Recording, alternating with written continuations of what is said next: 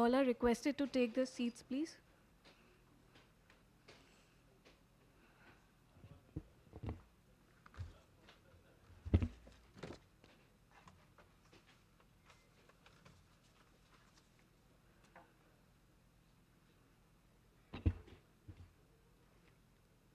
A very good morning to everyone present here. Welcome to this two-day conference on India's presidency of G20 and Sustainable Development Goals, Challenges, Opportunities and Strategies for India. I, on behalf of Arun Jaitley National Institute of Financial Management, express hearty thanks to all participants, dignitaries and guests to mark your presence in this inaugural session. Before I proceed to the event, as per our convention, we open this event with AJNIFM song.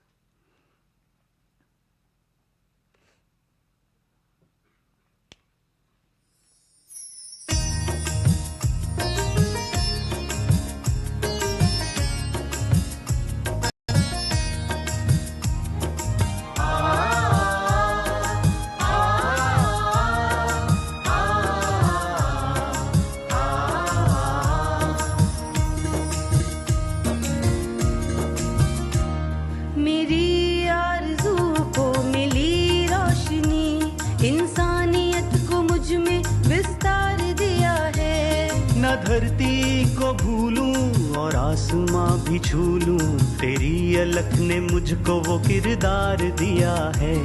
धरा ही जीवन का अर्थ है, मनुष्यवती भूमि अर्थ, मनुष्यवती भूमि अर्थ।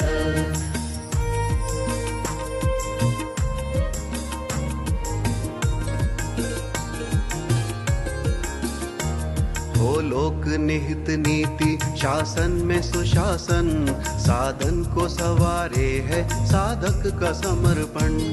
ओ लोक निहित नीति शासन में सुशासन, साधन को सवारे है साधक का समर्पण। पथ है सतत विकास, न ज्यादा मिले न कम, सच्ची हो जीत जब जुनू को होश का दामन। सच्ची हो जीत जब जुनू को होश का दामन।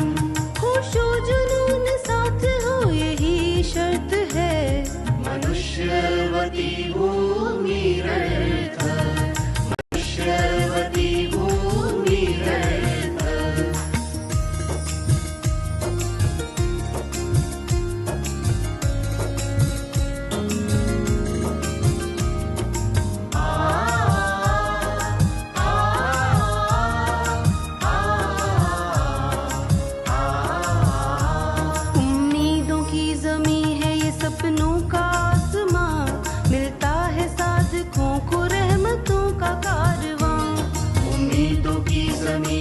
सपनों का आसमां, मिलता है साधकों को रहमतों का कारवां। तेरी लोई दानी संवरती रहे, उस जल को उर्वरा करे तो ऐसा बागबां, उस जल को उर्वरा करे तो ऐसा बागबां। सर्व जनहित इसी में निहितार्थ है, मनुष्यवती भूमि अर्थ, मनुष्यवती भूमि अर्थ। मेरी आरज़ू को मिली रोशनी, इंसानियत को मुझ में विस्तार दिया है। न धरती को भूलूं और आसमां भी छू लूं, तेरी अलख ने मुझको वो किरदार दिया है। धरा ही जीवन। Now, I would like to invite man behind this conference, convener of the conference, Dr. Brajesh Kumar sir, on the stage to take this session forward with his opening remark.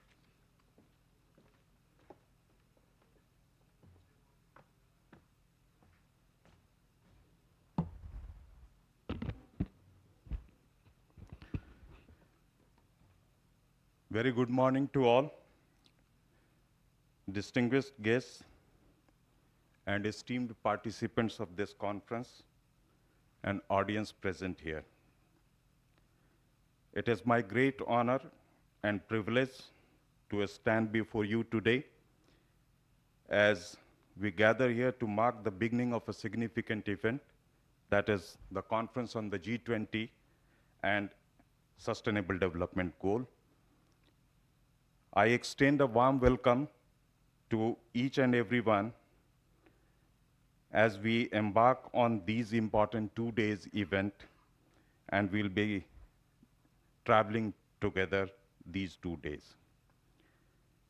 It is needless to mention that the G20 represents the powerful platform where global cooperation takes center stage, where nations unite to tackle challenges, and where collective strength paves the way for the more inclusive, sustainable, and prosperous world.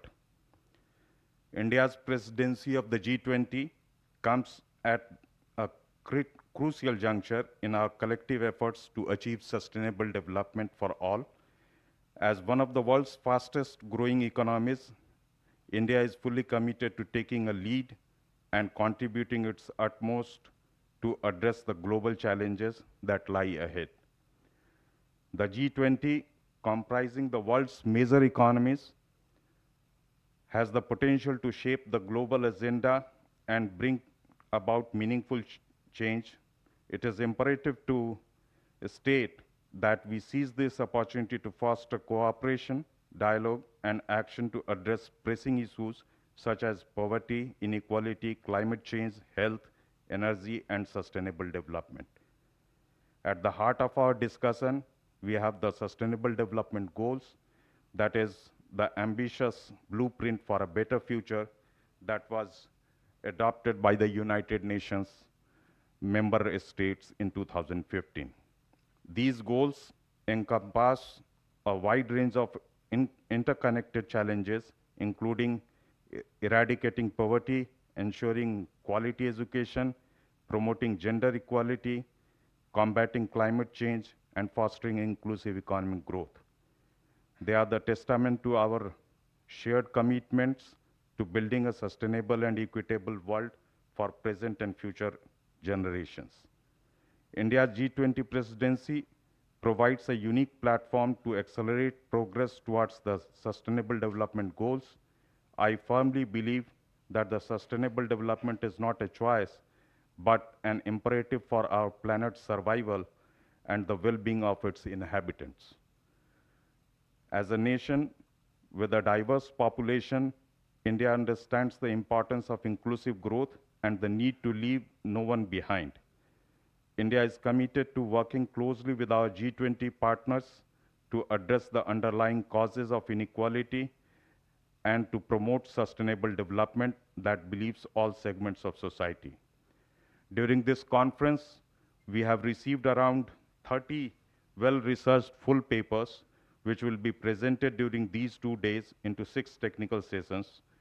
We will engage in fruitful discussions, exchange ideas, and explore innovative solutions to some of the most pressing challenges of our time. We have gathered here with a common purpose to work out the challenges, opportunities, and possible strategies for India, and also to create a suggestive roadmap for action that will lead the nation towards achieving the Sustainable Development Goals. Let us remember that the success of our endeavors lies not only in the hands of governments, but also in the collective effort of civil society, academia, businesses, and individuals like each one of you present here today.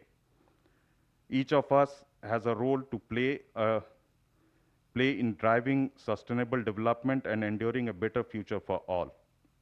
As we embark on this conference, I urge you all to bring your expertise, your research findings, and your suggestions to the table.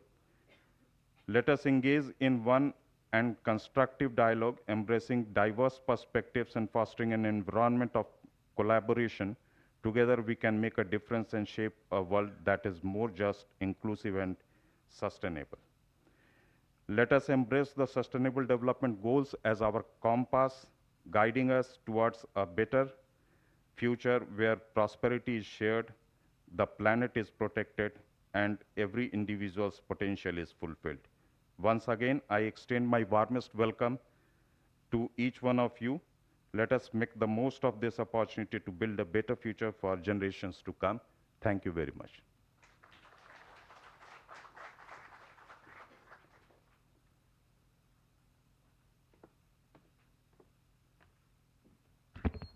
Thank you so much, sir, for your kind words.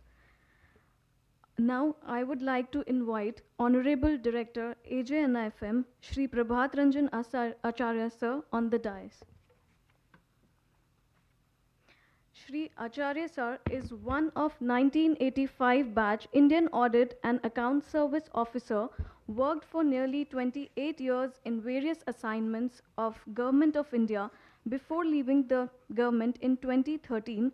Shri Acharya has more than 40 years of experience working across government, private and public sector companies, as well as independent practice with broad-based expertise in public finance, public policy, corporate finance, corporate strategy, risk management, corporate governance, and consultancy, bringing a well-rounded and all-inclusive management perspective. He was a member of the Indian Audit and Accounts Service. He joined this institute in 2020 as a director on appointment through ACC, Cabinet Appointment Committee. We welcome you to this inaugural session. Now, I would like to invite Dr. Shashank Saxena, Senior Advisor, G20, Department of Economic Affairs, Ministry of Finance, on dais. Dr. Saxena is a 1987 batch officer of Indian Economic Services and has degrees of MA in Economics, MSc in Macroeconomic Policy and Planning for Developing Countries, LLB and PhD in Agricultural Economics. He served as a senior economic advisor in the Department of Economic Affairs, Ministry of Finance, and remained involved with the formulation of financial sector policy and legislative reforms, policy related to financial stability and financial markets. He has published several technical papers in many edited books, journals, news magazines, and newspapers. He has also formulated and piloted enactment of over 20 legislations by the Parliament, including many standalone acts, and also formulated numerous subordinate legislations under the laws.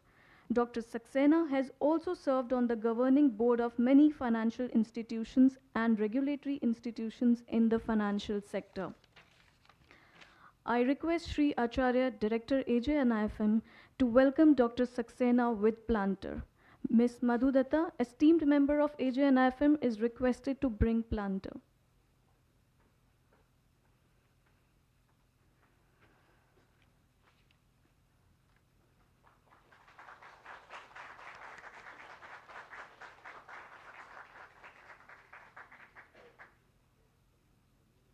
Thank you, sir. We have another distinguished guest, Shri Anand Singh Bhal, ex-principal advisor, Government of India. I request you to grace your presence on the dais. Shri Bhal joined the IES in 1985 and superannuated in 2020 as Principal Economic Advisor to Government of India in the rank and scale of Secretary to Government of India. He has a Master's in Economics from Delhi School of Economics and Masters in Public Economic Management from Birmingham University in UK. He has worked on public policy issues in the Ministries of Finance, Commerce and Industry, Urban Development, Public Enterprises and Planning. He was also a trainer at the LBS National Academy of Administration, Mussoorie. He worked closely with Chief Economic Advisor Dr. Ashok Lahiri and Dr. Kaushik Basu as their OSD. He also did an international deputation as Economic Advisor with DFID, UK Aid Agency, leading their teams on industry, trade and microfinance. Prior to joining the IES, he was a lecturer at Hindu College in Delhi University and a probationary officer in State Bank of India. He has published a number of articles in journals and national financial dailies. Our chief host, Shri Acharya, Director AJNIFM, is requested to welcome Shri Bhal with planter.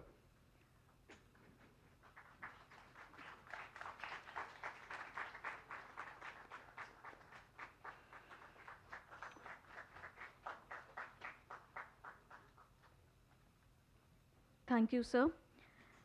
Now, I would like to invite Shri Sanjeet Singh on the dais. Please come, sir. Shri Singh is a senior advisor with National Institution for Transforming India, Niti Aayog. He looks at policy issues related to trade and commerce, as well as economic and finance and disinvestment related issues. He is also the coordinator for Niti Aayog for India's G20 presidency related matters. He is also charged with all matters relating to international cooperation and strategic economic dialogue conducted with various countries. He is an Indian Revenue Service officer of the 1991 batch. He has worked with various government departments in addition to parent Department of Income Tax, including Department of Commerce, where he worked extensively on the policy and its implementation of Special Economic Zones policy framework. He also dealt with East Asia Division, where he was instrumental in promoting trade and investment related issues with China, Japan, Korea, Australia, Taiwan, among others.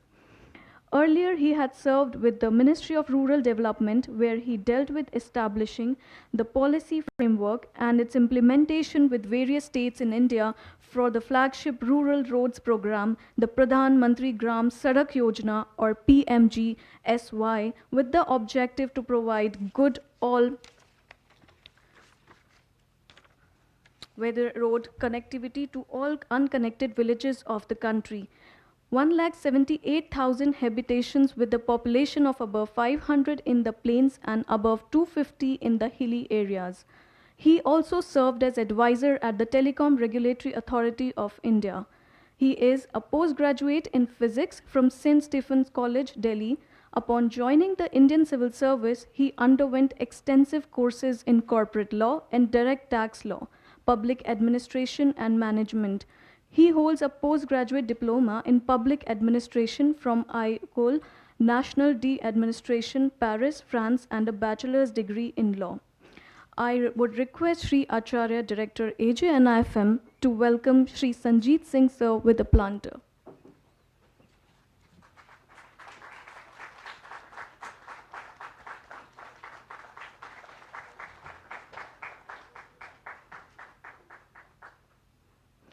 Thank you, sir. Now I would like to invite Dr. B.K. Pandey, former IES member and serving as Professor of Practice in this institute, to come on the dais. Shri Pandey has been instrumental in making this conference to happen.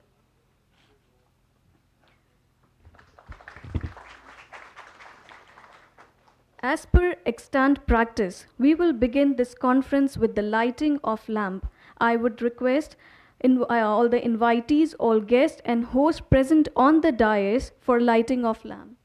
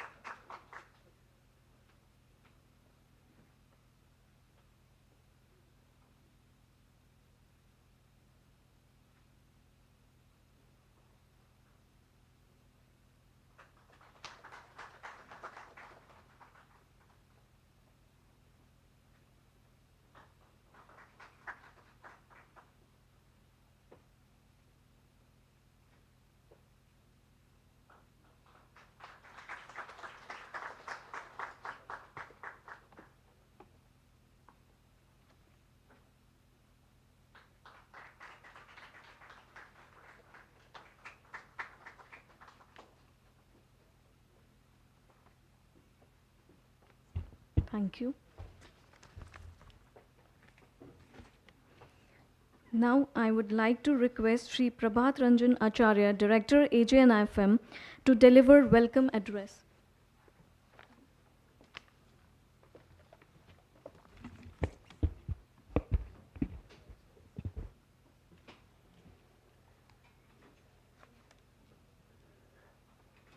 Namaskar and good morning to all.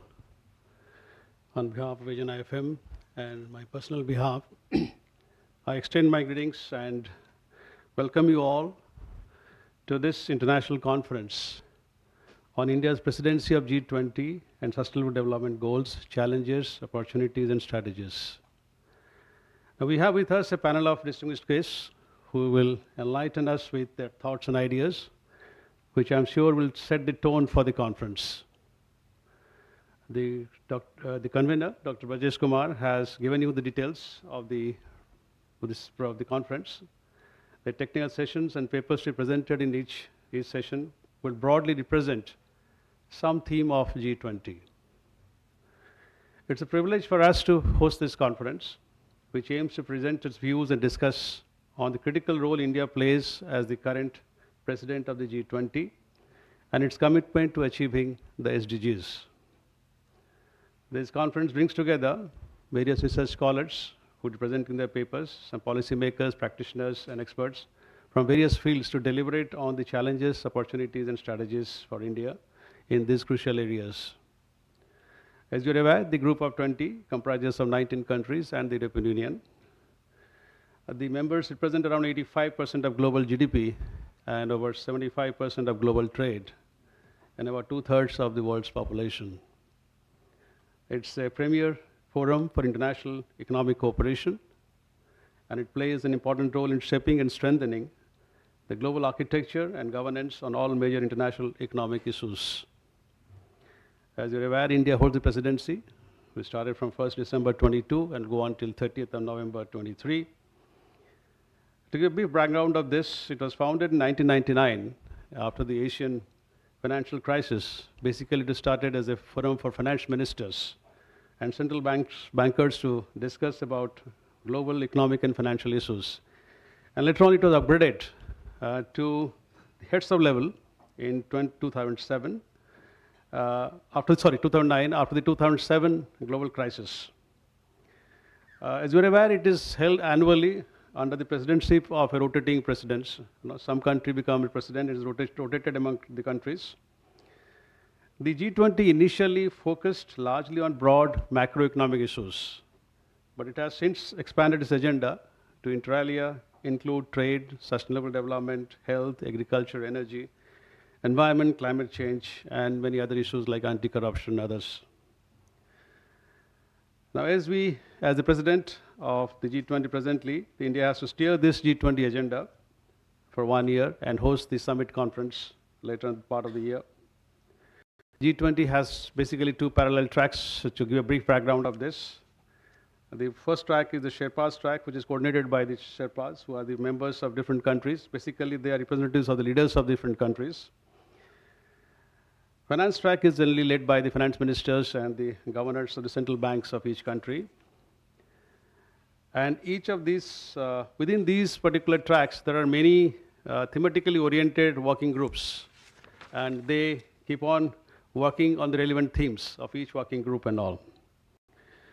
In addition, there is also something called an engagement group, which brings together civil societies, parliamentarians, think tanks, women, youth, labor, businesses, and researchers of G20 countries. Now, the G20 India's presidency, the basic theme, the Vasudhaiva Kutumbakam, the one earth, one family, one future, is drawn from the ancient Sanskrit text of Maha Upanishad. Essentially, the theme affirms the value of life, human, animal, planet, and microorganisms, and the interconnectedness on the planet Earth and in the wider universe.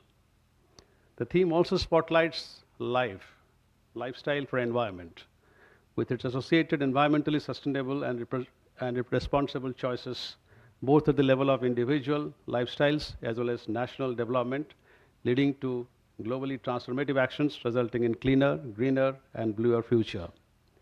The logo and the theme together, if you look at it, they convey a very powerful message of India's G20 presidency, which is of striving for just and equitable growth for all in the world as we navigate through these turbulent times in a sustainable, holistic, responsible, and inclusive manner. They represent a unique Indian approach to our G20 presidency of living in harmony with the surrounding ecosystem.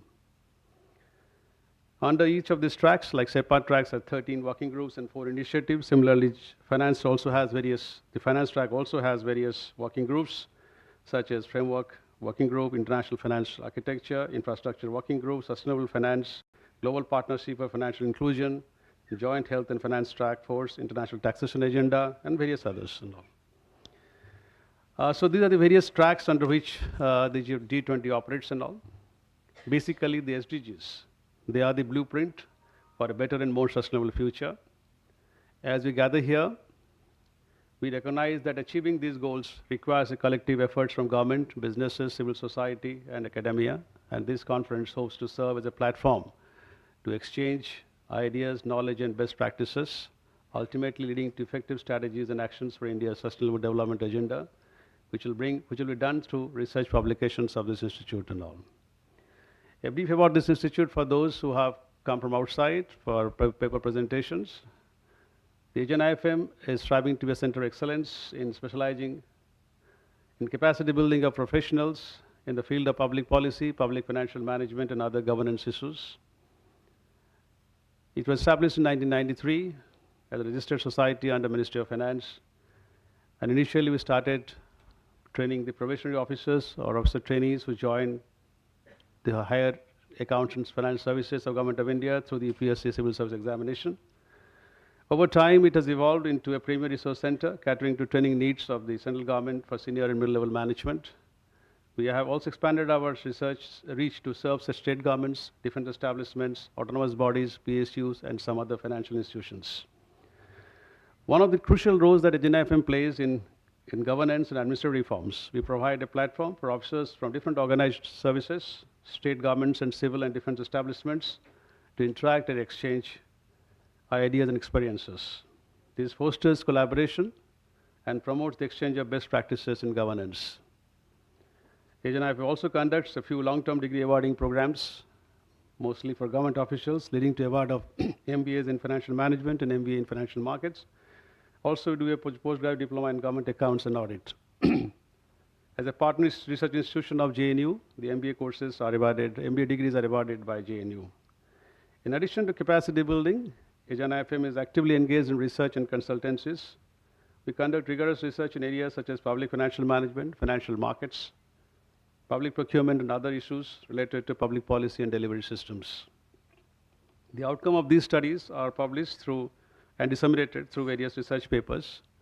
We have our own publication, the NIFM Journal of Public Financial Management, which is published twice a year, and some of the research papers may be published in those subject to your consent. The president of the AGNIFM Society is the Honorable Finance Minister, Union Financial Minister, and the chairman is the Finance Secretary, Secretary Expenditure, Government of India. One of our unique advantage of this institute is that we have an amalgamation of faculty drawn from government, retired government servants, as well as academia, presenting a balanced perspective in our all activities, including teaching. By hosting this conference, we aim to contribute to national and global discourse on sustainable development, fostering innovative solutions and collaborations. We have an excellent lineup of keynote addresses, panel discussions, and paper presentations of various research scholars and academicians who will be coming and presenting their papers in different sessions. The sessions will delve into various dimensions of India's presidency of G20 and the challenges and opportunities it presents in achieving the SDGs. We encourage active participation, engagement, and networking, as we believe that power of collective intelligence can lead to transformative outcomes.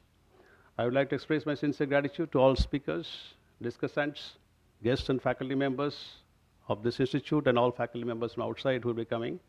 Your expertise and insights will enrich the discussion and contribute to our collective understanding.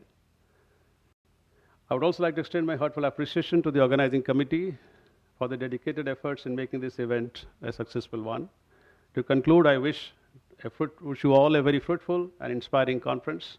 May the discussions and outcomes pave the way for a sustainable development, not just for India, but across the globe. Let us seize this opportunity to work together towards a better life. Thank you all, and enjoy the conference. Thank you so much.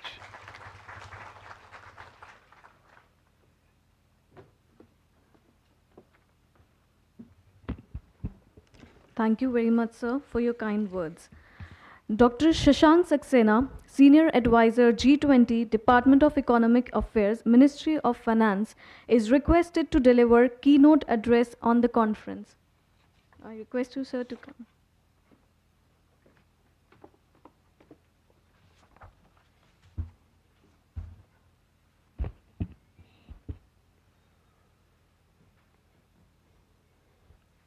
Shri Prabhat Ranjan Acharya, Shri Anand Singh Bahal, Shri Sanjeet Singh, Shri B.K. Pandey, Shri Bijesh Kumar, ladies and gentlemen. I am going to speak about the financial sector priorities of G20 presidency, which it has proposed and these priorities have also been endorsed by the finance ministers and central bank governors in the first meeting held in Bengaluru in February 2023. The financial sector is the linchpin of any economy, developed or developing. Governments across the world constantly manage the balance between encouraging innovation to make the financial sector efficient and to benefit the economy, while ensuring the safety and stability of the economy and the financial sector. The vision for India's G20 presidency in 2023 is to address the emerging challenges in the global financial sector while harnessing the opportunities that it may offer.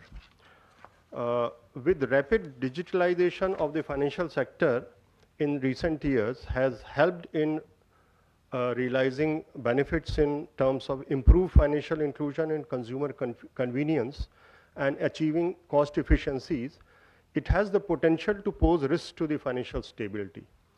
Recognizing these contrasting impacts, prior to the G20 finance ministers and central bank meeting, governors meeting on February 23-25 in Bengaluru, the Indian G20 presidency has prioritized working on regulatory reforms to make the digital financial system more efficient, secure, stable, and people-centric.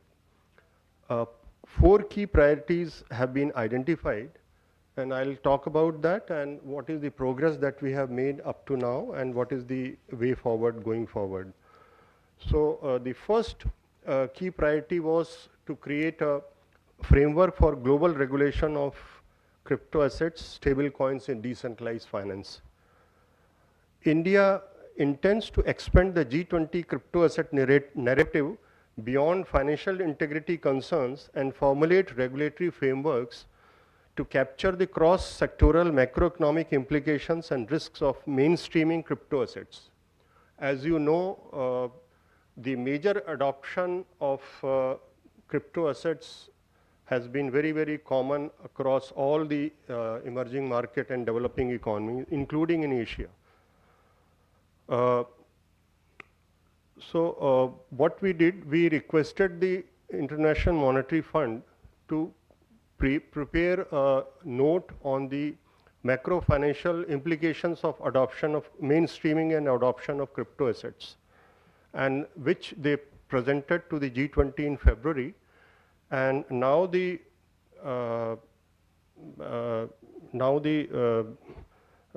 plan is to basically prepare and propose a report which has already been circulated for public consultation last year there are actually 2 reports on the crypto assets and on stable coins, which the Financial Stability Board had proposed last year for public consultation, and those reports will be coming up for endorsement in the July meeting of the 3rd meeting of the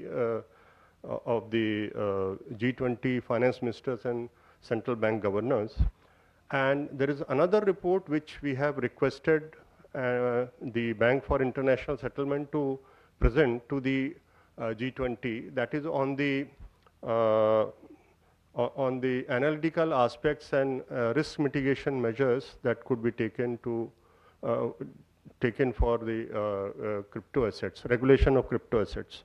So these 2 reports and the IMF's paper, which has already been endorsed in the February meeting, will provide a theme for the synthesis paper, which will come out in September by the both IMF and FSB.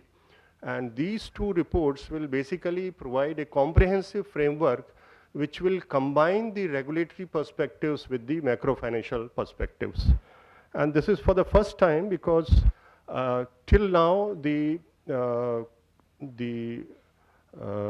debate was mostly on the regulatory aspects, but considering that these assets may pose macro-financial risks, namely a phenomena called cryptoization, which has been discussed in the IMF's financial stability reports of last year.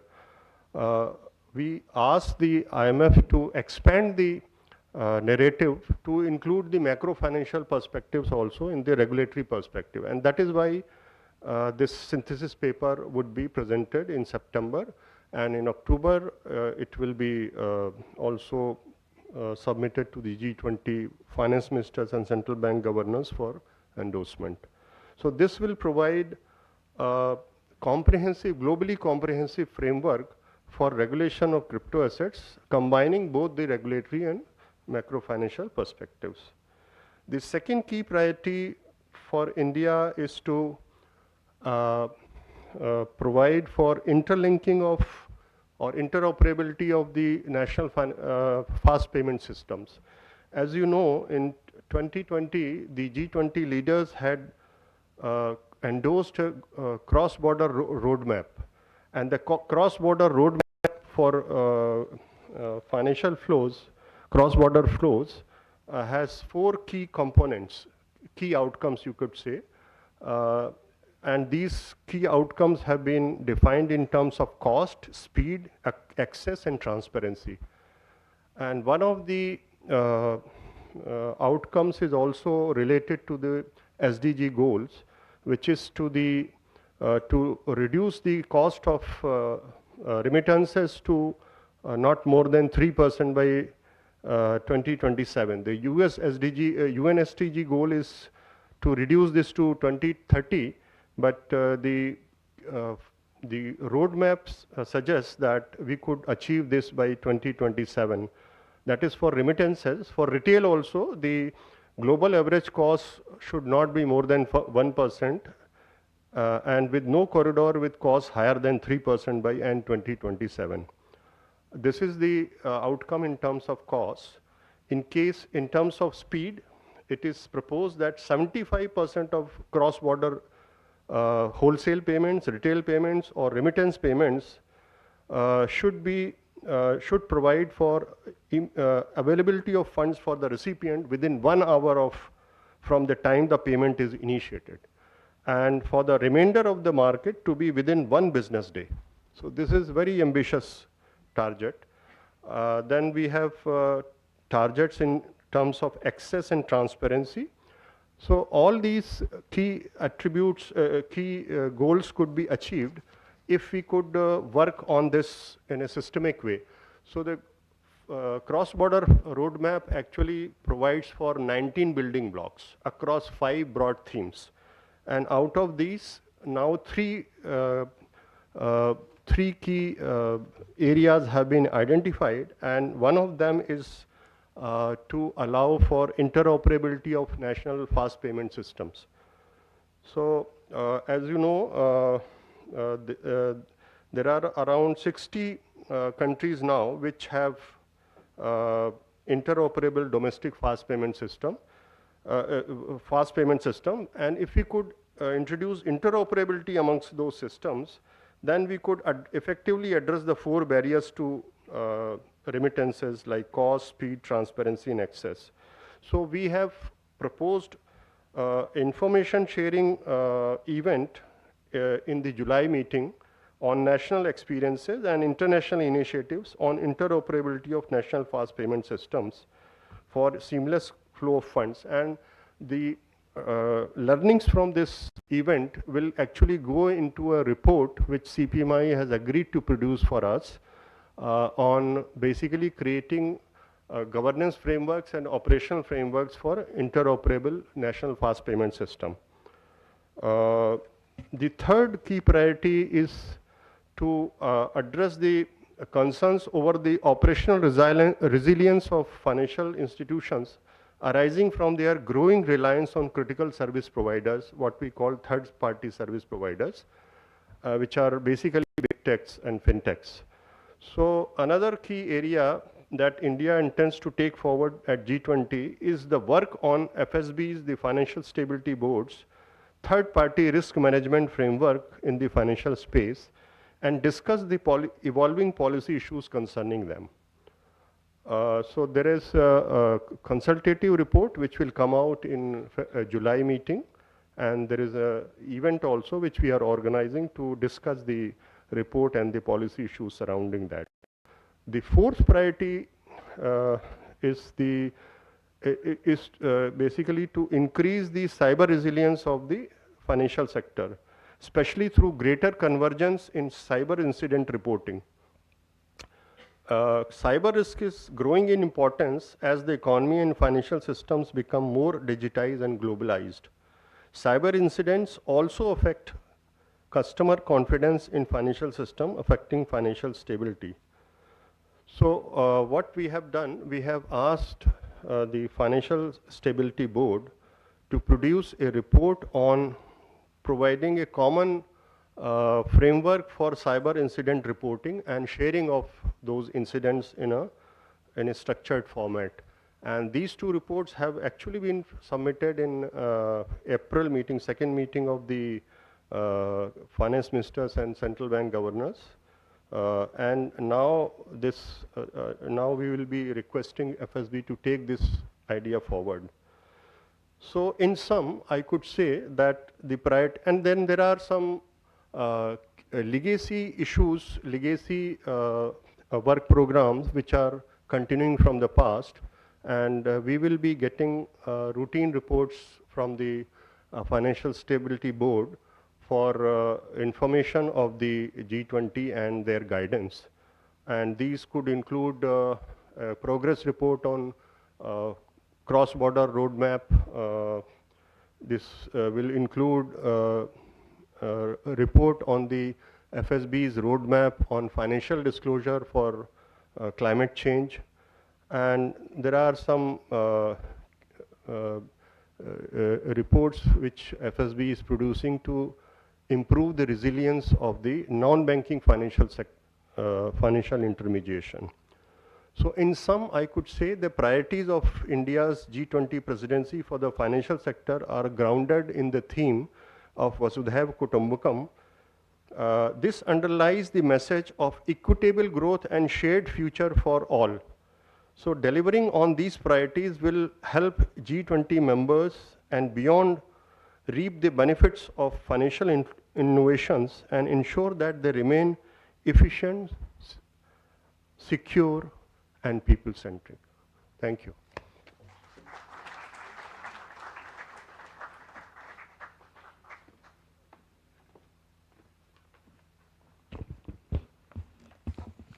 Thank you, sir, for setting the tone of this 2 days conference on G20 and SDGs. Now I invite Shri Anand Singh Bhal, ex-principal advisor, Government of India, to deliver special address on the conference.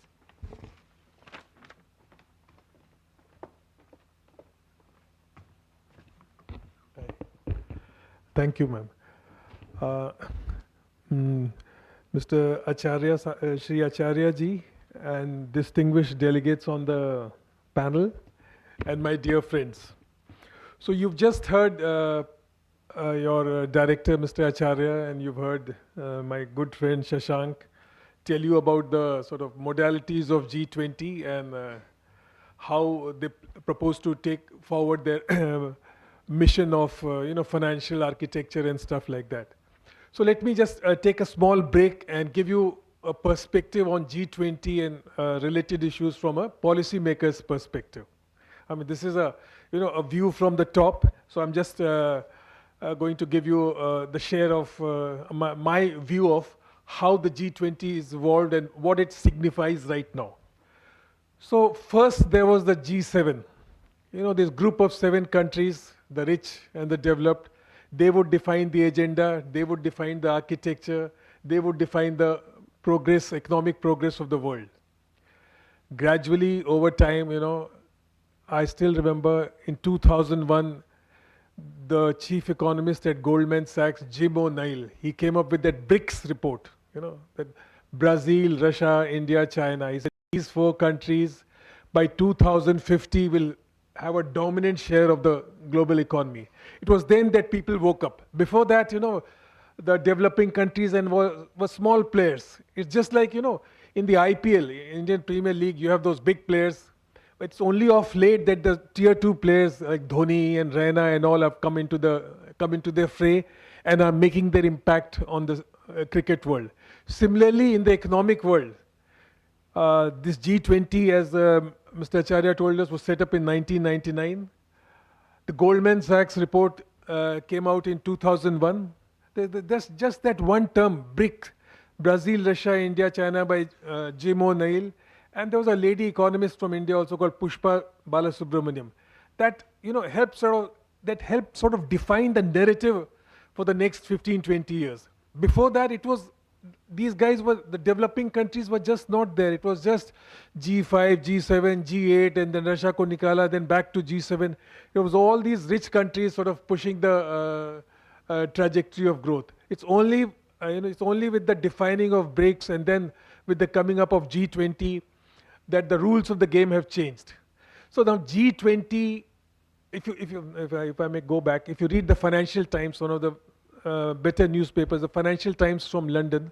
So Martin Wolf wrote an article about 3-4 days back. He says now the days of G7 are over, the G20 is there. The very strong predominant role of the developed countries is now wearing away, and the developing countries, with India sort of taking a lead of the developing countries in Global South, is now coming and sort of putting its foot on the pedal of economic growth.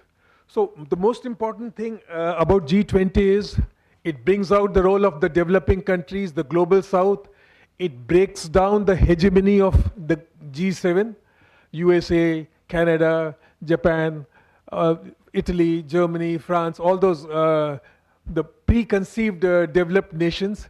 It breaks down their hegemony, and it's the sort of coming of age of the developing countries. The developing countries being all, the Indonesia and Taiwan, of course China, and what have you, India. So that's one thing I'd like to start off with, that the G20 is sort of coming of age of the developing countries. But there's another thing I'd like, is G20, wherever you go, it's G20 all over the way. So here I would like to pare down a bit the ambitions of G20. I was reading somewhere 500 meetings in 200 odd cities and everything under the earth, starting from women and employment, skills, to finance, to inclusive growth, to climate finance. Everything is sort of in the ambit of. If everything is, going to be emphasized, I would like to make my submission, nothing will be emphasized. Finally, there has to be some focus. The G20 has to focus on 3-4 deliverables. If it focuses on 20 deliverables, it's a no-brainer that it won't go anywhere. Here I'm reminded of, I was in commerce, so Dr. Y.V. Reddy, ex-governor of Reserve Bank of India, he was also our additional secretary. He would work very hard, take insulin injections during the day and keep working hard. So, once we were sitting and we asked him, sir, why do you work so hard? I mean, this is the government, let it go on, it's a process. He told us a very good thing. See, 95% of the work which we do is of not much use, but 5% is very useful. But which 5% is useful, I'm not sure. That's why I keep working so hard. It's only I know that only 5% of the work I do is finally going to get traction on the ground, it will make an impact. But which 5% that is, I'm not too sure. I would like to sort of raise this thing for the G20 issues also. Everywhere you go is G20 on. I go to the skills ministry, they're doing G20 workshops on skills and hybrid labor. You go to finance ministry, of course they are the sort of gentlemen pushing it. You go to any other ministry, you go to industry, they're looking at,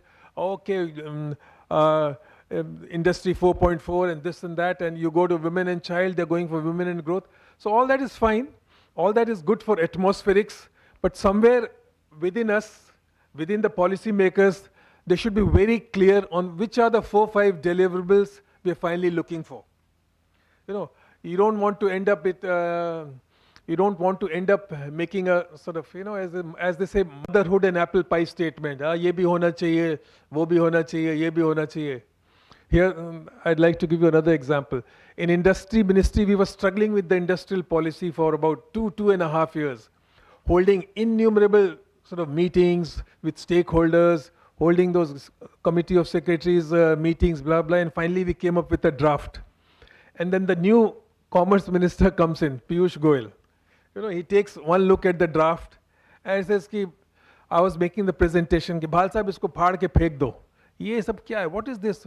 Your applehood and motherhood, sort of, you know, apple pie and motherhood statement, ye bhi hona chahiye, this is good for the nation, this, that, all this won't do. You give me 3-4 tangible incentives which I can give to industry. Only then I'll issue the industrial policy, otherwise I won't. So finally, all that was thrown away and we came up with the production-linked incentive. It is something tangible, something which the industry can relate to.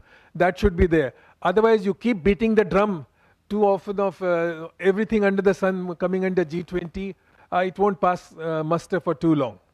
So this is just a, you know, as a retired fellow, this is a note of caution, because one reads the newspapers, one sees the TV, wherever you go, it's G20, G20. I speak to my colleagues in skills, oh, I'm going to Bhubaneswar for G20. Some guys going all over the place.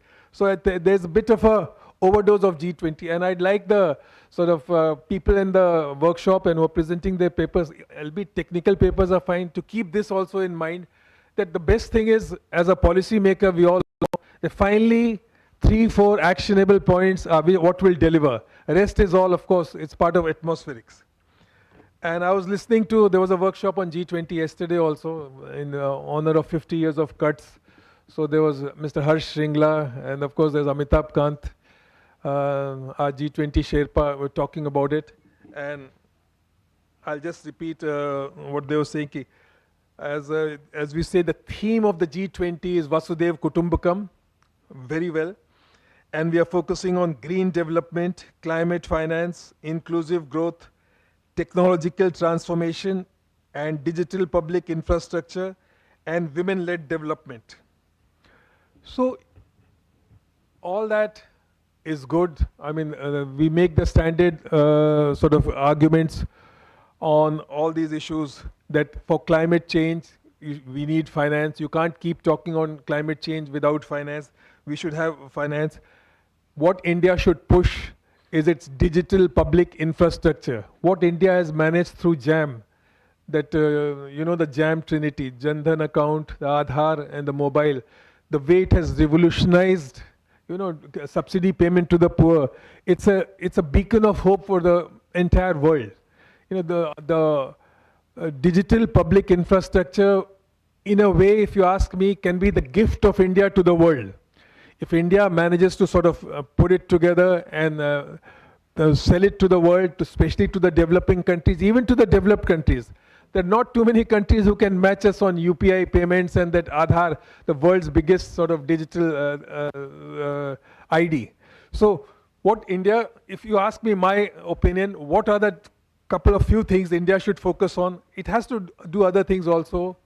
It will be on pushing digital public infrastructure strongly and changing the rules of the game for these institutions which were set up after the Second World War. That is the World Bank, the IMF, the WTO and all. I mean, so a lot of you will be surprised to know that even now, the World Bank chairman is appointed by the United States. It has to be done by the United States. And when they carved out the booty amongst themselves after World War II, Europe decided the IMF president will be chosen by them. Now, in this day and logic, there's no scope for these two countries to keep on doing this. And India should really push for more representation, more votes on the boards of IMF, the World Bank, and the WTO. I mean, that is something which is sort of defining the global financial architecture, besides cryptocurrency and all, whatever we are doing, cryptocurrency and other means of payment. But the rules of the game, the defining architecture have to be changed. Under no circumstances should Europe be allowed to choose the IMF president and the World Bank be allowed to keep on selecting the World Bank president. All these things have to go. And another thing I'd like to leave as a last thought is, I'm not getting into the details of green finance and technological transformation and women-led, because all that will be part of your discussions in the session. I'm sorry. So another thing I'm saying is the global geopolitics has changed. And as India has very rightfully put forward its point of view, that it need not support one bloc all the time.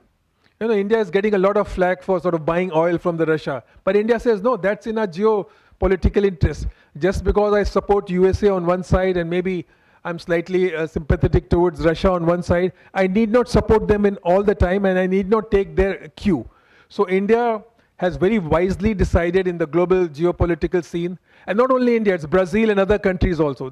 It's no more a question of, being a victim of one power bloc. We are not just supporters of US, or we are not just supporters of Russia or what have you, or in some certain ways for China. No, those days are over. Now, on every issue, India will stand up and decide based on its own personal interest. And this is one thing which India is doing very well, despite a lot of pressure from EU not to buy the Russian oil and sort of speak against Ukraine. India has realized it cannot just keep towing the Western line. It has to stand up to its rights, and that's the way to go. I would also like the participants to keep this also in mind when they deliberate on the G20 issues. Thank you.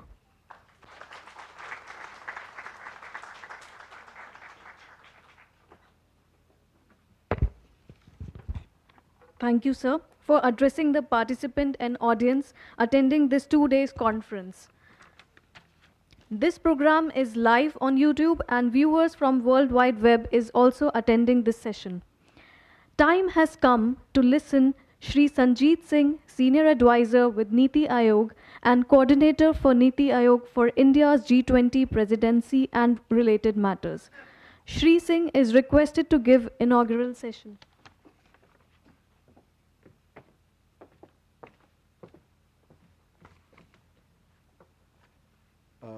Shri Acharya, my colleague Mr. Shank, Anand, and Mr. Pandey, Mr. Bijesh Kumar, distinguished audience, ladies and gentlemen. First and foremost, thank you so much for inviting me to this conference on India's presidency of G20 and Sustainable Development Goals, challenges, opportunities, and strategies for India. First and foremost, we can say yes, India assumed presidency of G20 on 1st December 2022. So we are already about 6 months into India's presidency. And before I go on to, because you heard two kind of views, and therefore it's very important to understand when we talk about G20, when we talk about the buzz which G20 has, presidency has caused. G20 has been there for a pretty long time. It was not born yesterday. But India taking over presidency, what does it mean? Why is it so important? So first and foremost, why is it a big thing that India taking over presidency of G20? Before me, speakers have already told you that G20 was born in a very particular circumstance, correct? Where G7 was the ones who had exclusive club, rather it was G8, then it became G7, and they have exclusive club of their own, and then the global financial crisis hit them, then they suddenly woke up to the idea that, look, there are a lot of other people who they need to talk to too, right? Especially India and China and Brazil, and Russia too. So that generally was the idea. It was like a drop down, from the G7. It's something which we are aware of. It was only in 2022 that the first time that a developing nation has become the president of G20.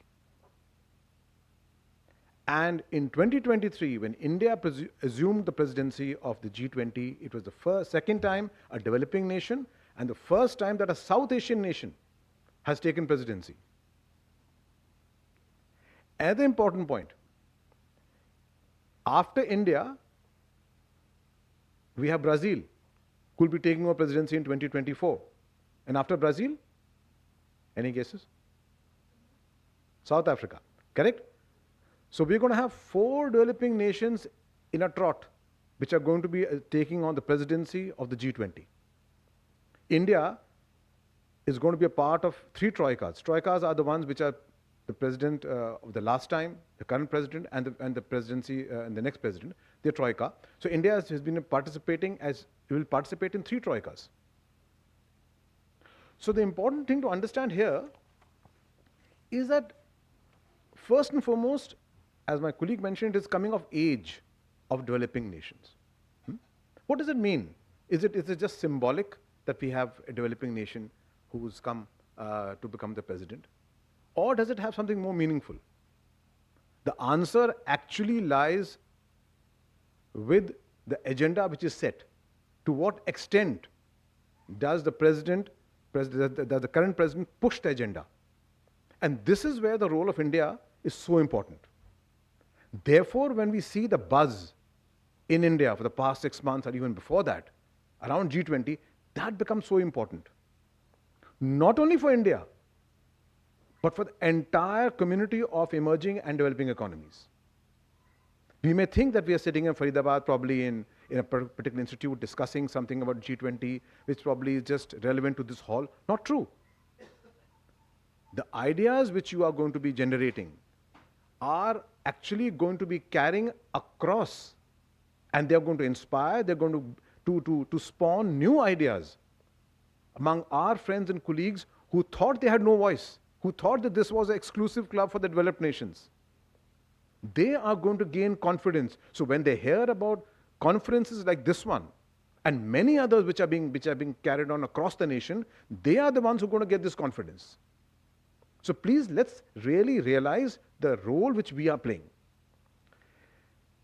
The second fact is, and this Honorable Prime Minister, just the day before yesterday when he was speaking at the Niti Ayog's Governing Council, he mentioned this. It's true that we may not have the entire agenda, whatever we are pushing forward may not be achieved. But look at the capacity building. Look at the sense of confidence which is coming in our people. All the people who are going to be presenting papers, all the young people who are going to be participating in these discussions, they are going to be looking across, and they are talking about an agenda which is a global agenda, and they are going to realize that they are a part of setting that agenda. Look at the sense of confidence with which we in India are now waking up. Thirdly, and which is very important, is that when we are talking about various civil society organizations and the NGOs and institutions like this one, like NIFM, AGNIFM, when we participate in G20, we are really taking this message across. There are many who feel that the agenda which is being set has nothing to do with us. So for this, now let me straight away come to one of the most important agendas which you have outlined in your thing, Sustainable Development Goals. Sustainability is something which affects us all. And believe you me today, and all my colleagues who are participating in the G20 discussion negotiations, and I can tell you, I also represent one of the people who are not sitting in the room. Niti Ayog does not sit in the negotiating table. We are not in the room when the actual negotiations take place. But we are working equally hard behind the scenes to make sure that India's agenda, the developing countries' agendas, are strongly put forward. Therefore, one of the first and most important thing which the Honorable Prime Minister also laid down, that we are acting as a voice of the Global South. And when we demonstrate that India is charting a new course of development and focusing on strong, inclusive, sustainable and resilient growth, this is a vision we are presenting to the entire world. When we successfully, for example, when we successfully overcame COVID by really revolutionizing the way we produce, we administer vaccines, we inspired so many nations. They were looking at India. They were not looking at the developed countries. They said, oh, developed countries can do it anyway. They've got so many resources. They looked at India, which is a country which they can associate with. Look, India can do it, so can we. So never forget that the kind of agenda which India sets, when India raises a voice, a huge part of the population looks up to us. Another important part when you talk about SDGs is that the year 2023 is exactly halfway. When the SDGs were launched, so 2016 practically being the first year, so we are about in the mid. So 2030 is the target. We have taken stock of where we are going wrong. True, with the pandemic, a lot of things were set back. But now everybody is looking to India. What is India going to do? How is it going to deliver on SDGs? That is something the whole world is looking at India. And yes, my colleagues can tell you, and many of you may have read, SDGs are not really the flavor of discussion or flavor of most of the developed world. They feel that they have done enough for SDGs. They don't need SDGs. Their people are developed. But India doesn't take that view. India says SDGs concern us all. And for us, it is a part of the national development agenda. So which, when the Honorable Prime Minister speaks about Sabka Saath, Sabka Vikas, collective efforts for inclusive growth, he's not only talking about India, but this is an inspirational slogan for all the developing nations who can take it to their populations. Another important aspect we need to understand is when India took over the presidency of G20, what is the kind of world we are looking at? We are looking at a world which is strained geopolitically, economically. You look at any way you want to see it. Now, especially the past 2 years, we've seen COVID. We've seen the Ukraine-Russia tension. We've seen other tensions in other parts of the world, in East Asia. All these are disrupting the structure of economic globalization, both in terms of free movement of people, free movement of capital, and so many other regulations are coming in. Multilateralism is fast changing. It's not gone, but it's quickly changing. It's morphing into something very different. We are hearing words like friend-shoring. We're talking about, nations forming groupings. We're quickly rushing to form resilient supply chains. So they are bringing in their own set of paradigm. So this is the kind of economic scenario, global economic scenario, in which we have now taken on the presidency of G20. Consensus building has become, in many ways, very difficult. When we were about 10 months ago or nearly a year ago, when we were preparing for the G20, I remember going for certain sessions like this, we were told of at least 11 to 15 different kinds of associations which the 20 nations will have. Somebody supports somebody on this, somebody supports somebody on this, somebody will definitely not support on this. So what kind of negotiations are going to be on the table? So consensus building is a very difficult task. And India, by assuming the presidency of G20, has raised its hand and said, we will build that consensus. Those of you who have read, in Indonesia, the last G20 presidency was a huge strain on consensus building. People could not do it very easily. Now, therefore, the important part is to understand is that the context of India's G20 presidency, where we are talking about one earth, one family, and one future, is just more than just a slogan. It actually represents a way of thinking which the Prime Minister has put forth. That this is what is going to guide not only this G20 presidency, but this is the way we are going to be talking to all the nations to build consensus. We talk about sustainability.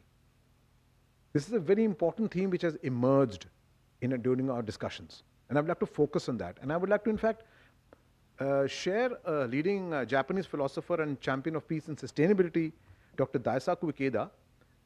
And he said that we must not consider the pursuit of sustainability as simply a matter of adjusting policies in order to find a better balance between economic and ecological imperatives. Rather, sustainability must be understood as a challenge and undertaking requiring the commitment of all individuals. It can leave no one behind. So therefore, the role of CSOs and NGOs becomes all the more important, individuals like you and me. And the development agenda, inclusive, fast, and resilient, and sustainable, is something which India wants for its people, 1.5 billion people in India. This is what we are looking for. This is the agenda we are setting for the globe also. That can we develop just like the other developed nations have developed? Can we have the same developmental model? The cost which the environmental will have to bear will be absolutely unsustainable. If 4 billion people in India were to have the same carbon footprint as what the most of the developed nations have got in the past 25 to 30 years, we will collapse, that the earth will not be able to take it. So this is the challenge which India has taken on, that we will rapidly develop, we will bring ease of living to our people, and we will do it in a sustainable manner. This challenge India has stood up and taken up, and this is the agenda which we are setting forth. So therefore, development is an agenda which we are putting forth very strongly. So there are specific, like my colleague mentioned, there are specific working groups. So development working group is one very important working group under the Sherpa track, which we are pushing. And India has put forth an agenda which brings inclusive and sustainable development and accelerating achievement of SDGs to the forefront. This is representing not only India, the people of India, but all of the emerging economies. For them, this is most important. Now, our outcome documents, for example, I can give you what are our outcome documents which are being focused in the development working group. They will include, for example, high-level principles for lifestyle for environment, high-level principles for data for development, action plan on accelerating progress on SDGs. These are going to feed into what we are aiming for, a green development pact at the leaders level. These are the focused agenda setting which India as a leading developing nation, as a voice of the global south, is putting forth. And we are putting a lot of effort to make sure that this goes into the final summit. So when you talk about life or lifestyle for environment, what is this? This is basically a behavioral based movement that strives to bring individual behaviors at the forefront. Now the global climate action narrative, if you talk to a developed nation, they have a totally different way of looking at it. They're talking about, okay, let's start switching off all the coal fires. But it's easy for you to do it, for the developed nation to do it. We can't do it. In India, not so easily. Why? Because we have certain development imperatives. And also, we are trying to point out that the carbon footprint which we have in India is much below the international levels which were agreed to in COP 26 and 27. So who will speak for all this? India is doing the speaking. Similarly, when we look at other G20 priorities, the importance and relevance of data for development. Now, this is something which my colleague earlier has spoken about. India has the loudest voice. And why? Because we have delivered the India's digital story.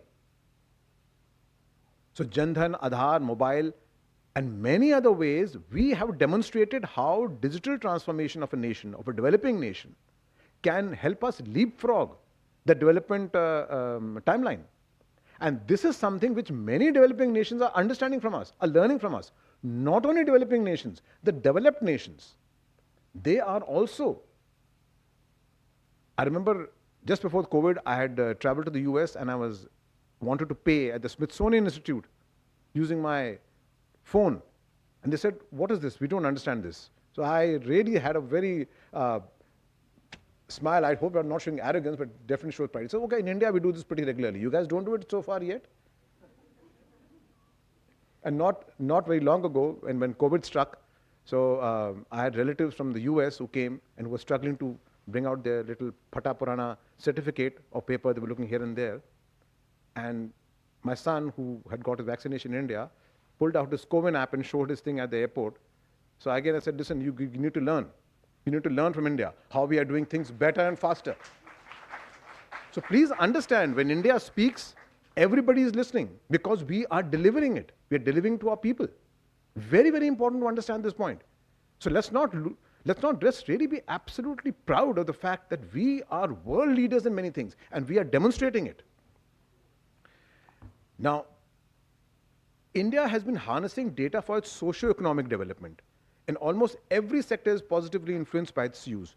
Now, whereas poverty alleviation, we talk about DBT, direct benefit transfer, subsidy distribution schemes, government's schemes like Manrega, all of them are utilizing the power of technology. And this we are showcasing in engagement group after engagement group. And many developing nations are really, really grasping an importance. We are actually engaging with many of them, and we are happy to share with them. Most of this is open source data. It's not something which we are claiming propriety over. So this, in fact, is building kind of bridges of Maitri between countries based on transfer of digital technology which are relevant to them. Now, UPI, for example, has become the preferred mode of payment from street vendors to luxury stores. And when my colleague mentioned that I'm handling international cooperation, so we have a lot of people from Europe and many other Canada and other people come to us. We insist that they take a walk and they must go and find some street vendors, especially coconut wala or something else, and use there, and you will notice that he will prefer that you pay him through UPI, which you don't have. So I used to always tell the LOs, the liaison officer with them, please show them how a UPI works. So we used to do that. We do it today. Still, and then they get pretty surprised. When they are searching for currency notes, all they got to do is pay through their phones. So this is something very practical on our streets.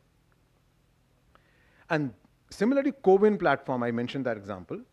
Now, this has rapidly produced inclusivity, has made the access of our digital platforms accessible to so many people.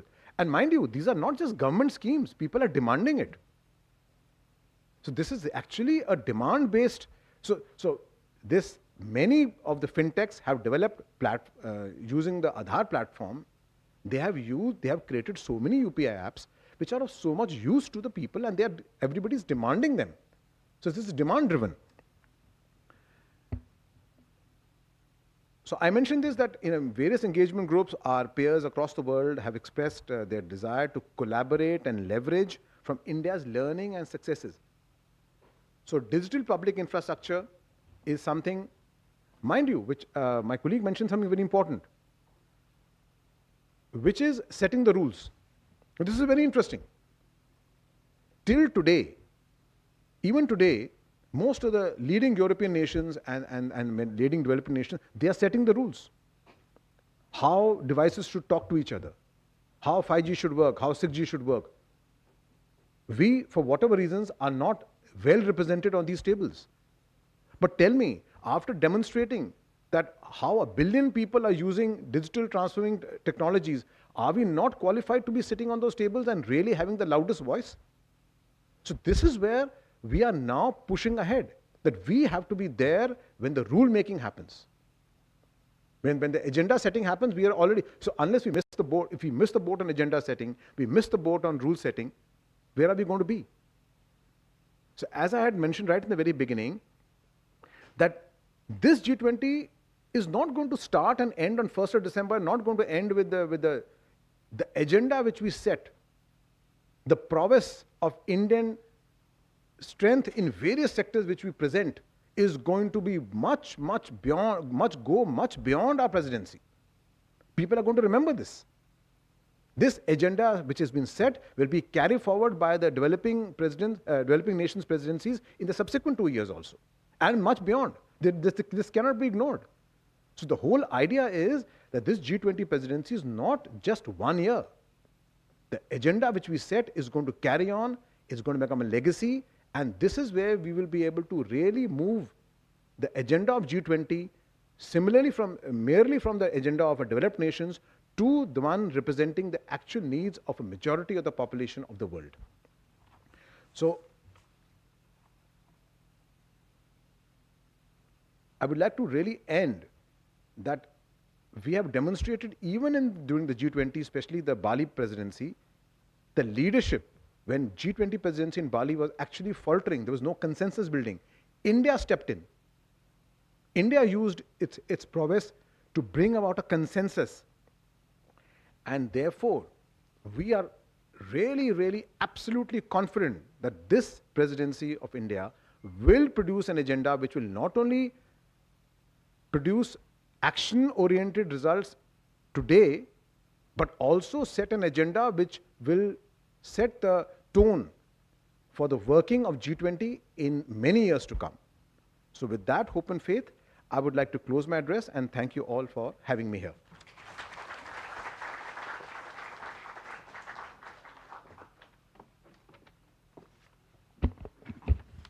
Thank you, sir, for addressing the participant on G20 and SDGs. As a memorial, I would request Director AJNIFM to give mementos to Dr. Shashank Saxena, Shri Anand Singh Bal, and Shri Sanjeet Singh.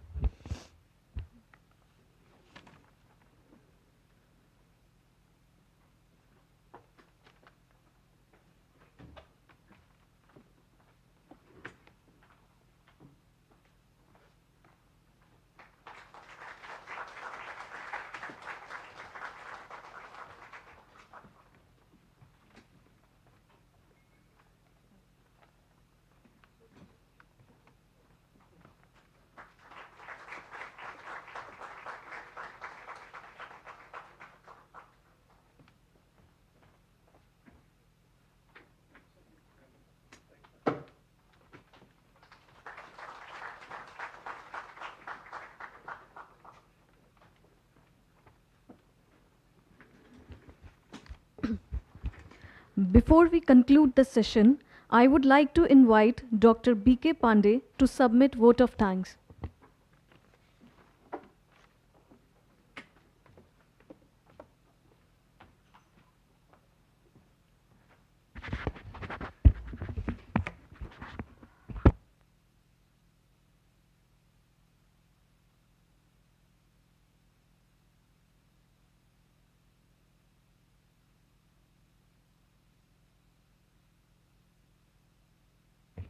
Senior Advisor, Niti Aayog, Director AJNIFM, Sri Acharya, Sri A.S. Bhal, Principal Economic Advisor, DPIIT, Dr. Shashank Saxena, Senior Consultant, Ministry of Finance, Dr. Brajesh, Convener of the conference, distinguished professors and faculties of AJNIFM, professionals of Group A, Account Services, MBA participants of AJNIFM, ladies and gentlemen, it is an honor and privilege to have been asked to offer a vote of thanks on the occasion of the inaugural session of the two-day international conference on India's presidency of G20 and Sustainable Development Goals, Challenges, Opportunities, Strategies for India, organized by AJNIFM in the context of India's presidency of G20. At the outset, I would like to express our profound gratitude to Mr. Sanjeet Singh, Senior Advisor, Niti Aayog, who was gracious enough to accept our invitation for sparing his valuable time to address this academic gathering and for highlighting the issues that we need to deliberate during the conference. Sir, your presence at the conference is an indication of the importance attached to the subject of G20 and how India is becoming a voice of the global South. Sir, your erudite and inspiring inaugural speech will inspire the gathering of scholars, to take up the deep research on G20 and India. Sir, thank you for highlighting and emphasizing the role India can take and impressing on the future course of action. Sir, your ideas will form the basis of deliberation during the two-day conference. Your views about the buzz about G20 and your justification that how G20 agenda needs to be taken across the countries, across the globe, and how this presidency of India is very important because India is the first or second developing nations and this agenda will be carried forward. That is a very valid point, sir. We all acknowledge and it strikes a very interesting chord among all of us. Sir, I would like to express our sense of obligation to Sri A.S. Bhal, ex-Principal Advisor, DPIT, Government of India, for accepting our invitation to be present in the conference at a very short time. Sir, your scintillating exposition, interspersed with provocation, wit, brevity, and wisdom, goes a long way in setting and stirring the essence and spirit of the conference.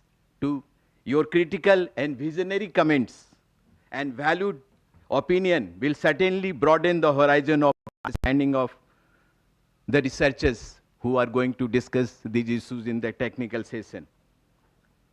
Sir, we are extremely grateful to Dr. Sasank Saxena, Senior Consultant, Ministry of Finance, for his meticulous presentation on the financial sector issues, key priorities of the financial sector, monitoring of global economic risk, reforms for a more stable and resilient global financial architecture, sustainable finance, financial inclusion, cryptocurrencies issues. These, sir, your observation will ignite researcher and academia to examine these issues in greater detail. Your creative ideas and suggestions are worth pondering over and have widened the scope of the topic of financial track issues under G20. I thank Director AJNIFM, Sri Prabhat Acharya, who mooted the idea of this conference and inspired and motivated us at every stage to host it successfully. This event would not have been possible without your constant guidance, leadership, and encouragement. Sir, we are grateful that, and we hope that you will continue to inspire us in our academic pursuits and holding of such conferences in future too.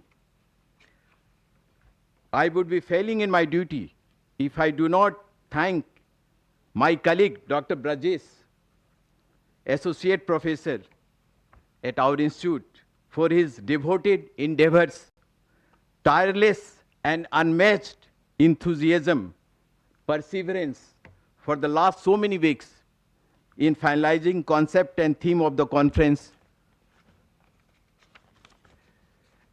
and selection of the papers for the technical session and to execute the assigned task to almost perfection.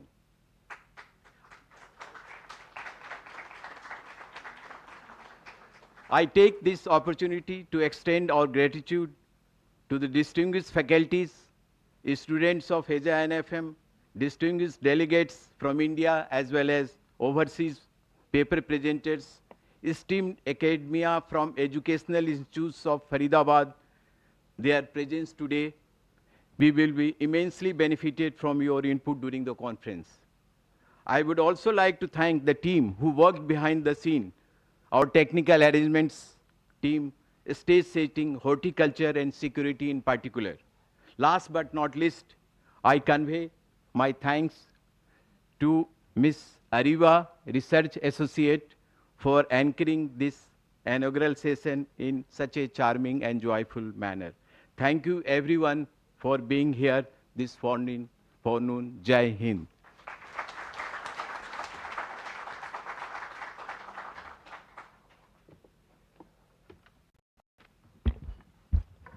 Thank you, sir. All paper presenters, guests on dais, and faculty members of AJNIFM are requested to join for a group photograph outside the auditorium lounge, followed by a tea in the lounge. Others can join directly for the tea. After a tea break, the technical session will resume in the conference hall located at first floor. You are requested to be there. Thank you.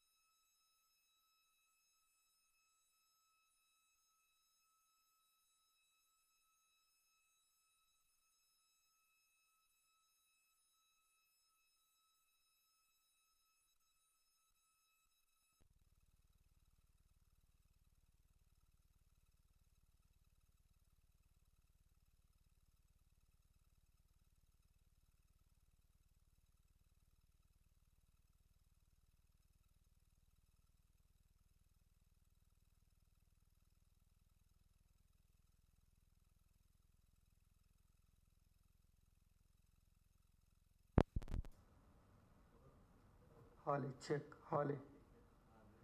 Holly, one to check. Holly, check. ठीक है sir को check करा दो एक बार हाली हाली check हाली ठीक है इसकी तो आई है उसी में लगा के देख लेते अगर वो तार ठीक है तुम्हारी तो इसके अंदर नहीं आती ये तो बताओ भाई कुछ कर सकते हो केबल में क्या करूँ बताओ बाकी शॉर्ट वोट हो जाए तो दिक्कत नहीं क्या केबल वहाँ पे जो तुम तार मंगाई है उसको लगा के देख लो ना कितनी सनसनाहट आ रही है दिखाना में इसमें हल्की आ रही है भाई ज़्यादा नहीं आ रही तो सर चलती है एसी की आवाज़ आ रही है लगा के कर देता हूँ नहीं उसी तार में कनेक्ट करना है बस अच्छा आपको डायरेक्ट लगा के देख लो नहीं है ना इसमें स्पीकर में क्योंकि ऐसे तो अब वो सनसनाहट आएगी उससे डायरेक्ट नहीं आती ये बंद करना है इसको ये वाला एसी बंद करना है यहाँ का ये बंद कर देगा तो बंद ही है चलना सर ये वाला बटन करो ये वाला उठा दो वो वाला ऑन कर दो इसको उठा दो ऊपर इसको बंद करो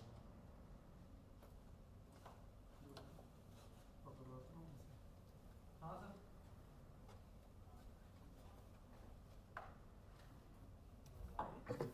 हाली हाँ हाँ कॉन्फ्रेंस में हाली चेक हाली हाली हाँ सर वही चेक कर रहे हैं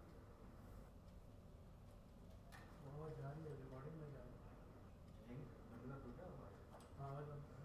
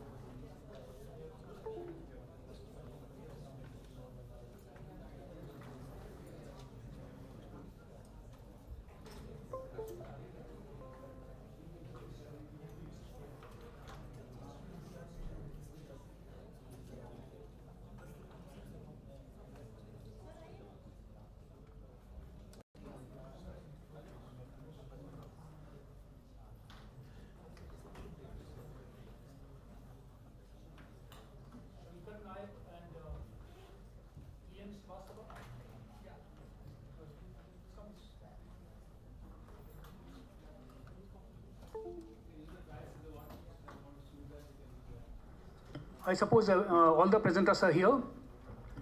Okay, good morning to everyone, and welcome to this conference on India's presidency of G20 and Sustainable Development Goals, challenges, opportunities, and strategies for India.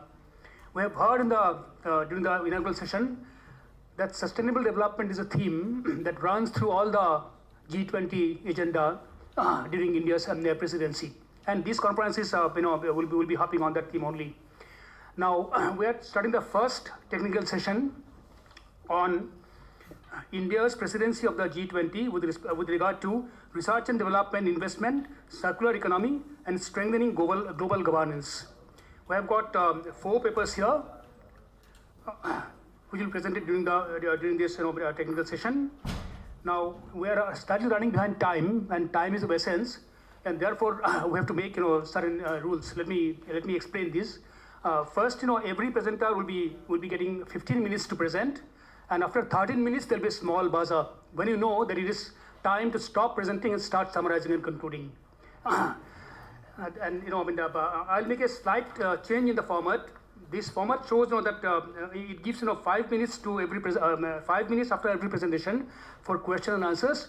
I'll have the first all the presentations to be completed first, and then give 20 minutes time, maybe more, if you can, so that we can have a comprehensive round of question answers.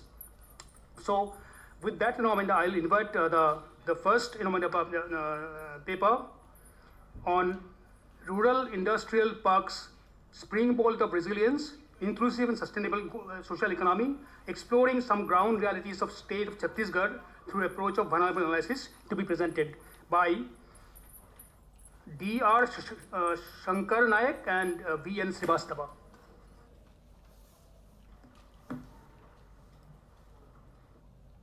Yeah.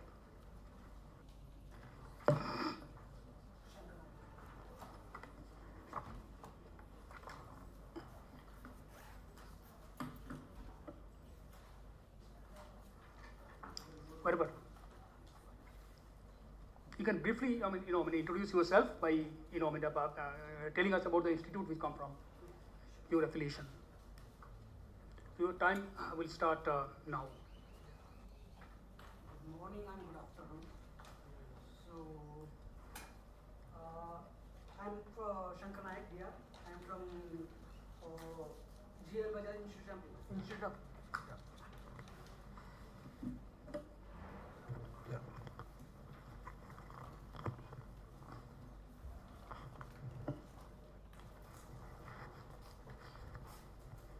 Hello. Yeah. Yeah. I'm Shankar Nayak from the GL Bajaj Institute of Management and Research at Greater Noida. So our center is Global Human Resource and Organization Development Center. I'm working as a research associate, and our director also, Dr. V.N. Srivastava.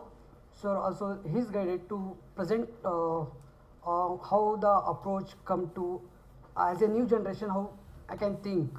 So they given that place to present this what are the opportunity I getting. Yeah. So the RIPA, the title is Rural Industrial Park, Springboard of the Resilient, Inclusive and Sustainable Social Economy, and exploring some ground realities of the state of Chhattisgarh through approach of the vulnerable analysis. So the RIPA is just taking place now in Chhattisgarh. So that's why the RIPA, not for the industrial, what we are, if come the mind is industry is the whole thing is factory or that kind of mindset we are, suddenly the mind arrive. So the RIPA is not for the rural industrial, we have to focus as a rural and industrial. So the concept of rural is as it is. We cannot destroy anything. So that is the means, because that is the rural is take the main key role to as an industry. Industry is not for the what we are invest more build infrastructure, not like that in my perspective. So that's why this process we are I am approaching to how we look the multiple perspective to our locations. because where we are belong to as a rural or any lived experience to I am approaching as a vulnerability analysis, because this process why this approach I choose, reason is simple, because any cause, any threat we have to find and recure and find any if come any medicine, we have to give some medicine to any issue. So that is our what our role is there in nowadays. So that's why the vulnerability analysis give much comfort, and we cure the what exactly in their field, and we have to the cure out through our not dominant ideas, through local people what they have already exist in their ideas. So yeah, the overall contents what I content I am focusing on subjective main, because the objective is there in rural, so I can discuss subjective, so then we can construct as a objective. So this is my how my thinking process going on. So context on inclusiveness, rural sustainable economy for stable as it is from the perspective from within, and evolve the study domain from the locations, discussion, future aspect and abstract. This is my whole contents. The subjective map. The map I constructed like simple manner, because how we are process going on the things, because any kind of research we do, so we are lag subjective and objective, because we the methodology how we take the place to because already the session is got the what is the 90% gap is missing, the 5% only fulfilling. So sir, this is the how we are at least we can reach some level to how this approach can help to, and just what we are doing research as a feel and approach in from my perspective, because from the within perspective is the clear picture is visible, because as a human, as a person, what can is comfort me, so I can I mean I can research that kind of, because as a human yeah I need this basic necessity, so I can that level I can think, so within the perspective from different locations. So yeah, maybe we are what are the living conditions they present, so we can attack what are the issues going on within, so we have to observe ourselves, then the what approach take next place. So just subjective map the whole thing. So our RIPA, I mean Rural Industrial Park, sustainable and stable, and inclusiveness within and as of today. So this is some what my process going on. Then the methods and subjective context. The subject is always there, RIPA and rural, and frame of reference. The frame of reference is if Chhattisgarh is a main source available, but the whole thing is not is everything is centralized, because the resources acquire some who are the authority, I mean the capitalist and mining area and invest, and they are doing the minings, but the local area who belong to that location, but they are not using. That's why it is collapsing. I mean resource reducing, because the context is within we observe, then it is capable to improve next level, because leave as it is. So we cannot not change much, but we have to use within resources, and what we are development concept is growing, merging up nowadays, not for the infrastructure or growth or whatever, but suddenly we tackle with mental ability and environmental issues nowadays, and again it taking place. So it is happen because of the we can think within, so it is happen. So this is overall my subjective concept and map. So yeah, the context. So the RIPA, how the spread, the growth of the rural industries, the government of the Chhattisgarh aggressively moved towards the establishment of the rural industry parks. Now, hitherto called Mahatma Gandhi Rural Industrial Park, prior to parallel to its establishment, the government of Chhattisgarh also conceptualized the establishment of the Gotans in the whole state. So the RIPA, I mean Rural Industry Park, within to come as Gotans. The Gotan is cows over the feed, give the feed, and within local what are the cows there and animals there, then feed and some kind of caretaker, like what we call caretaker as a or within our circle. So that is Gotan called. But within Gotans, we lot of things we have to connect our livelihood, our culture, our practice. So it is connect. So that's why the RIPA is representing to how the industries are now. But industries also, it is the question is we have to recall that we have to rethink what is actually industries, what is a park and what is the rural. Because park is we are together connect and relaxation. I mean, this the concept is there, but we have to rethink again these meanings. And should RIPA is founded or constructed around only the Gotans, or our industries be rural in nature and based on the various Gotan produce, or it should be also focused on establishment of the local resource skills and local consumptions patterns, and thereby the evolve ecosystem. So this is how the approach we can take, how the evolve the ecosystem within within the Gotans, and that could be address some UN Sustainable Development Goals, SDG 1, 2, 3 related zero and hunger and zero poverty, SDG 12 and related to responsible of the production consumptions, and finally RIPA also propelling the good health and good education leading to fulfillment of the SDG 3 and 4 RIPA. Thus not merely leads establishment of the Gotans based on rural industries, but it is seen as a vibrant integrating and organic growth model. But it is taking place now because but how we take forward in next level. So it is challenge because what are the policies making and what are the schemes there, but the proper implementation, the proper view and the ideas cannot represent in local, so it is unable to success, because if the local idea is not representing that policies, any schemes, but it is lag because we are not implement, because India is a diverse. So before moving the specific aspect of the inclusiveness, how rural and sustainable economy stable as it is from the perspective from within, the approach of the vulnerabilities analysis through engaged observation within the aspect of the social vulnerable analysis of the sustainable and management. Because I using the engaged observation as a participant, because I have to engage with any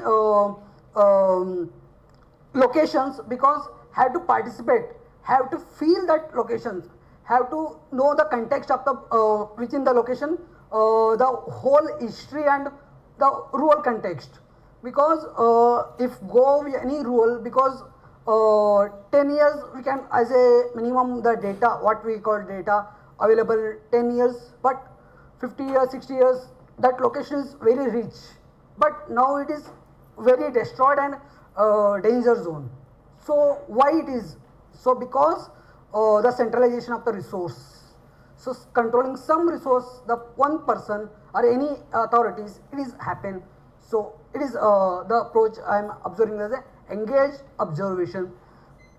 The critical issues facing the domain of the social, political, economical in India, some realities related to RIPA at the state of Chhattisgarh, and analysis of the challenges, opportunities and strategies, and the Suraj Gaon Yojana and Rural Industrial Park and Mahatma Gandhi Rural Industrial Park, that and Rural Livelihood Park schemes, they are interconnected, because Gotan and Suraj Gaon Yojana and then it is now taken place the Rural Industrial Park, then added another Mahatma Gandhi Rural Industrial Park Livelihood Park scheme. I mean it is emerging everything. So come and as a how we are, the strategies come Gao and Rural Industrial Park, and next we are taking as a value addition, because Gandhian perspective are taking because we need values. We need new approach to take forward. So the value, without value and without any proper wisdom, so we cannot move forward. Yeah. So next, already I explained the inclusiveness, rural sustainable economy for the stable as it from perspective from within. So inclusiveness represent the ideas, people, perspectives, opinions, knowledge, theories, development and action strategy for those who are the historical marginalized in their identity, fundamental rights and the bulk of the knowledge from their diverse locations. So inclusiveness, I can define this through my perspective. Then the approach of the vulnerability analysis through engaged observation within. The UNDRR defines vulnerability as a situation triggered by the field of the human economy, social and environmental elements of the process that make people, communities, resource and ecosystem more vulnerable to the consequence of the issues. In the Indian context, vulnerability is part of the social system to become as a disaster in human condition. Vulnerability can define locations, people, community and status of the living and how human condition was forming the human capacity and coping abilities. This was the lag as a person and resource person. Okay.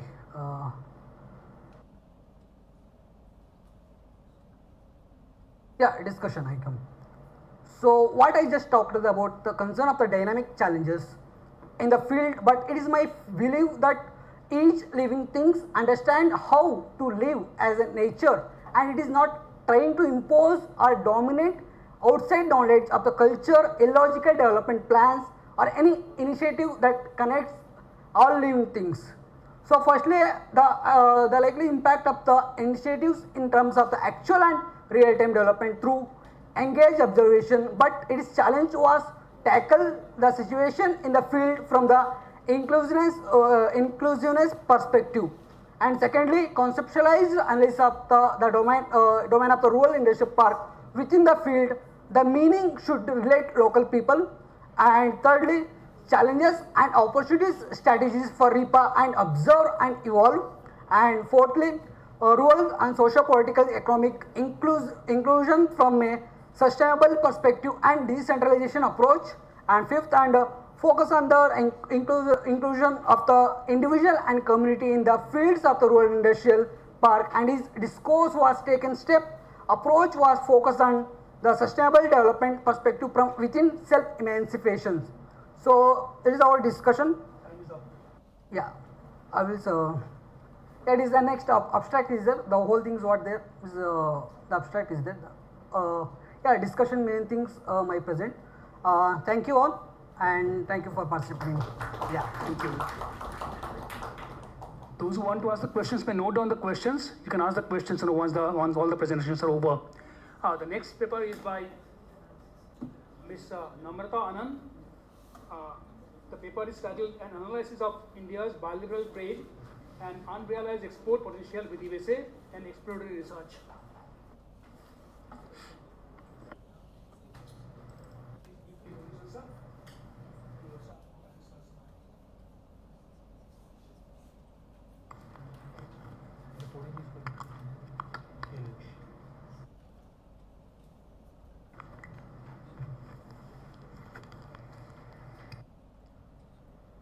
Good afternoon to one and all present here.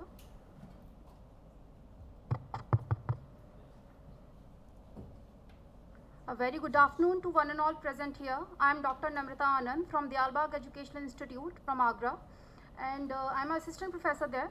And here I am going to present my presentation on an analysis of India's bilateral trade and unrealized export potential with USA and exploratory research. Firstly, as we know that regional integration is an important tool to accelerate economic growth, mutual trust and global peace around the world. Now in this perspective, if we look at the data, the India's statistic of merchandise goods and services export has increased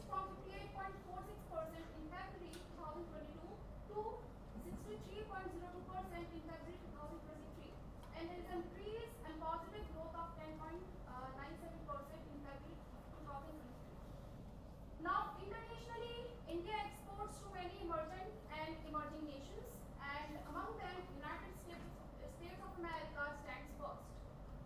The United States of America is a top exporter for Indian export sector, consists 18.1% export share, and the USA share in India's import consists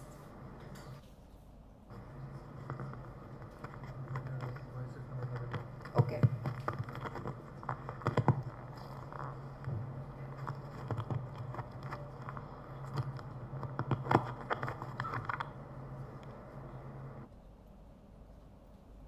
Hello. Am I audible now? Yeah, okay, thank you. And the USA share in India's import consists 7.3%. The bilateral trade between India and USA climbed by 7.65%, and it increased from increased from 128.55 billion in 2022-23 from US dollar 119.5 billion in 2021 and 22. And this is the provisional data of Ministry of Commerce and Industry. Now, as we all know that we all are gathered here in the conference that is on G20, and in the era of India's presidency in G20 and United States of America as a major member and a prime member of G20 group, it is important to analyze the bilateral trade between India and USA, and also to explore the unrealized export potential that can be filled by India to make relations more robust and resilient. Now, these are some this research. Firstly, at the first level, the bilateral trade has been analyzed from the last 10 years, that was from 2012 to 2021, and in this the percentage share and year-over-year growth has been analyzed. Now, at the step 2, the CAGR analysis of India's top 10 exported products and India's top 10 imported products from last 5 years, that is from 2017 to 2021, has been analyzed, and the revealed comparative advantage, that is RC analysis, has also been conducted, and at the third stage the unrealized export potential has been analyzed to fill the gap. Now, this is the bilateral trade statistic of India and USA. As we can see that from the last 10 years the data has been increasing, but in the 2020 there is a dip. This is basically the percentage share, and this is the year-over-year growth, and here we can see that during 2020 there is a dip, and that is because of global pandemic, that is COVID-19. Now, these are the graphs that shows the India's top 10 exported products and India's top 10 imported products, and this is the percentage share from the last 5 years, that is from 2017 to 2021, and here also we can say that there is a dip because of COVID-19, that is pandemic. This is not. Is there any problem in the image? Yeah, no, because this slide is not clearly visible actually. Okay, so, no, I mean there is a cut, so that's why the figure is not complete. Okay, no issues. Take it. So these are the two graphs basically. The 5-year compound annual growth rate, that is CAGR analysis of India's top 10 exported products and imported products, and the CAGR is increasing in case of exported, but there is a dip in the one product, that is machinery and reactors, in the imported category. The figure is not clearly visible here, so that's why this is not here. I'm sorry for that. Now, this is the revealed comparative advantage analysis, and in case of revealed comparative advantage, if the value of RCA is greater than 1 for the 3 years, then the product is said to be competitive, and here the RCA values for top 10 exported products is basically greater than 1 for the more than 3 years. So that's why all the products are competitive. So in a way we can say that India can focus on all these products because these products are competitive to increase the India's exports. Now this is the export potential rank of India's exported products. Basically this graph shows that export potential rank of India's exported products, and this graph shows the supply of those products, and this is the demand. Now on the basis of these three graphs, this table has been made. Here this column shows the export potential, and this is the actual export that India is right now doing, and this is the unrealized export potential that can be filled by India. So at the last column here we have I have basically mentioned the tariffs imposed by USA on India. So on the basis of previous table, I have made this 4-quadrant model of export potential and tariff, and at this category we can say and we can see that these products have high export potential and less tariff. So India can focus on all these 13 products because they have high export potential and less tariff. So India can focus on all these 13 products to increase the India's export. Now in conclusion, we can say that in the CAGR analysis and year-over-year growth analysis, we have seen a tremendous growth, but there is a dip during the COVID-19, during the pandemic, and in case of high export potential and in case of identify India's potential to increase the exports of India, I have identified the 13 products that can be increased, the exports of those products can be increased, and these are diamond and worked, motor vehicle, telephone sets and other, and so on. So there are total 13 products on which Indian exporters can focus to increase the India's exports. Now the policy implications of this paper.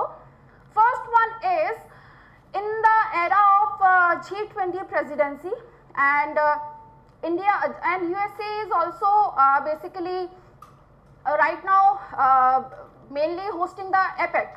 So in this perspective, during India's presidency, it is important to make relation more robust. So this research can be a background to increase or to basically improve the relation between India and USA. It is already in a better situation, but we can increase more.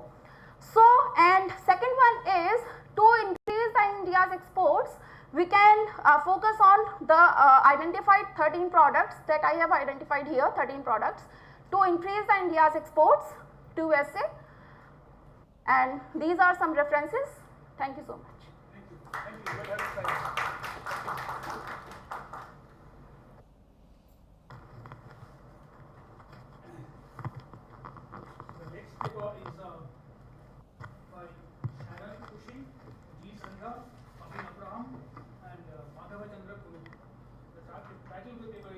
Re-imaging G20 framework under India's presidency, revolutionary paradigm for an inclusive, resilient, and sustainable world order through circular economy.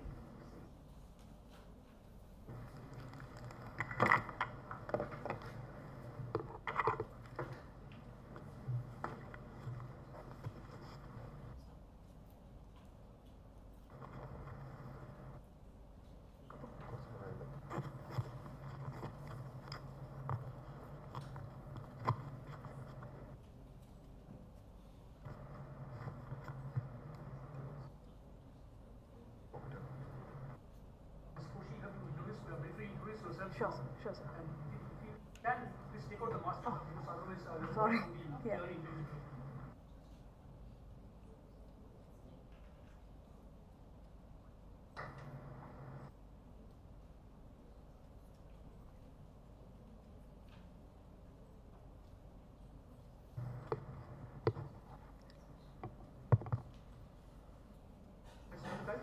Sorry, sir. I'm just waiting for the presentation.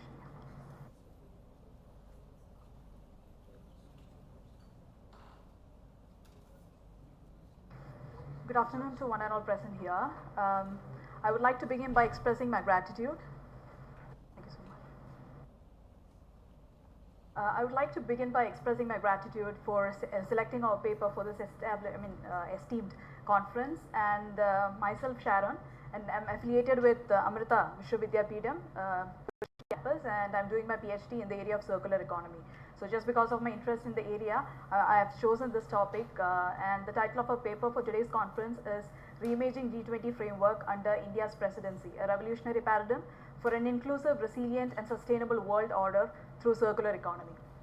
So now the research, this particular research, we focus on India's potential to advocate for a global South's voice and its impact on shaping the future of the global economy through the implementation of circular economy practices.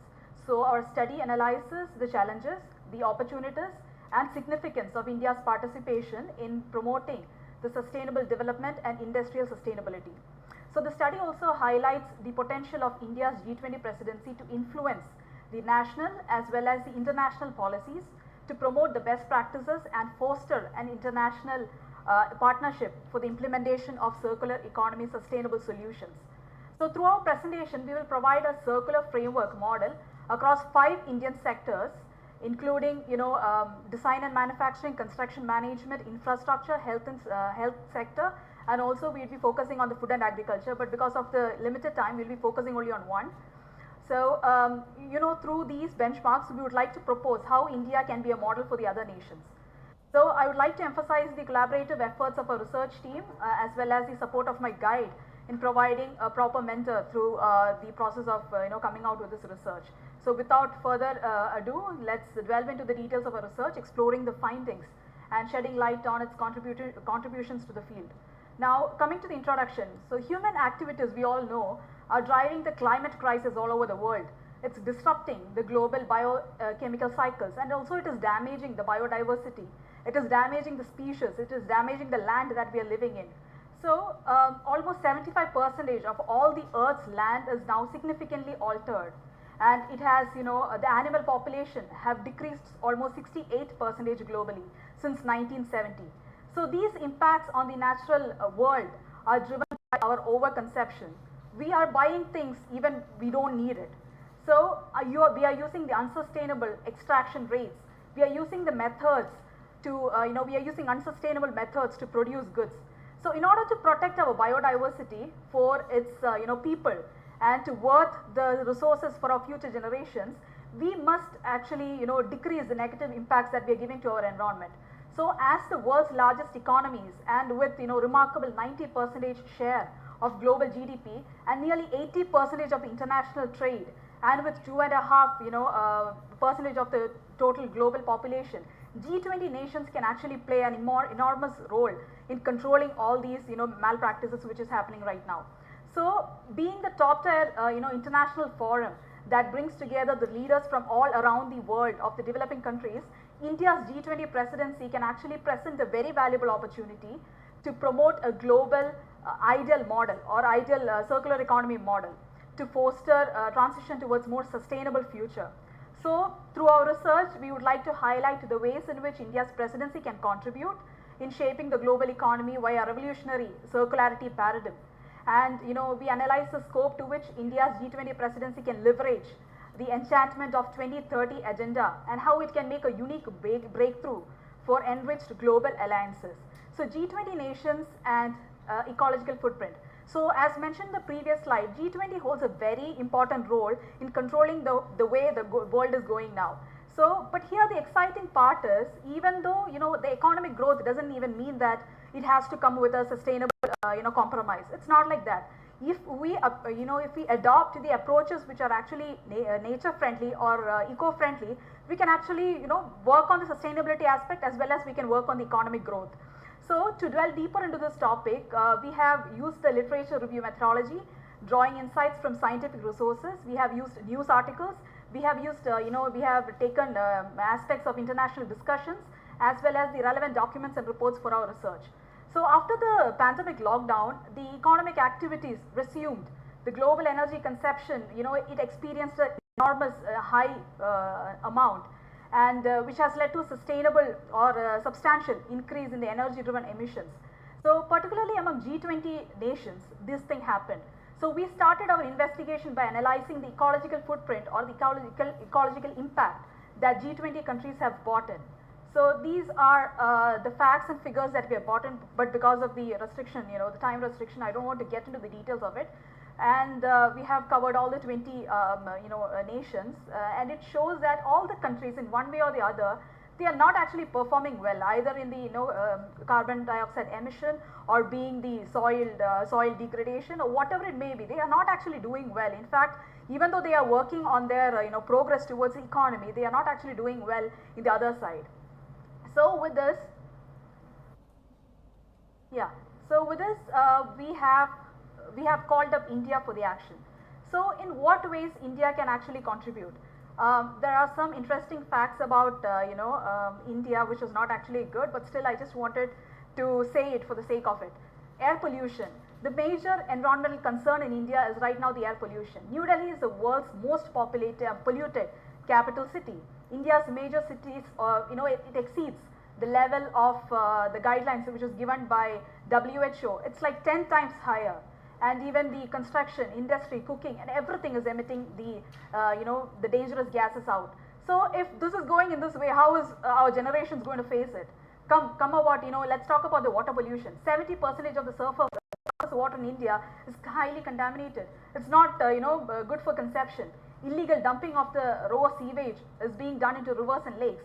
40 million liters of wastewater enter into the river every day.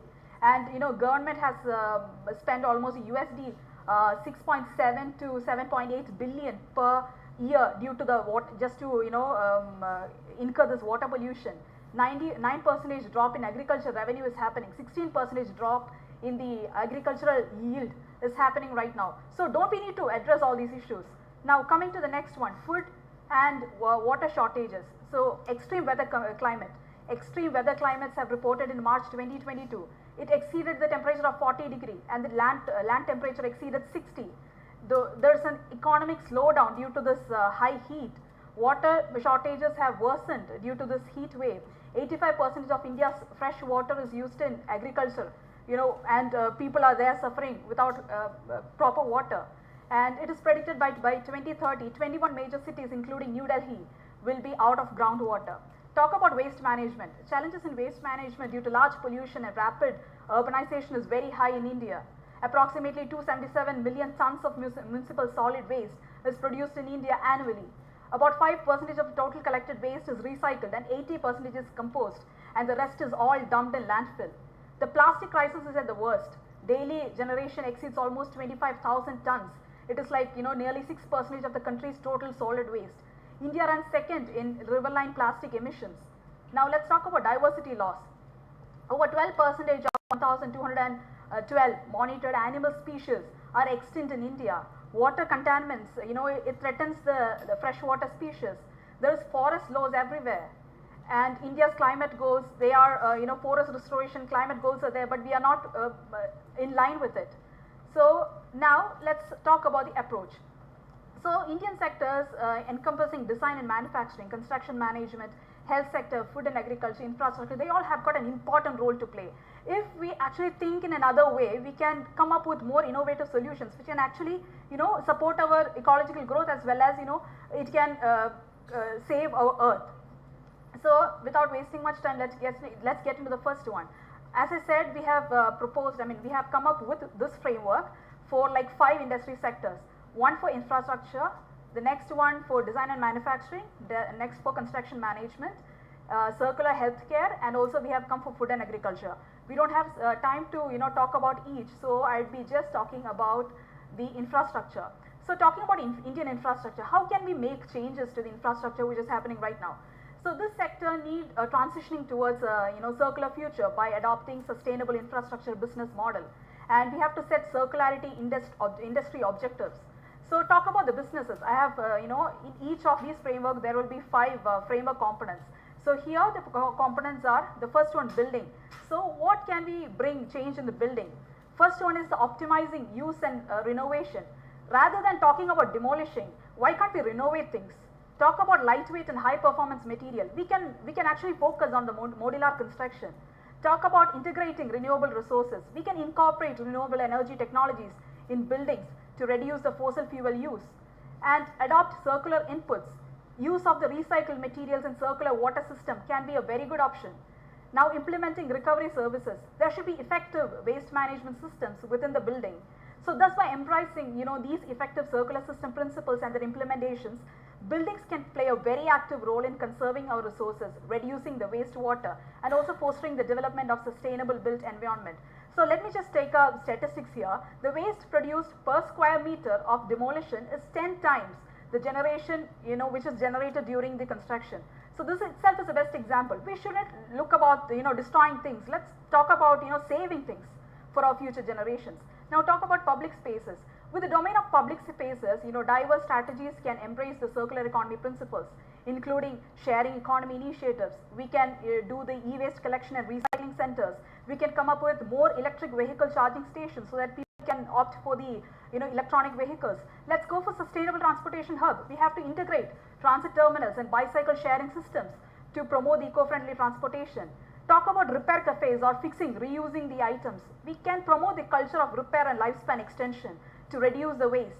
Talk about community gardens and urban agriculture, where you can promote the local food production and you can reduce the ecological footprint and promote the community or self-sufficiency community.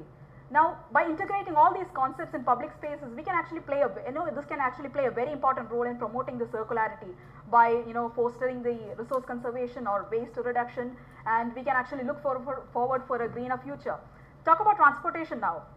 The transportation infrastructure has a potential to embody the principle of circular economy through the diverse strategies, including optimizing the fleet efficiency and delivery routes. You can talk about electric vehicle charging station, as we mentioned in the other one. Efficient and well-connected transportation system can be a solution. Smart and intelligent traffic management system is actually a very good solution to reduce the congestion that we are facing right now in an everyday basis. Sustainable fuels, walking and cycling infrastructure. I'm basically from Qatar, and I'd be more than happy to cycle all my way to the job. But that kind of an infrastructure is absent in India. Why can't we make it? Why can't people go for a healthy life? Now, vehicle scraping and recycling programs. I don't want my vehicle. What should I do with it? Now, thus by incorporating all these circular economy concepts into transportation system, the nation can actually advance towards a more sustainable and efficient transportation network. Talk about water. The water-related circular economy principles in infrastructure can actually promote the sustainable water management, sustainable future of water structure and water in Indian infrastructure. So water conservation and efficiency programs like monitoring and optimizing the water usage, enforcing the water saving technologies, boosting the awareness of our water conservation. All of these can be a very good solution. So let me just take through only the important points. Rainwater harvesting system, grey water recycling system, water efficiency, integration or irrigation techniques, restoration and protection of the natural water ecosystem. All of these can be a very good solution when you talk about getting things done. And waste and energy, the last one second. Yeah, waste and energy, last one. So when it comes to waste and energy, the idea of circularity should be, there should be resource separation and recycling programs. There should be composting and organic waste management. There should be waste to water, waste to energy conservation through anaerobic digestion. Thereby we can make energy. There should be, incineration with energy recovery. There can be extended producer responsibility programs. So nobody is going to be careless in making the product just because they wanted to push the product to the customers. Industrial symbiosis. All of these can be the efficient solution for a circular economy. So now conclusion. So by implementing all these circular economy practices in the Indian industry, how can we, how this is going to affect the G20 presidency which is coming all the way? So sustainable development, the first one. So by implementing the circular economy practices with a focus on our principles, India can actually showcase innovative approaches to managing the resources, mitigating the climate change, and preserving the biodiversity, which can inspire other G20 countries to take similar actions. If India could, they can also. Next, innovation and technological advancement. So India can foster research and development in areas like waste management, resource recovery, sustainable production processes. So sharing all these innovations with the G20 countries during the presidency can actually inspire collaboration and exchange of best practices. Talk about climate change mitigation. So circular economy principles have a direct impact on reducing the greenhouse gas emissions and mitigating the climate change. So India can highlight its circular economy initiatives as an effective strategy for achieving the climate targets. Talk about economic growth and job creation. By promoting recycling, remanufacturing, waste reduction, India can develop a robust recycling industry, encouraging entrepreneurships and attracting new investments. So this can boost the economic growth, enhance the competitiveness and contribute to the G20's objective of promoting inclusive and sustainable economic development. European economy has become the more resource efficient with circularity. In the same way, India can also do that. Talk about international corporations. The G20 presidency provides a platform for international corporations and collaborations. This can include joint research inventions or policy exchanges and capacity building programs. The last one, green innovation entrepreneurship. So through green innovation entrepreneurship, India's focus should be on circular economy practices which can drive the green innovation and entrepreneurship. So sharing these best practices during G20 presidency can actually inspire other countries to invest and support in our green innovation sectors. So with this, I'm concluding my presentation. Thank you so much.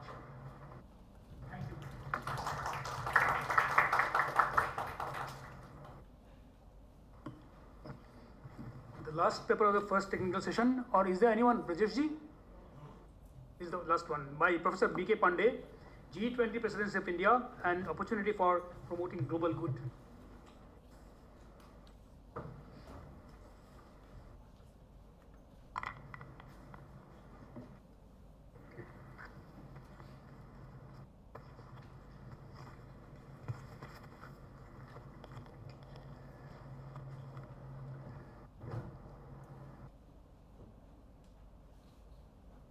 Yeah. So good afternoon. My paper will echo some of the sentiments which have been echoed in the inaugural session and also in the previous presentation. So what I am trying to argue in this paper is that how G20 presidency of India is going to create global good. In what way India can be an example of accelerating or stimulating global growth or global good. That is the subject matter of this paper. Like these are the priorities of India in G20: green development, climate finance and life, accelerated resilient growth, accelerating progress on SDG, technological transformation and digital public infrastructure, multilateral institution for the 21st century, women-led development. And all these items or issues which India has taken up, if it can be part of the global agenda, and then how this can lead to circular economy, sustainable development, innovation, growth, so these are very interesting points which India has tried to. So this paper discusses how the presidency of India has the opportunity to promote global good and bring positive changes. India can focus on promoting inclusive and sustainable economic growth. It can encourage member countries to adopt policies that foster entrepreneurship, innovation and investment. India can also advocate for reducing trade barriers and promoting fair trade practices, that is multilateralism, which can benefit developing countries by creating more opportunities for their business to participate in global markets. Now, India is at the cusp of the huge change. That is what Nandan Nilekani, I have taken this quote from his. India has quickly created capacity to support tens of thousands of startups.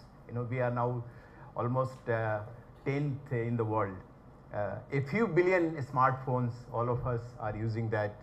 Data rates are very cheap in India, and the lowest in the world. And we are, because of this, because of a very global market, we are attracting investment all over the world. And so how this one family, one earth, one future, that ethos of Vasudhaiva Kutumbakam can be furthered with like one example how India showcased that during COVID, India supplied food grains to countries in its near and extended neighborhood during the pandemic. And that is one example of India's, Vasudhaiv Kutumbakam theme. By sharing its experience with other G20 countries and working collaboratively on issues related to international trade, financial stability, sustainability, energy, India is contributing to global goals. Focusing on increasing trade and investment and bringing in a structural transformation, propelling greater growth, prosperity and equity as key drivers of growth will be India's endeavor during the presidency of G20. Accelerated economic growth is key, like poverty, like one of the SDG goals is elimination of poverty. Poverty can be eliminated only if the world grows, especially developing countries, or recession is checked. And in that, so given that there is a fear of recession, and India is a powerhouse of growth today. As a bridge between the developed and developing world, India stands ready to share its experience to the good of the world community. Now, if you look at our strategy, now this was also discussed in the morning seminar, that today how we are pursuing an external strategy with multiple alliance. We are not siding with one power bloc, and we are unapologetic as far as self-interest is concerned. So, and that has made India's voice to be reckoned. So India has got respectability for the, first time you can say that India's voice is being heard because of the economic weight India has created. There are signs of pragmatism, and even with our, neighbors like China, they are also, we are allowing Apple's Chinese suppliers to set up factories, and we have given very quick, approval. As powerhouse from China to Germany, contained with slowing growth, all over the world, growth is a problem. The stakes are rising to find India equipped to propel the global economy. So India, I think the biggest contribution which India is going to make is by growing at a higher rate, and that will pull the recession, that out of recession, that will provide investment, that will provide market. And in a multipolar world, India's embrace of a middle path has bolstered its image as a nation which everyone is interested in having a good relationship. That is another, India has created such kind of image that all the countries in the world, they want to come to have some kind of relationship, either in trade or investment. So India is positioning itself and using its presidency of G20 as a bridge between East and West and North and South. And a lot of companies feel that given its size, given its young population, given its inevitable force in international affairs, India is a place where everybody wants to be. So, as I've very often quoted this IMF comment that India is a bright spot in the global economy and high growth rate to pull up global economy. The International Monetary Fund has identified India as a bright spot and the key contributor to global growth in the coming years. India is projected to grow about 6, recently they have brought it down to 6%, a very high growth rate related to other G20 member countries. And as per one study by Morgan Stanley, India is set to drive a fifth of the global growth in the next decade. And India's GDP will double from its current 3.4 trillion to 8.5 trillion over the next 10 years, or maybe 10 trillion, that is what we are aiming. So it is projected that India will add more than 400 billion to its GDP every year, a scale that is only surpassed by US and China. And India's market capitalization will also rise, and we are going to be third largest globally. So we have made a lot of, changes recently to attract investment and to make it conducive so that, for business and workers, to create a win-win situation for investor and the entire economic ecosystem and global growth. Like one of the goal, how India can help world to elevate poverty and social development.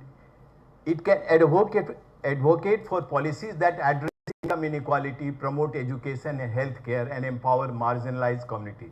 By sharing its own experience and successful initiative in different like education or agriculture, India can inspire other countries to implement similar programs to uplift their population. That is one way India can.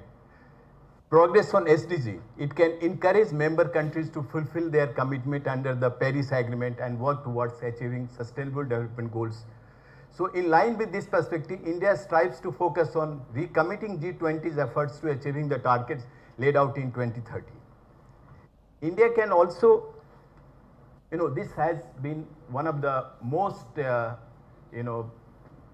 significant achievement which India can showcase, like digital power of technology and digital innovation, and it can encourage member countries to invest in digital infrastructure, promote digital literacy, foster innovation. So this is one of the most successful area where India can show the world.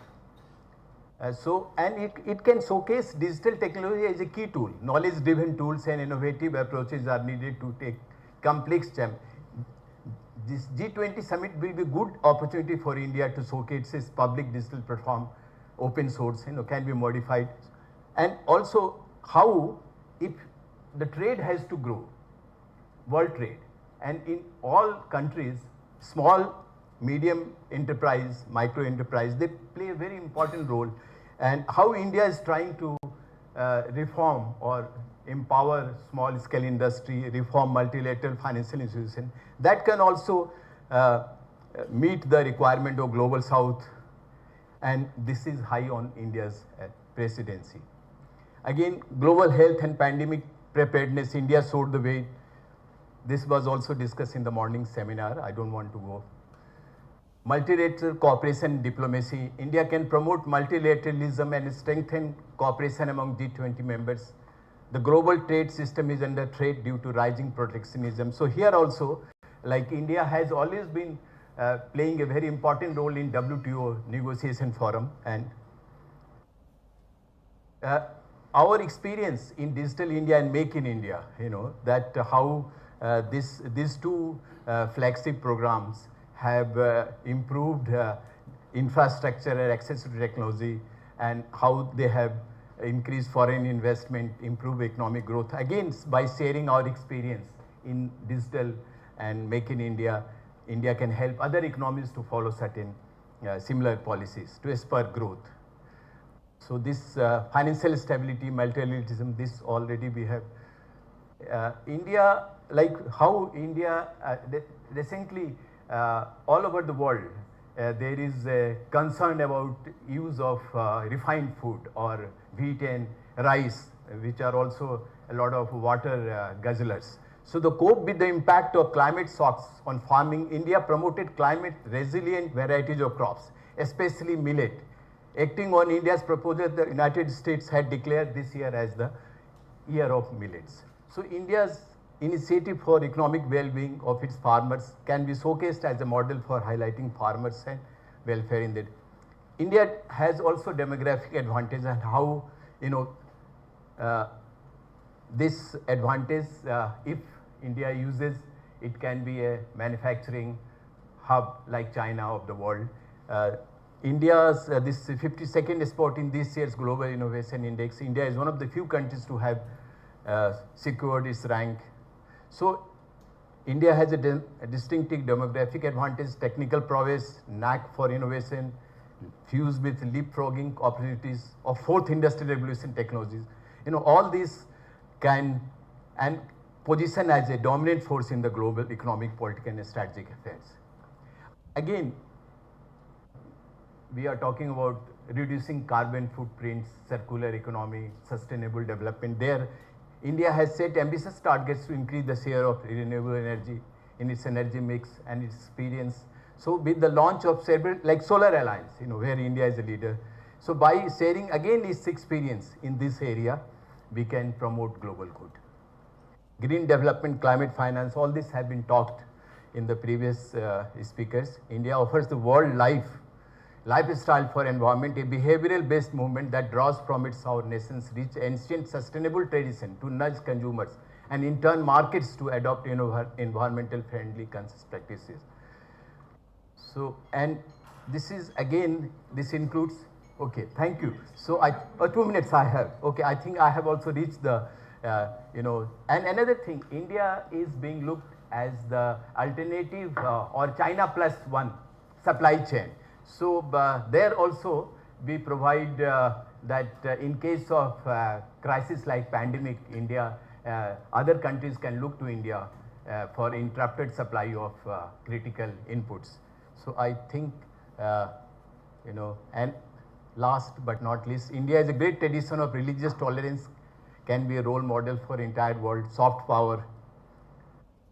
And my last, I think, slide is, it is important to note that effectiveness of India's presidency will depend on various factors, including the willingness of other G20 members to cooperate geopolitical dynamics and domestic priorities. Nonetheless, while focusing on these areas, India can make significant contribution to global good and positively impact countries around the world.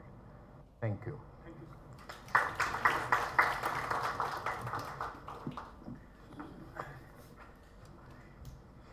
Thank you all presenters. In fact, we had just listened to 4 very interesting papers, and we won't do justice to them unless it's followed by an engaging discussion and interaction with the presenters. So I invite all of you to ask questions.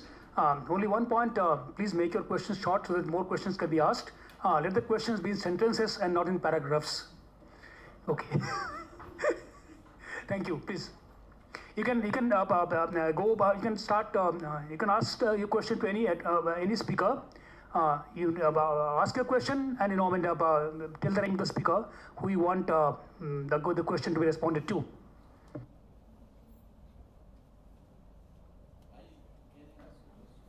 So. I'm also a presenter, so I'm allowed to ask. Oh yes.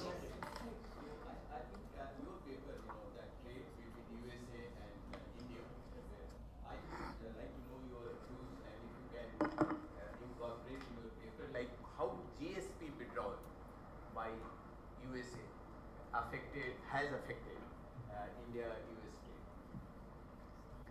Okay, before you respond, let me ask if there are other questions to be addressed to this speaker, to this paper. I'll have one. Yeah. You can note down all the questions, Yeah. You would like to answer them one by one?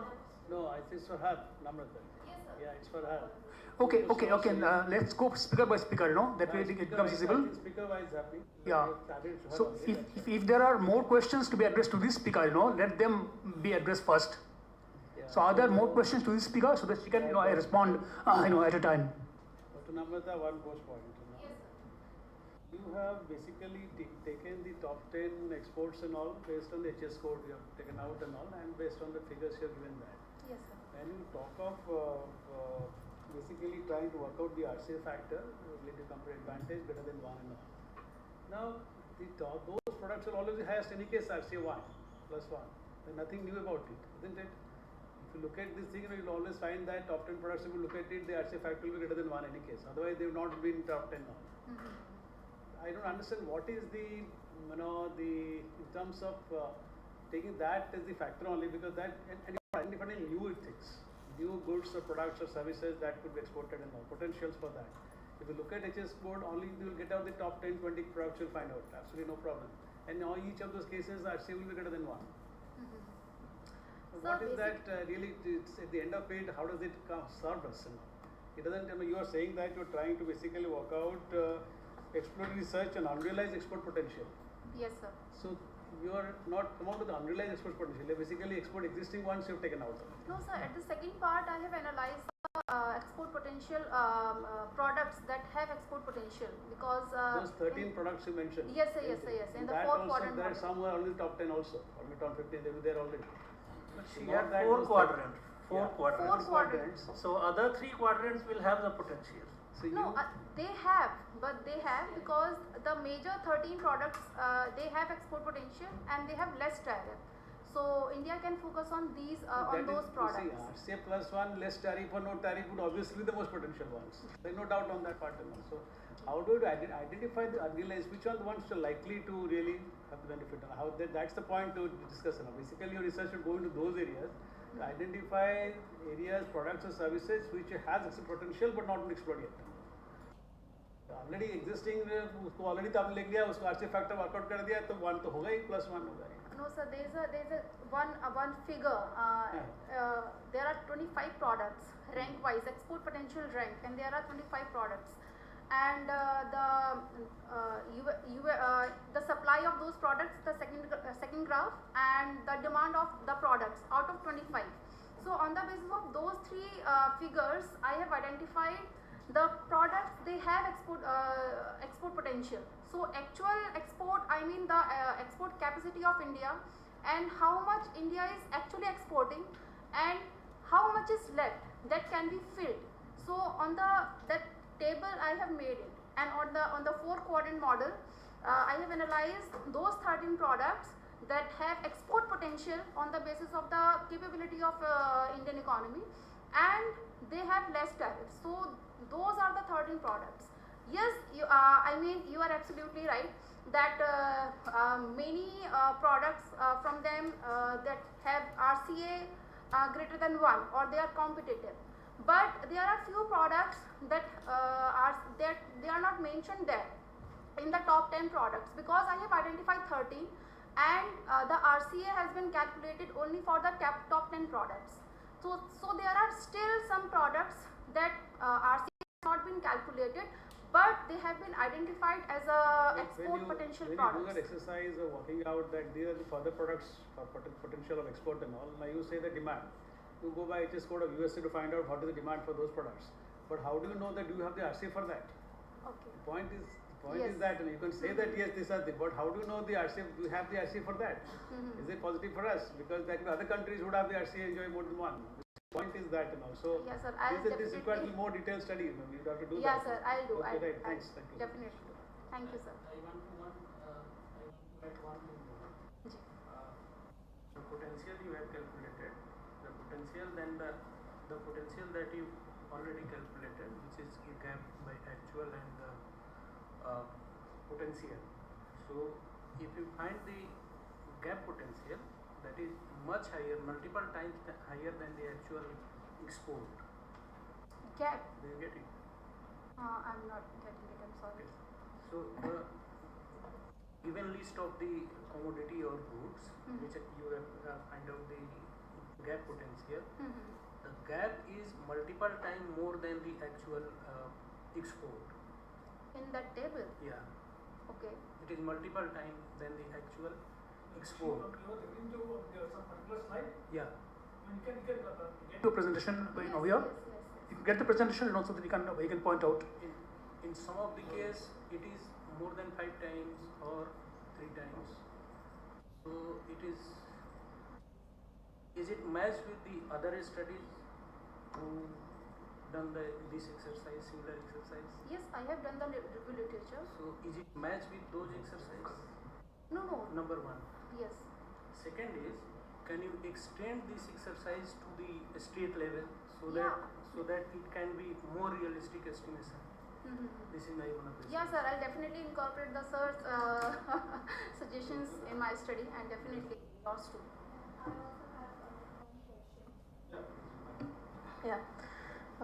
So actually what I think is that given the present scenario of climate change and environmental crisis, our studies needs to be more holistic, as in when we are saying that if these are the untapped export potentials from India, what would be the impact, environmental impact in terms of sustainability of producing those goods in India, because we are already facing water, air pollution, soil degradation and everything. And also, is there really the demand or the need of these, not demand, but the need of these goods even in USA? Okay, so you are saying to looking for the SDGs side, sustainable side. Yes, to be more holistic. Okay. Just a suggestion. I don't think she has looked at that side. She is looking at basically export potential side. Yes. That can be conducted, but on a different, that can be a different side, because I have analyzed the export potential and you are saying for the sustainability side, for the environmental side, so that can be a different study. So yeah, Yes. definitely I'll look for that. Thank you. Just to add to that only, Ji. I think that export potential, what you're looking, would be only half-sided if you look at the potential. Like what would be the cost income? Like she said, the environmental cost would be there. Maybe inequality, maybe even the good which you are exporting, right, would be giving the country the same old pattern of excess. Maybe a highly industrialized good coming from here, but our structure is not changing. So I think the half side of the story would be more productive also. Besides the potential aspect, what would be the cost aspect and how could we gain from that? Okay, sir. And would you like to react to GSP? Sir, I'm sorry, can you please repeat the question? Question is, it is a generalized system of preference, Okay. which USA used to give to India, like Indian goods had access to US market at a lower rate of tariffs. That has been withdrawn in 2019. About 20% of our exports are affected due to that. So whether have you given thought to that? Sir, no sir, that but What is the low tariff or no tariff? So examine this policy issues. Yes, sir, also but quantify it. So you have to add some of these in that paper. More study on that part. definitely, sir. I mean, your suggestions is. You can incorporate all the suggestions in your paper, and send us a revised paper, which we'll be publishing. Now to the other speakers, any questions? Ms. Koshin? Yeah, please. Yeah, please, sure. Please, Thank you so much. Yeah, so I am a layman. I'm not really familiar with this field of research of trade and all, but still I have a general question, say somebody who is a novice. When you talk about export potential, and so you were seeing export potential and the tariffs being low for us to export those goods to US.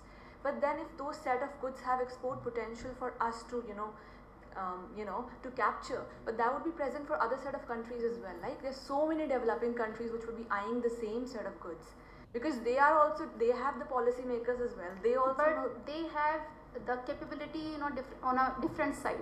We have capability, we have the natural resources and the capability. We have different capability, and the other nations have different capability. Yeah. Because the capabilities cannot be same for the nations. So that's why I have analyzed the capabilities for Indian economy only. Okay, fair enough. So we do, indulge in this capability analysis also for say India per se. We analyze our capabilities with respect to all the other countries that we view as our competitors in the export market to US, and that's when we arrive at a certain number. Okay, these are good enough. Like. Or we just look at RCA, or I mean, is that a good enough figure, or is that a complete enough figure to comment on that perspective? No, because the thing is, we cannot say on a very concrete side, because the revealed comparative advantage analysis that I have conducted, that is basically, as sir said, that is for the India's top 10 exported products. So the thing is, the sir point is absolutely correct, because if those are the top 10 exported products, then in that situation RCA will be positive and the products will be competitive. So I can extend the research, and I can extend the research on the more products, and I can analyze the RCA analysis on a more robust way to analyze more export potential and more products. So yeah, that can be done. See, at the point which is being raised here, like most of the South Asian countries like Pakistan, Bangladesh, India, they have same kind of revealed comparative advantage. Yes, so sir. that is similar. So, I mean, question is that if we have the same advantage, as Pakistan has or Bangladesh has or No, Vietnam. we don't have same advantage, because we have different capability, and Pakistan have different capability, so we don't have. Not agreeing to that point that Yes. all Southern countries have the same. Same, like So textile. that's Okay, that's fine. That's okay. You can't say that's possible for us to say that. No problem. Yes, I it's think I okay. can that also. Yeah. Maybe some sectors Sri Lanka would have better advantage than that. That's right. That's okay.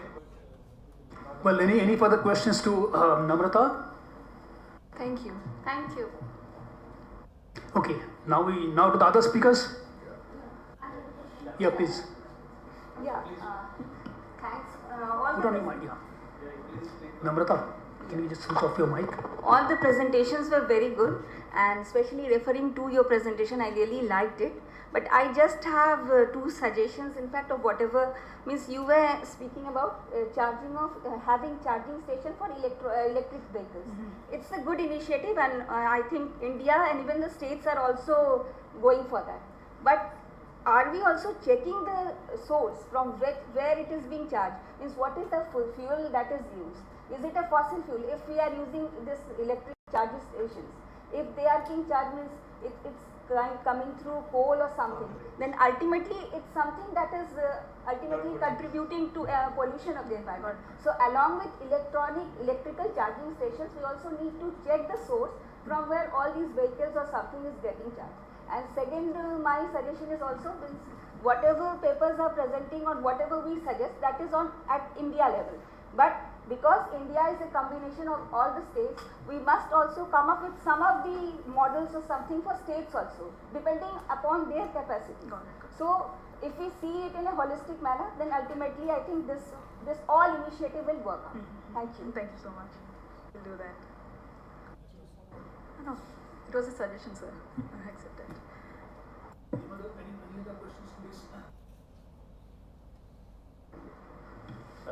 Sharon. Yes, sir. Sorry. Just your paper looked to me like a concept paper, you know. That's right. Yes, not so much of a research into a specific area, because that would be more focused and into a specific sector or somewhere. This is more of a concept paper because we have built on 5 sectors, and then you talked of one particular sector, infrastructure, where you highlighted 5 different areas, and we talked on that. So mostly like you're basically focusing on circular economy and how those particular sectors or areas and all we can, through circular economy, being about one inclusive, resilient, sustainable order and all that. But I know you should think of later on, take up one of these areas where you can think of doing a little more detailed research on that. And otherwise it becomes more of a concept, generalized paper. That's right. Paper.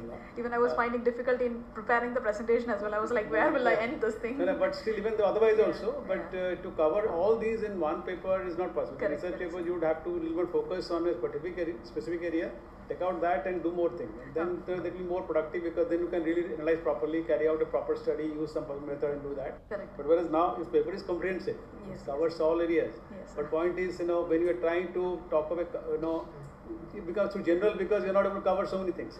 You're touching 5 different sectors and very broad sectors. Water and energy itself, waste and energy itself is a huge specific sector.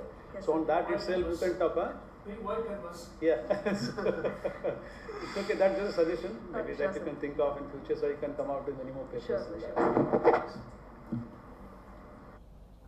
Yeah, more questions? She was talking about the electrical vehicle. The day before yesterday, there was a news item. Electrical vehicles are costlier than the classical, more polluting, and also life cost assessment is higher. Yeah. The cost will come down. It's not a panacea for whatever we think that all these electric vehicles will really push off the air pollution. So we need to be really careful in this. But the cost will come down. Cost will come down, but the pollution will remain. But if you take the life cycle costing, the disposal cost will be higher. Maybe the initial acquisition cost may be less, but the residual cost may be higher. Energy cost will be higher. You have to charge it through thermal, as somebody pointed out. And then maintenance also, and lithium battery in itself, I don't know what cost it will entail. Mining cost. About sustainability, in fact, that's sustainability is the key word. In fact, your paper also, you have talked about you have identified about 13 products, which can be exported by India, but you have not talked about their sustainability, because anything that we extract from the earth, it affects the sustainability.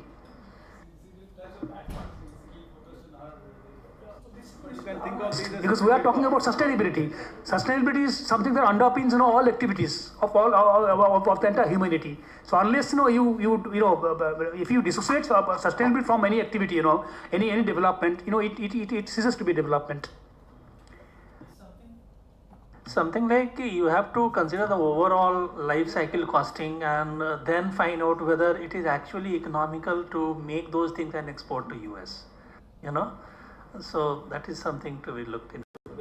Not easy. It's really hard. Yes, sir. Definitely, I'll do, sir. Any further questions to Ms. Sharon? Okay. Okay. Now we come to the last paper, another paper by Mr. Shankar Naik. The questions to Mr. Naik. Mr. Nayak, there was a concept at the time of one of the ex-presidents of India, Dr. APJ, that was urban economy. Your thing is almost similar to that. Gothan in Chhattisgarh is an experiment in a limited way in the same direction. Yeah.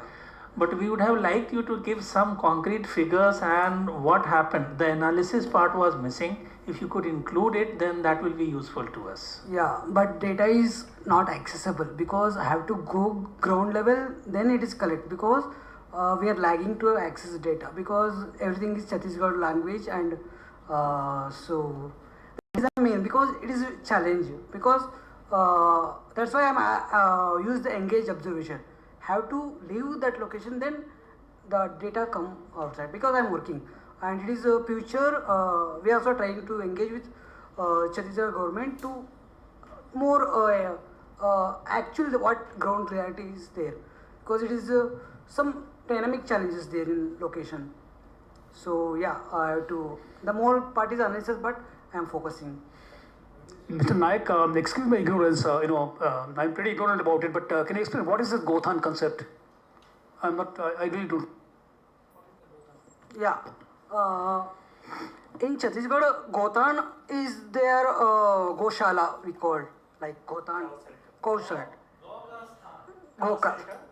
Yeah, but it is not proper implemented because particular go and cows we can focus because that's why I'm using the word inclusiveness and all resources. So in particular, I'm not. It is approach. Gothan is a good approach, and it now is. What does it do? I mean, what is the objective? The objective is taking place. Now Gothan is the whole cow is caretaker. The cows, Goshala take care the cows first thing, and then the cow becomes the centerpiece of economy. Cow becomes the centerpiece of the economic development. Is that so? It is cow is like the what are the resource available, cow ducks and cow milk, like that process.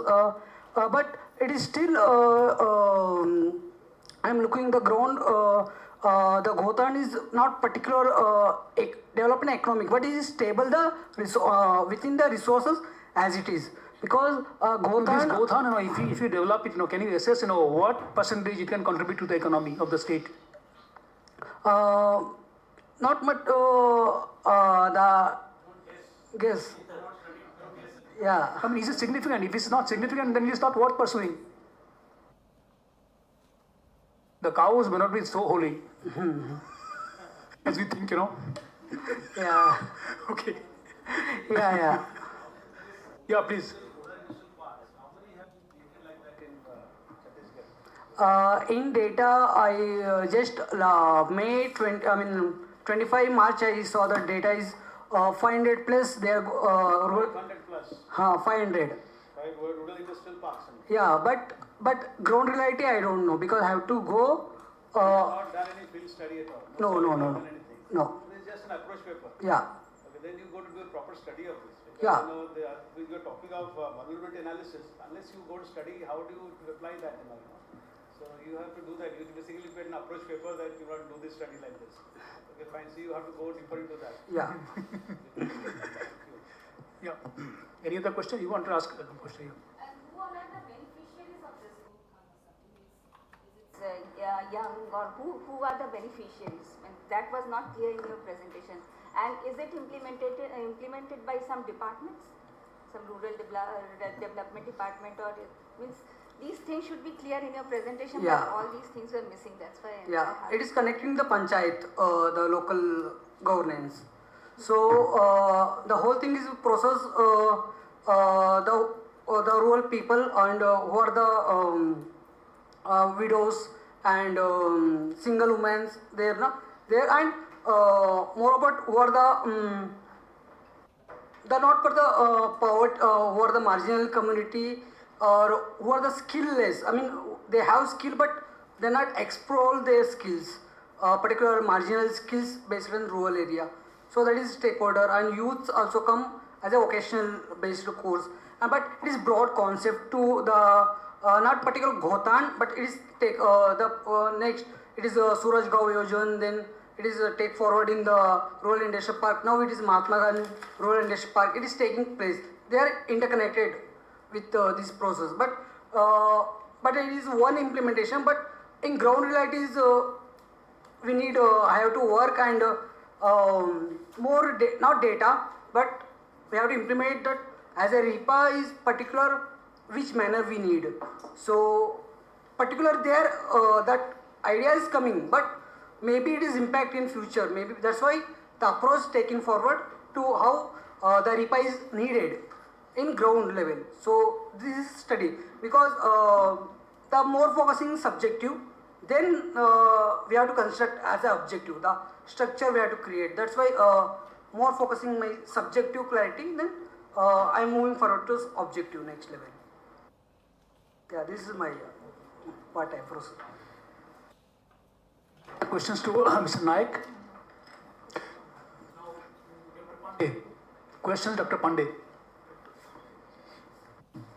Dr. Pandey seems to give such a broad thing that all answers are included, whatever questions have.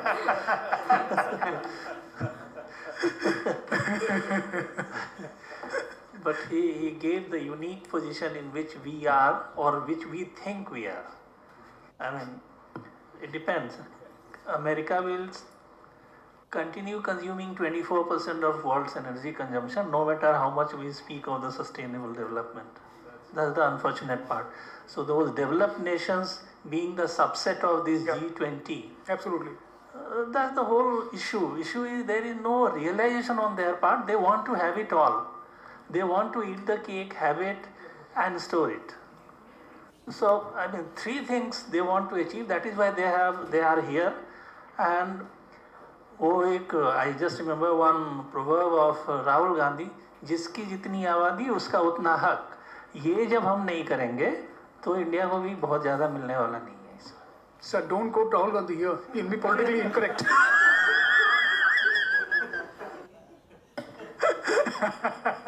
You may be right.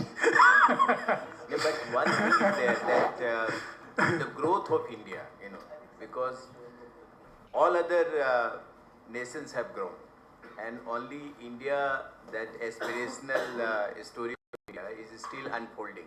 So that way, if India grows in a sustainable way, and if India can present to the world that this is how we should grow, either it digital or it is, some of the health issues, that will change the dynamics of world. That is, so it is, although it is only in agenda, not in action, but I hope that the next decade is, like I say, this is Asia's century, like 21st century is Asia's century, and in that Asian century, India is going to play a very important role. Because and they have already many centuries to them. But sir, before presenting, India must grow. Before presenting itself, India must grow. That is what I am saying. Yeah, growing, but probably presenting more than it is growing. Hey, Dr. Govind Bhattacharya, one thing, you have already become so-called 5th largest economy in the world. 5th largest is a decent position. But what about what we are seeing? No, we are only talking about 5th largest. What about the per capita? Exactly. Think about the per capita. So per capita, I don't know. You will be here at the bottom. So even if you will be the topmost economy, you will have to be topmost by a big margin in order to make an impact in India. Yep. So that's a huge thing, That Amrit Kal we are going to be. Oh, good. The research data shows that unless your per capita income becomes $5,000, your environmental consciousness, can start. The people don't become environmental conscious. For that, you require a per capita income of $5,000 dollars at least. That probably remains valid. Yeah. And one more comment. Yeah, please. Sorry. So there should be another research on Amrit Kal, that who are getting the Amrits and how much. And yeah. And also about the sustainable development, if we see the case of disaster and pandemic, that sustainable development goal was not addressing the need of marginalized group. That sustainable development goal were not actually addressing the need of marginalized group during the pandemic. So I think that economic sustainable development goal are not really addressing the need of marginalized group during pandemic or disaster. Thank you. Yeah. If no, see, if I see the pandemic, the peoples were on the road and the labor group were on the road and they were traveling from the Maharashtra to Bihar or some other state. Yeah, that's. Yeah, I think this. Yeah, that's right. Yeah, I think you have a valid point. But that is what SDGs is meant for. I mean, so that you reach the marginal, marginal. So that is what we are aiming for. We are aiming for to uplift the, the smallest man at the planet. That is what. Last question to you, Dr. Pandey. In the World Bank and multilateral development banks now, they have put sustainability and environmental thing as one of the foundation pillars for procurement. Then only they give you money. Is it not a backhanded approach to discriminate with a country like India, which we need to have the basic things, and those are going to be initially energy intensive and consumption based. So putting such kind of foundational principles, is it not withdrawing the facilities available of the MDVs for the lesser developed nations? That is what those critics, they say that in trade issues, if you bring social issues on environmental issues, that is not the right place. So environment should not be fully, that should not be the prism to look at the trade issues or industry issues. This is financing, because they are withholding financing, and World Bank, as somebody said in the morning, that the president still gets nominated by US. Right. So being that kind of structure, he is here. Yeah. That was the Bretton Woods system. That Bretton Woods created that. The World Bank will always be held by the American, and the IMF always by the European. Exactly. That's what Bretton Woods created. So is there anything in this G20 to actually reform those multinational agencies' priorities and? Yeah, there's a committee now in in which I think the chairman of the 15th Finance Commission and the IMF chief, they are the co-chairs. For reforming the monetary institutions, but nothing will nothing will come out of it.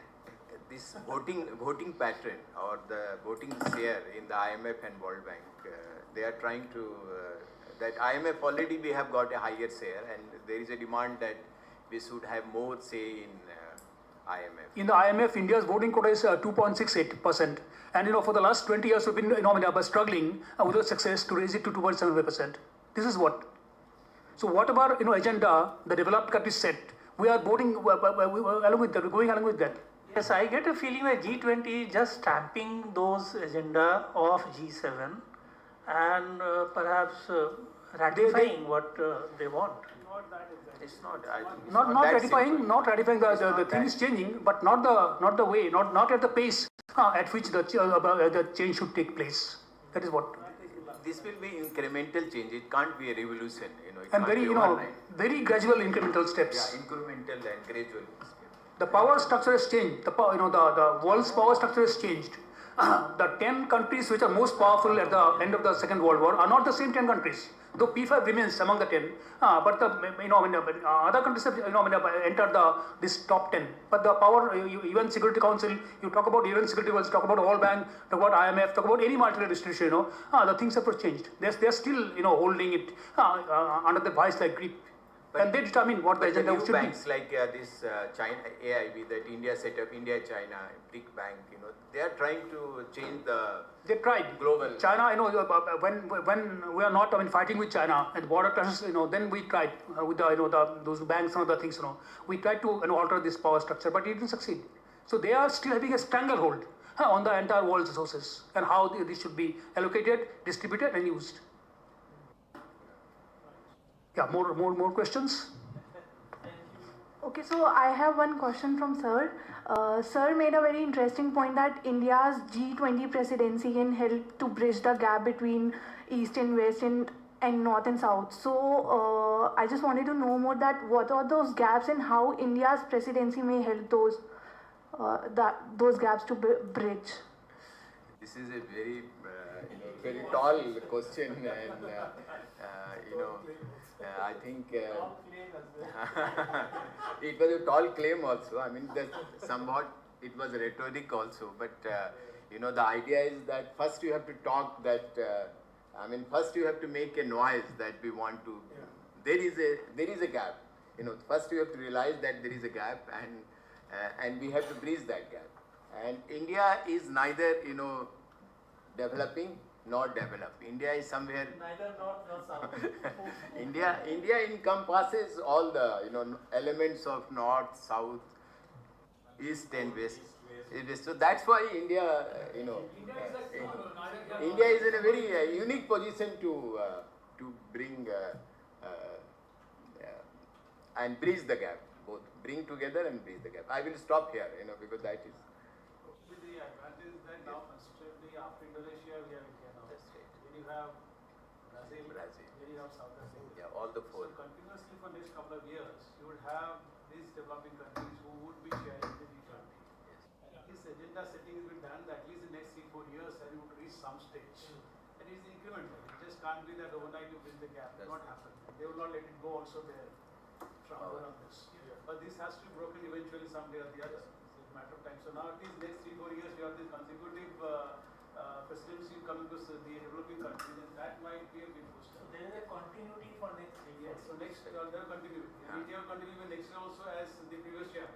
Okay, that will continue. So Trika system, that will continue. So that's a big thing for positive for the developing countries to bridge that gap as much as possible. Right now it will happen that we are going to see. It will happen in your lifetime. We still, I think, have some time, little bit of time. So if there are more questions for second round, we can still, have some time for that. We can conclude this session. There is some typos. We have already taken much of time. What was stipulated at the. Okay, no, sir. No. Your time says 55. Sharon was allotted 1 hour 15 minutes to present it. That was a typing mistake. So within that we have covered it, and we have touched the time which was scheduled for session 1. Okay. So I will request you to conclude this. Okay, fine. I'm supposed to summarize these 4 very interesting papers, but I see that there is a separate session for summarizing. So I'll skip the summary, but while listening to these 4 papers, 4 very interesting, insightful papers, some thoughts came to my mind. I jotted down a few points. I think I'll dwell on those. First, we have heard more than once this morning that slogan, one earth, one family, one future. Now, if we want that future to be secured, then we must not think the earth, only as a mass of rocks, soil and water. It is much more than that. It is our mother. It is a living being. It breathes. It breathes, it grows, it suffers with us, it enjoys with us. We must, think earth as a living entity. I was recalling a sloka from Atharva Veda. Mata bhumi putroham prithivya parjanna pita so uno pitartu. Matlab, the earth is the mother and we are her children. And the rain, like the father's affection, surround us and sustain us. Now, if we think the earth as the mother, who nurtures us, then we also have a duty towards the mother, like the children have a duty towards the mother. And probably you have not been discharging the duty as we should have. Sometime back, I read a concept about the Earth Overshoot Day. That is the day that marks, in a year, that marks when the human consumption of natural, ecological, renewable resources exhaust what the Earth can regenerate within a year. Now, the concept in 1970, at that time, the Earth Overshoot Day was December 30, which means the human beings were consuming in 364 days all the renewable resources the Earth was generating in 365 days. That was a balanced development. In 364 days, you exhaust what the Earth gives you in 365 days. But advance it by 3 decades. In 2020, it became September 22, which means the overshoot day has advanced by more than 2 months. By that time, people are becoming aware that something seriously is wrong, something we need to do. And after that, we had all this, the Kyotos and Paris and, all these COPs, we talked more but acted less. Nothing really happened. And it is time for us to act now, because we have already, by our actions, we have already made the Earth almost terminally ill. And if we don't act now, then our future will probably be shorter than our past. And some of the things probably have gone beyond repair. Some of the things have become totally irreversible. But still, some of the things are with us which we can take care of. And though nothing can bring back the hour, to quote Wordsworth, though nothing can bring back the hour of splendor in the grass, of glory in the flower, we shall grieve not, rather find strength in what remains behind, in the primal sympathy which having been must ever be, in the soothing thoughts that spring out of human suffering, in the faith that looks to death, in years that bring the philosophic mind. That philosophic mind is wisdom, and we must act with wisdom, love, and compassion towards the earth, who is our mother, and not simply relegate the responsibility to the government, so NGO, academicians, researchers. We have all individual responsibilities, obligations, and duties. And if we don't discharge those individual relations in whatever little way we can do that, don't throw the litter. Don't consume more resources than you have to. If we don't discharge those individual obligations, then that future we are talking about, one earth, one family, one future, that future will not be protected. I think I'll stop here. Thank you very much. Thank you very much, sir, for concluding this first session of this 2 days conference. Thanks to the rapporteur, Meghna, and thanks to the participants for actively engaging yourself in discussing the important issues related to the theme of this technical session. We'll be taking a break, lunch break, and we'll resume the next session at 3 o'clock in the same hall. So I'll request all of you to rejoin, and we'll resume the technical session too. Venue of the lunch is this Ganga Bhavan. We have already, perhaps reception people may have apprised you the venue of the lunch. So it is the next building. Our supporting staff will guide you where to go for a lunch. So they will help you in reaching there. So lunch is scheduled there, and we'll resume next session at 3 o'clock. Thank you very much.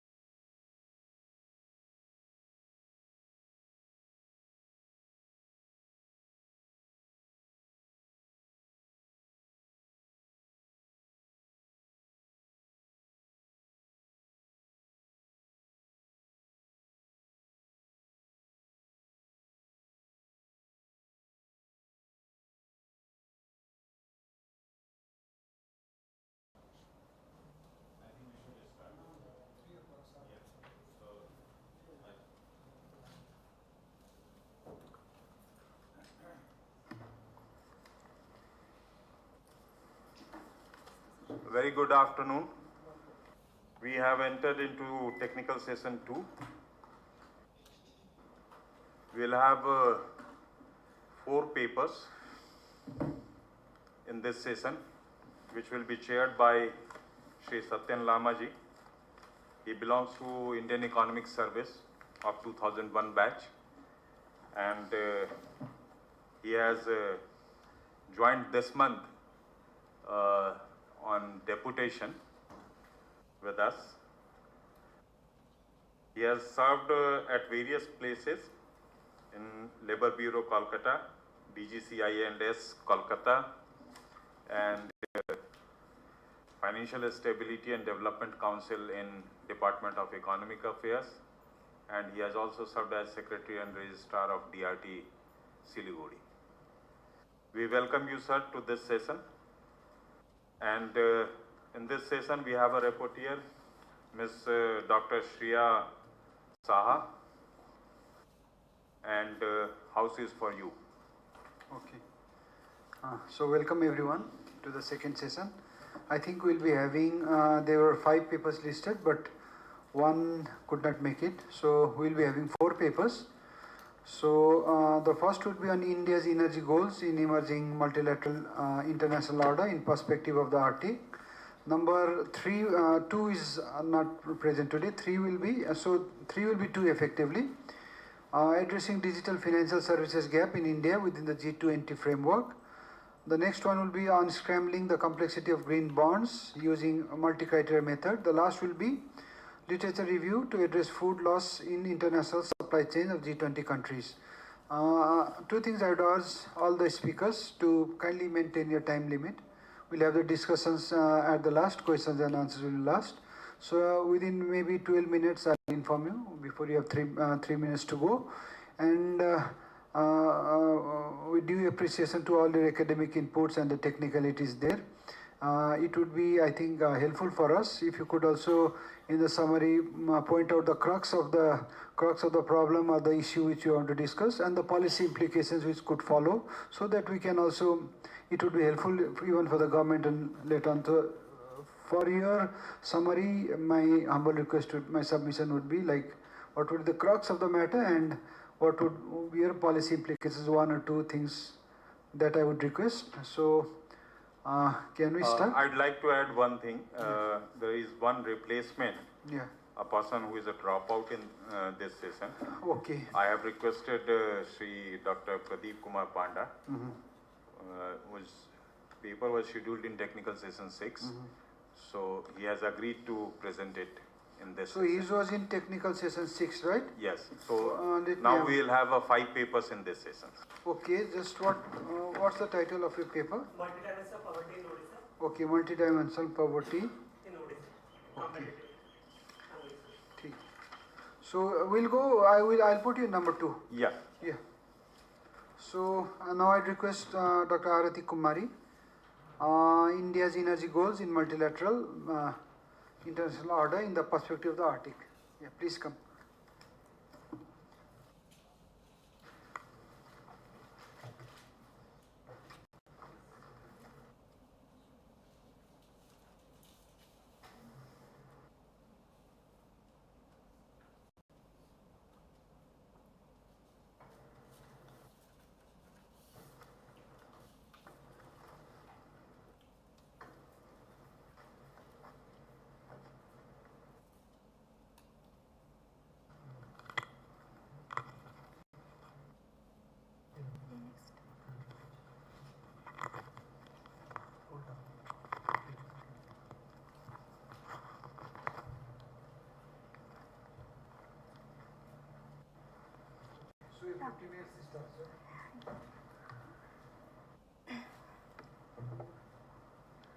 Good evening to all of you.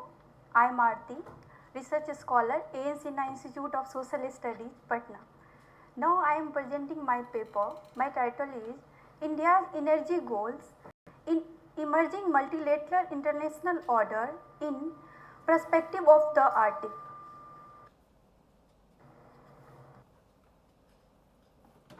This is a map of the Arctic region, which is governed by the Arctic Council.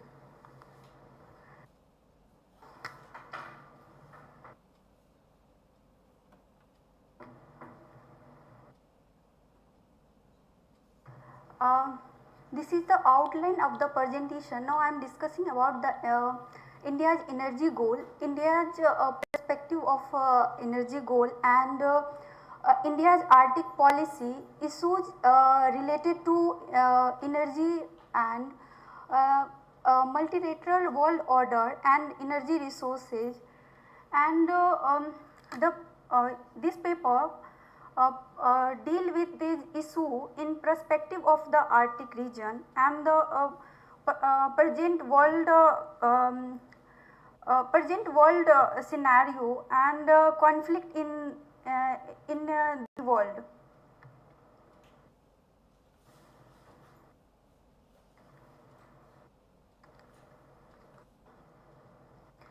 India's engagement in the Arctic region gradually become high priority. India's released Arctic policy in March 2020, which is aim to establish the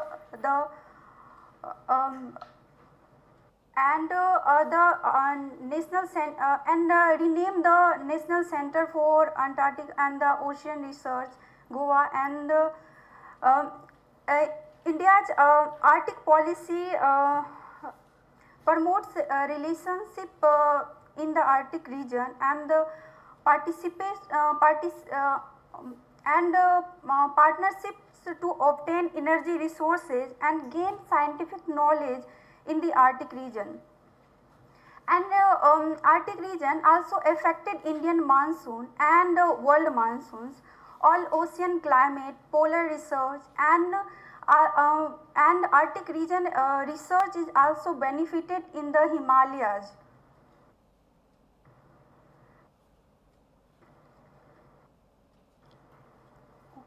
Sorry. You can see here also. Yeah. The same screen is here. So. Yeah.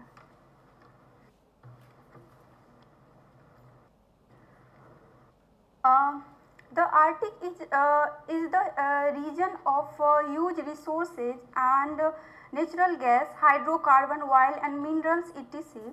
and has become a center of attraction, conflict for major power. So, the geopolitics, climate change, growing military presence and the conflict like Russia-Ukraine conflict have turned the region very active. The Arctic region has 8 states governed by the Arctic Council, and India and China have the observer status in the Arctic Council, and India have observer status in the Arctic Councils in 2013.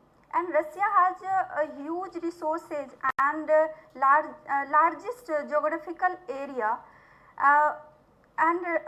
so Russia has important in this area. Russia has the largest share of gas, oil, hydrocarbon in the Arctic region.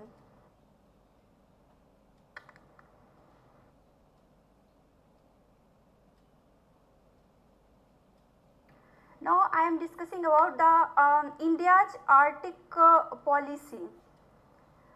India has been active at Arctic region, and India and however less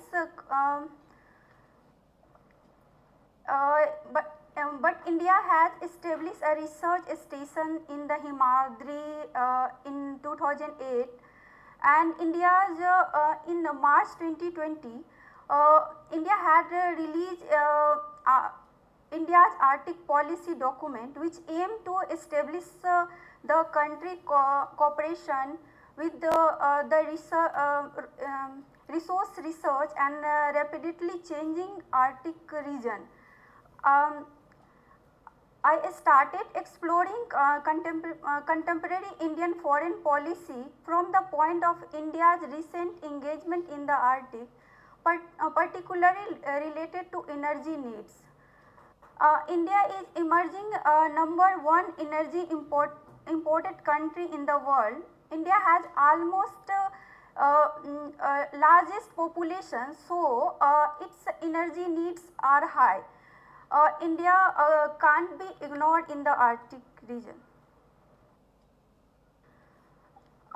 issue related to energy resources. We live in an energy-centric world. Control over energy resources is considered necessary compound of the national power. So, Arctic region has been recognized as a huge extracted and non-extracted energy resources in the present world. So, it's important. So, multipolar world advocates equal availability of the energy resources, free supply chain and free trade with equal terms.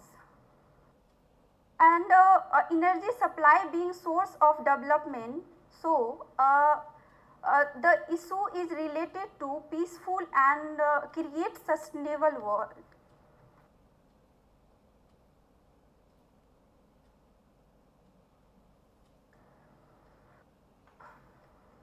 Issue oil, gas and valuable community, these are main resources of income.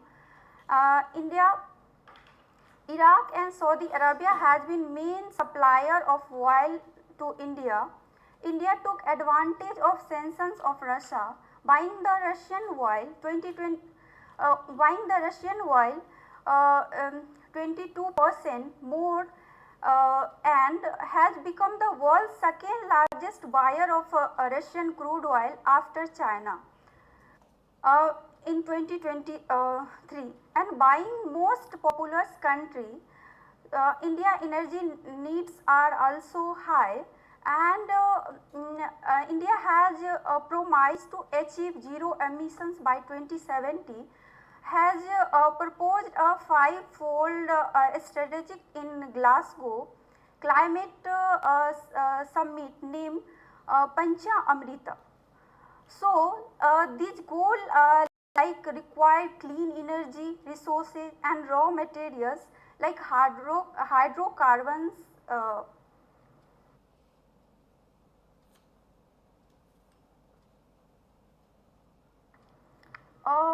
Now I am discussing about the multilateral world order and energy resources. The Arctic has rich minerals deposits and it has world's largest rare earth reserves, has huge hydrocarbon resources and the Arctic has about 30% of the world undiscovered natural gas and 13% of the world undiscovered oil. So, Russia has natural dominance over the Arctic and Russia covers almost half of the Arctic in terms of area, coastal line, population, minerals wealth and hydrocarbons.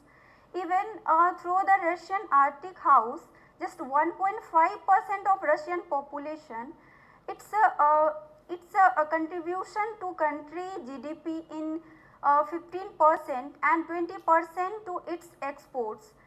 Therefore, trade with Russia and interaction with the Arctic states are important for India.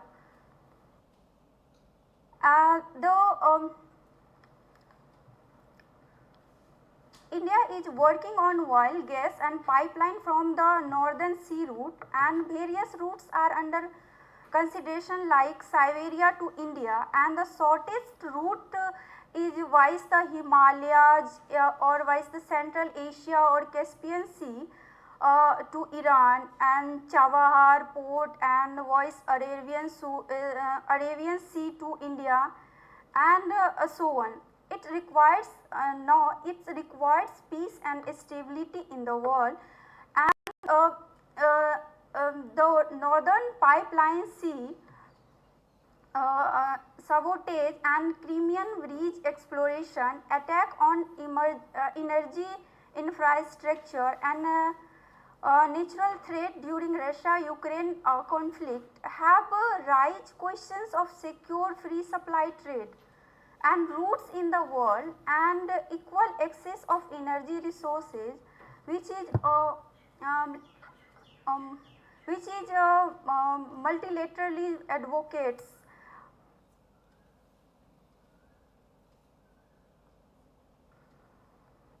This maps of the route.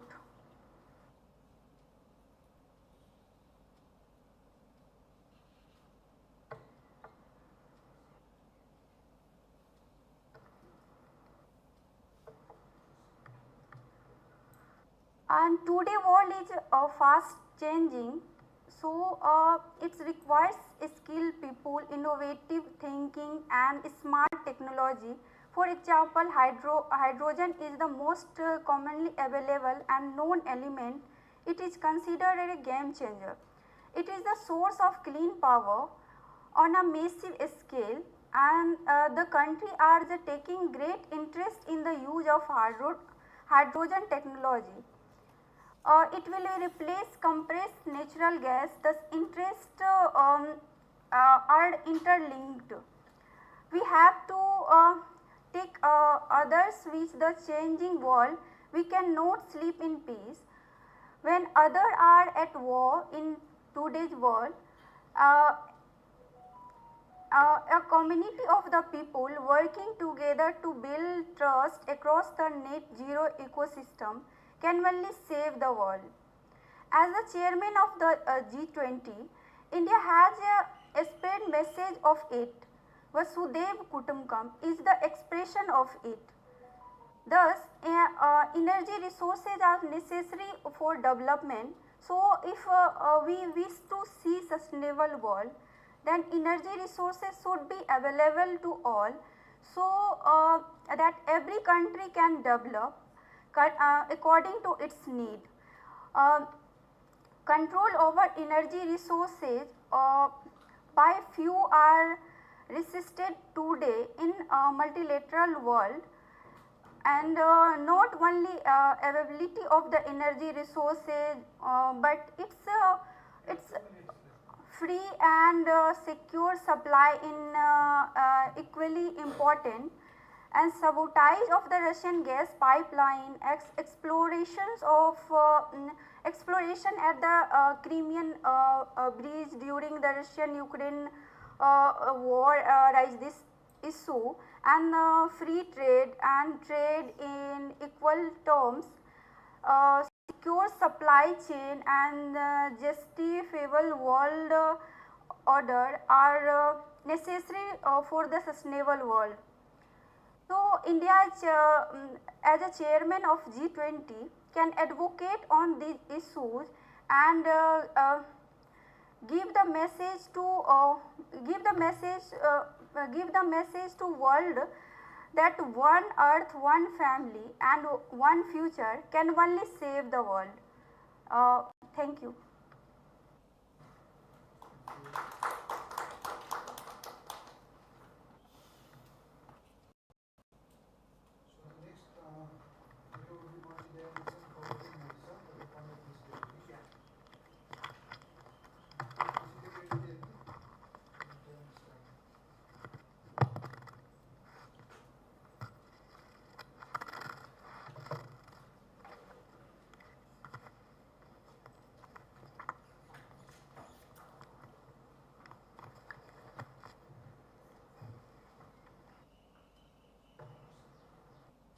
Yeah, good afternoon. First of all, thank you for the opportunity. It's a great place to discuss. So, I'll be presenting on multi-dimensional poverty in Odisha, basically comparative analysis. It will be micro level, state level analysis, because India is union of states. So, every state has to do their poverty reduction and how Odisha is doing it, and evaluation of multi-dimensional poverty basically. So, I'll quote, a civilization is judged by how it treats its most vulnerable. So, a civilization or a state or a country is judged by how it treats its most marginalized people, poorest poor, voiceless, choiceless, because that is the dignity of living. If we treat our people with dignity, then we achieve sustainable development goal. So, this is the concept. We know sustainable development, we have to save the nature so that nature sustains itself, we sustain ourselves, and our next coming generation will sustain itself, and the concept came in Brundtland report 1987. So this is 17 sustainable development goal as we talk, and first one is most prominent as we know, no poverty. So it talks about a poverty-free world, poverty-free India, poverty-free Odisha and all the states. So that is our motto. So three dimensions of sustainable development goal we know: society, environment, economy. We want a socially included society. Then thriving economy for sustaining everything, and as well as environmental protection, because it's the communicate all this set, the center part is sustainable development, because we have to see society, environment and economy at the same time. So this concept we know is based on 5 P's, very important for sustainable development goal. First one is planet, people, obviously, people, all of us. Then prosperity of people, then nature, planet. So all 3P leads to, if we have a peaceful society and peaceful world, and most prominent part is partnership. If we work together, then only we can achieve sustainable development goal. So these are the principles of SDG. First one, leave no one behind. In this journey of development, one single person or any living organism should not be left behind. If we leave any living organism or any person, then it is not sustainable development. So focus is on equity, accountability, integrated approach, shared responsibility and universality, because it is a clarion call for all the 193 member nations of United Nations. So this is the journey of SDG. The first report of SDG India Index was prepared by Niti Aayog in 2018. So 18 to 20, 21 report is not published yet. So if you see both Odisha and India, we are failing in kind of no poverty, zero hunger, quality education, gender equality and decent working economic growth. That part we have to take care. So the people part is missing. All the rates you can see, the people part. So access to education, health, nutrition, food is the concern for India and all the states, I can so. So that is our challenge. You have to see this. So coming to SDG 1, that calls end poverty in all its form. Target 1.2 tells ending poverty in all its dimension. While we talk of dimension, we talk of ending poverty in terms of social, educational, health and basic standard of living. Just to quote a figure, recently we have the Oxford Poverty Health Initiative published Global Multi-Dimensional Poverty Index. According to that, 169 million are poor in the country, in the world. India ranks 67 out of 122 countries. 23 crore Indians are multi-dimensional poor. That is the figure. So it's an extreme, that we have to challenge. And if you see, rural poverty is more than urban poverty as per the report.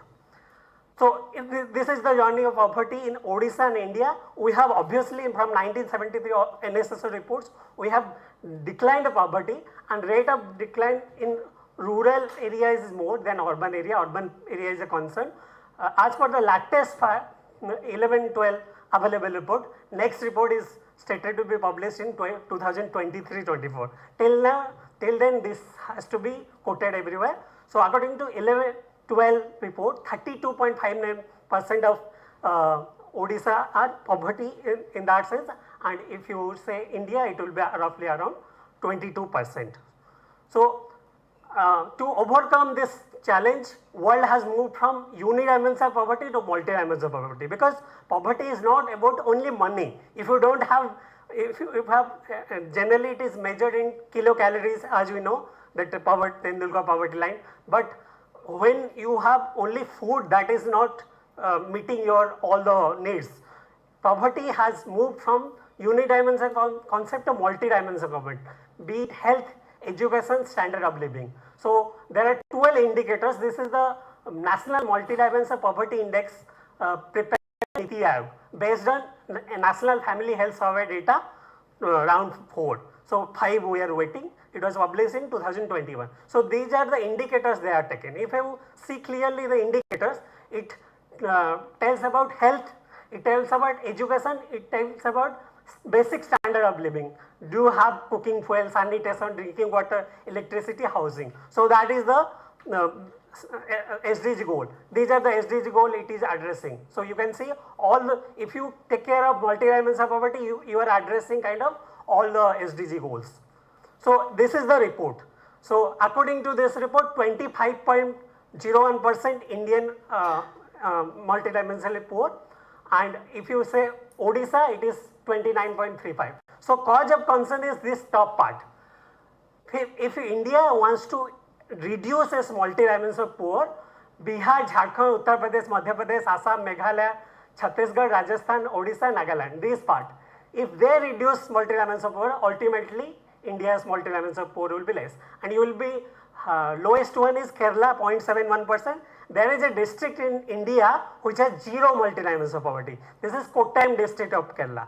Kottayam district of Kerala has zero multi-dimensional poverty. So if Kottayam has achieved, every district of India can achieve. So that is the challenge. If you say Odisha, similarly the top part, Nabarangpur, Malkangiri, Koraput, Rayagada, the KBK region you have heard, famous KBK region, those are mostly multi-dimensional poor, and the coastal districts are rich. So those districts has to reduce their multi-dimensional poverty in order Odisha to be multi-dimensionally poor free.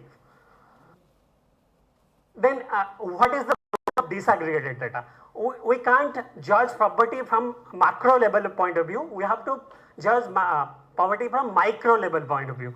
We want to know where are those people who are multi-dimensional poor. So at global level, we know that this much multi-dimensional poverty exists. At India level, we know 25%. Then we come step down. One step down, Odisha, state level, 29.35% of Odisha are poor. So you go one more step down, that is district level approach.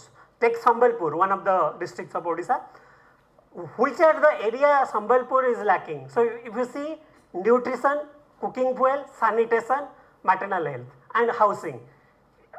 And if you see India figure also, I'll say India is lacking in 5 aspects, 5 indicators: nutrition, cooking fuel, sanitation, housing. So this is broadly the number. So this is deprivation. It should be close to 0. So 40% nutrition deficiency, and similarly cooking fuel, only 35% people have access to clean cooking fuel. Similarly, only 34% have access to clean sanitation.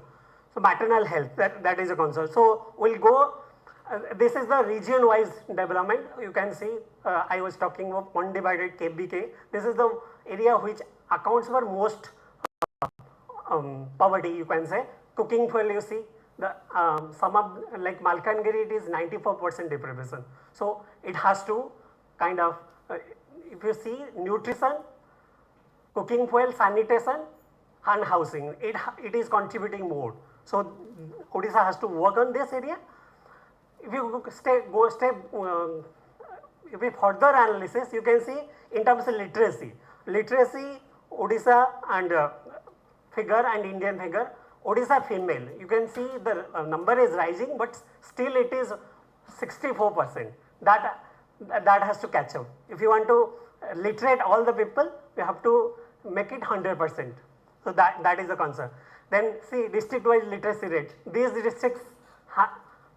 districts has to work so that it will be 100% literacy for every district.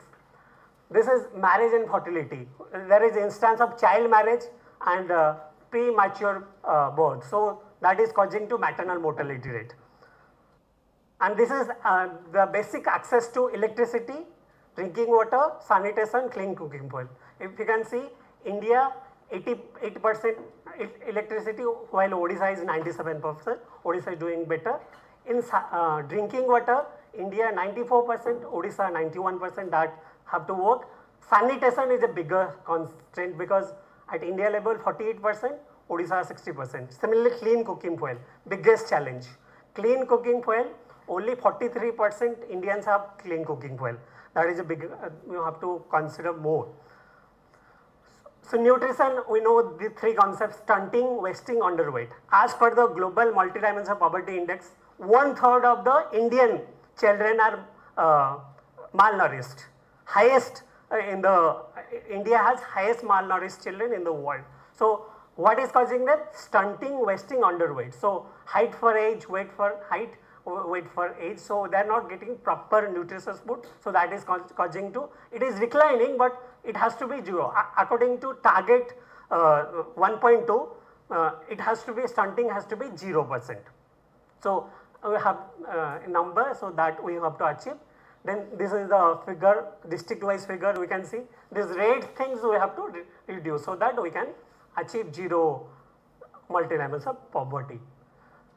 For that, every state, every district has to ensure institutional delivery.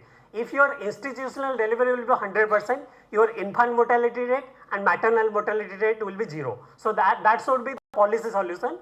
Every state, every district, every gram panchayat should ensure that every delivery is a safe delivery. That is our concern. So this is vaccination. Vaccination we have achieved 92%, but 100% vaccination is desirable as per the WHO standard.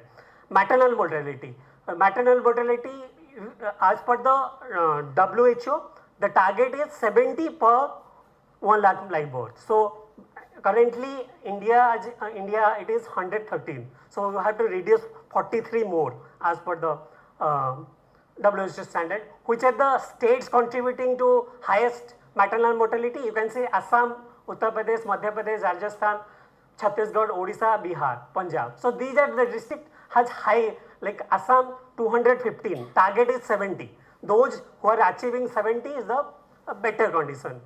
So our maternal mortality should be 70. So those states which has higher maternal mortality should reduce their maternal mortality.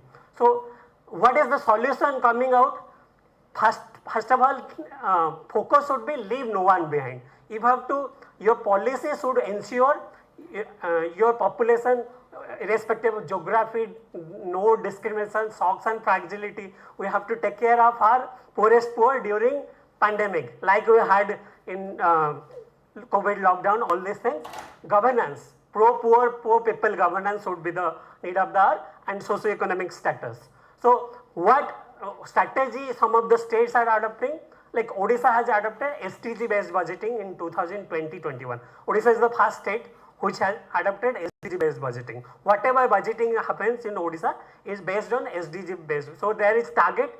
If we are in 2022, if you want to achieve 2030, you have to break the period. Like every year you have to reduce the poverty, all these things. So every year there is a target. Accordingly you have to spend. If you are nutrition deficient, you have to spend more on nutrition. Cooking fuel you have to spend more. Housing you have to. So focus is on SDG based planning and budgeting and GIS mapping. Yeah, almost 10. GIS mapping will enable to know which household is poor, which household is not. Andhra Pradesh has done it, Telangana has done it, Odisha has started, Kerala has done it. So you know which, you have to track the poverty level by household. Door-to-door survey you have to do, and you have to analyze the progress or status of that household. Is it malnourished or normal? Accordingly you have to design the policy. So localization of SDG is very important, because one size doesn't fit all. Because India is a vast country, we have diverse literature, everything. So one top-down approach, any policy coming from top will not be applicable at ground level. Every state has to do its own policy, because we know our people better, we know our condition better, we can plan better. So policy level should be always bottom up, not top down. When there is top down policy like 5-year plan, it has failed miserably. So it has to be always bottom up. So local people should design, and focus should be on last mile connectivity, the poorest of the poor. Every policy, every scheme of the government should focus on poorest of the poor. Those, the person standing farthest in the line should be the center of all the attraction or center of all the policy.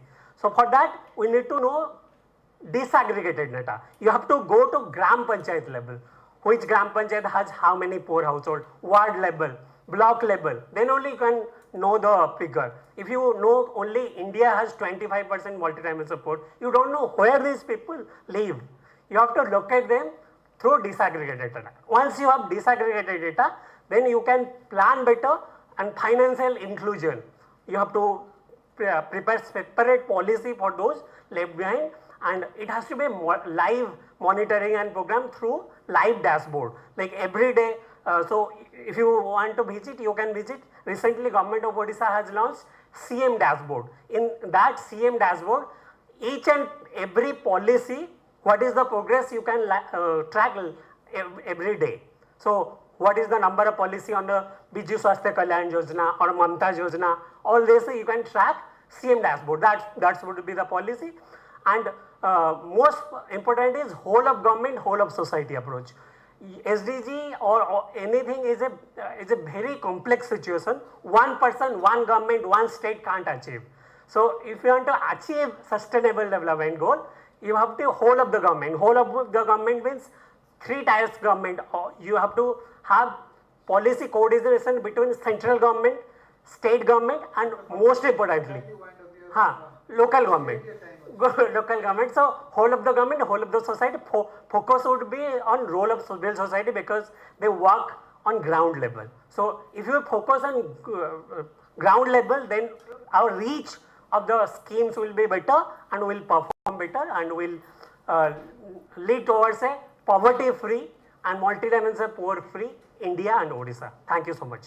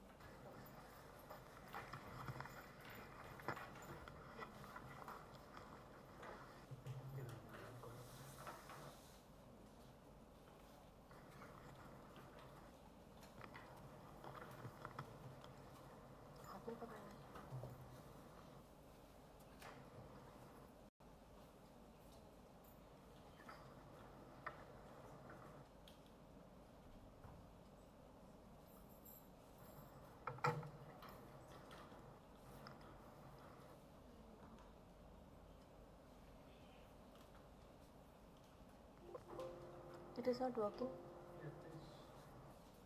नहीं चल रहा.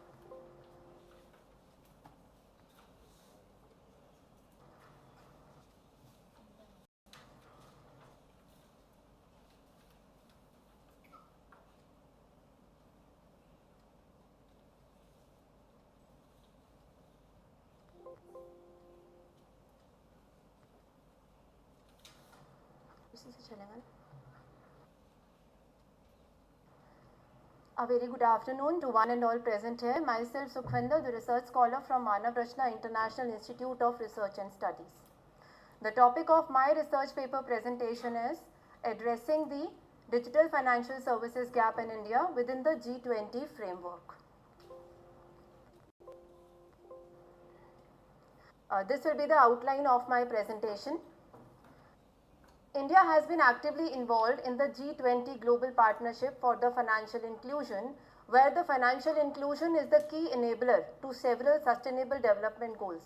And as we all know, one of the key pillars of India's financial inclusion policy is the Pradhan Mantri Jan Dhan Yojana, which was launched in 2014 and provided financial services to the unbanked and underbanked population of the country. Despite of that, various other schemes were there, that is Pradhan Mantri Mudra Yojana, then Pradhan Mantri Jeevan Jyoti Bima Yojana, Pradhan Mantri Suraksha Bima Yojana, which provided affordable life and accident insurance coverage to the economically vulnerable sections of the society. And since 2015, 68% of the total loan was given to women entrepreneurs and 51% to SC, ST and OBC borrowers. India's TAC, a form of digital infrastructure, is a revolutionary step that is widening access to financial services, where the 3 layers are presented. The first layer is the identity of individuals through Aadhaar, KYC and e-signatures. The second layer contains interoperable payments which contain UPI and Aadhaar-enabled payment system. The data empowerment being the third layer enables sharing of data more securely, which includes DigiLocker, account aggregator, etc. GPFI 2020 acknowledges that increasing financial inclusion will help contain the negative economic externalities resulting from the COVID-19 pandemic outbreak. And the focus was to promote access to the financial services and to impart the financial literacy to the countries financially excluded and the underserved sections. And France leads in financial literacy score among the G20 countries, and India stands at 12th position. Various dimensions of the digital literacy which need to be focused are awareness of risk, digital financial risk control, knowledge of consumer rights, and awareness of digital financial products. The motivation of my research presentation is that Global Findex Report 2021 reported that almost 50% increase in account ownership is there in 2021 from 2011. And the digital initiatives which have been taken care by the government, excuse me, please link chala dijiye. The digital initiatives, I have just made that comparative, that which have been there from the Union Budget 23-24 and from the starting. There is one table which I have prepared that shows the total digital public infrastructure in India. So it shows Aadhaar, UPI, DigiLocker, various tremendous progress has been taken place in this. We can say that eNAM, where the GEM portal has been started, and many of the government enterprises have started using that GEM. Even that eNAM, that farmers have also started with this. And these are all 2020, that is digital banking units, simplified KYC, expanded DigiLocker. These are all the initiatives for the digital public infrastructure which have been taken place in India till 23, which has mentioned that in budget 23-24.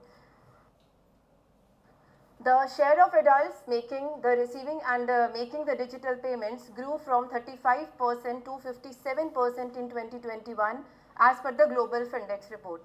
But despite of that incremental growth in the account ownership, the usage of the banking services remains a concern. So the challenges such as addressing state disparity, gender disparity, social and the regional disparity, information asymmetry, promoting digital financial services in the remote areas need to be addressed. So in this background, the study has explored the disaggregated household level data on the recent released 77th round of All India Debt and Investment Survey 2019-20 and captured the gender disparity in digital financial services. So my research question is there any gender disparity in access to digital financial services to promote financial inclusion in India at the micro level? And can access to digital financial inclusion address G20 FIAP with focus on the Sustainable Development Goals? If we are talking about the gender equality, then we must talk about the women empowerment. And empowering women means having equal right in finance, education, society, economy. But the Global Gender Gap Report 2021 showed that India has, the gender gap in India has widened to 62.5% due to women inadequate participation, decrease in the labor force participation rate, education, poor health care and income inequality. So the biggest hurdle behind this data can be the lack of access to finance. As generally bank provide the collateral based loans, which most of the women cannot have it because they do not own the asset. Moreover, due to the lack of the knowledge of financial instrument, they end up taking the loans from the non-institutional sources even at a high rate of the interest. So bringing women into the financial system will surely increase the economic activity. And I think in this process, digital financial services such as mobile bank accounts, digital payment services can be the fueling source in accelerating the financial inclusion by overcoming the barrier of cost, transparency and the distance. And it will in turn help the women to avail the loans easily. As we can see the success story of that M-Pesa in Kenya, where the women they have more of the used more of the mobile, and it had lifted female-headed households out of the poverty. So that will directly lead to the Sustainable Development Goal, that is the gender equality, and the indirect impact will be there on the other goals if I say no poverty and hunger or education or the other goals. So it will have the indirect impact. I'll quickly go through, this is the literature review which was done, I'll not take much of the time. So these were the papers, and they also said that internet usage and the mobile penetration, it has the positive association with the financial inclusion in India. Even in China also the study has been taken place and the same relationship has been found out. So this is the literature review. As I have worked on that NSSO data, that All India Debt and Investment Survey, I specifically worked on that literature review, which worked on these types of the data, such as PLFS survey and other rounds of the AIDIS, and some interrelationship between the digital financial inclusion or the financial inclusion with end of the poverty. It has been already mentioned here. So I'll directly come to my work. So the data sources, as already I told you, that it is All India Debt and Investment Survey conducted by the MOSPI. The survey was confined to all India except Andaman and Nicobar Island, Lakshadweep, Dadra and Nagar Haveli, including both urban areas. Data collection happened from January to December 2019, where the reference period is July 2018 to June 2019. And total of 1,16,461 households were surveyed, including the rural and the urban areas. So this is a variable description which I have included. This is FA index which I have made from that survey data only. Then demographic variables, gender, sector, education, social group, HH size, consumption quintile, age young, and some of the macroeconomic variables I have also taken. And these variables are the economic activity and the bank branches. This is my econometric model. I have used the logit regression model to examine the gender disparity in access to digital financial services in India. And given the dependent variable is binary in nature, so this model suited to my this empirical analysis. This is my empirical model where micro variables, as I already told you, this database, what is the uniqueness of this database is that this database is having the components which can tell us that at the micro level how the digital financial inclusion is taking place. So this financial inclusion index, it is captures the individuals who are having the digital modes of the financial services, such as debit card, credit card and e-wallet services. And e-wallet services, as per the survey data, it includes Paytm, PayU Money, Airtel Money. So these types of the information were given in first time in this database. If an individual is holding any of the digital services, then the value is given as 1, or else it is 0.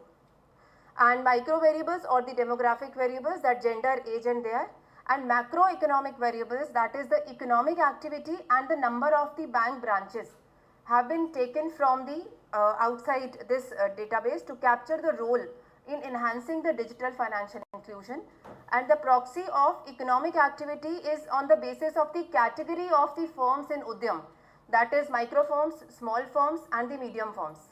So the total number of firms, it is calculated on the basis of the weight assigned to the each category on the basis of the turnover of the firm. So that weight has been assigned, and the total firm per lakh population were captured to get the economic activity in the respective district. Then the range was further made, and the district wise bank branches were taken from the RBI database, and per lakh population bank branches were taken for the study. So now I'll come what highlights I could get it from the study, and these are very interesting results. When we are talking about that the digital financial initiatives have been taken up by the government, but still what is happening in the micro level, that is very important to understand. So the survey data revealed that if we talk about both males and the females, 50% of the individuals, they are using the digital financial inclusion, whereas the participation of the women in using the digital financial services was dismal. Only approximately 20% of the females is assessing. So here is the disparity between the male and female. Then comes education.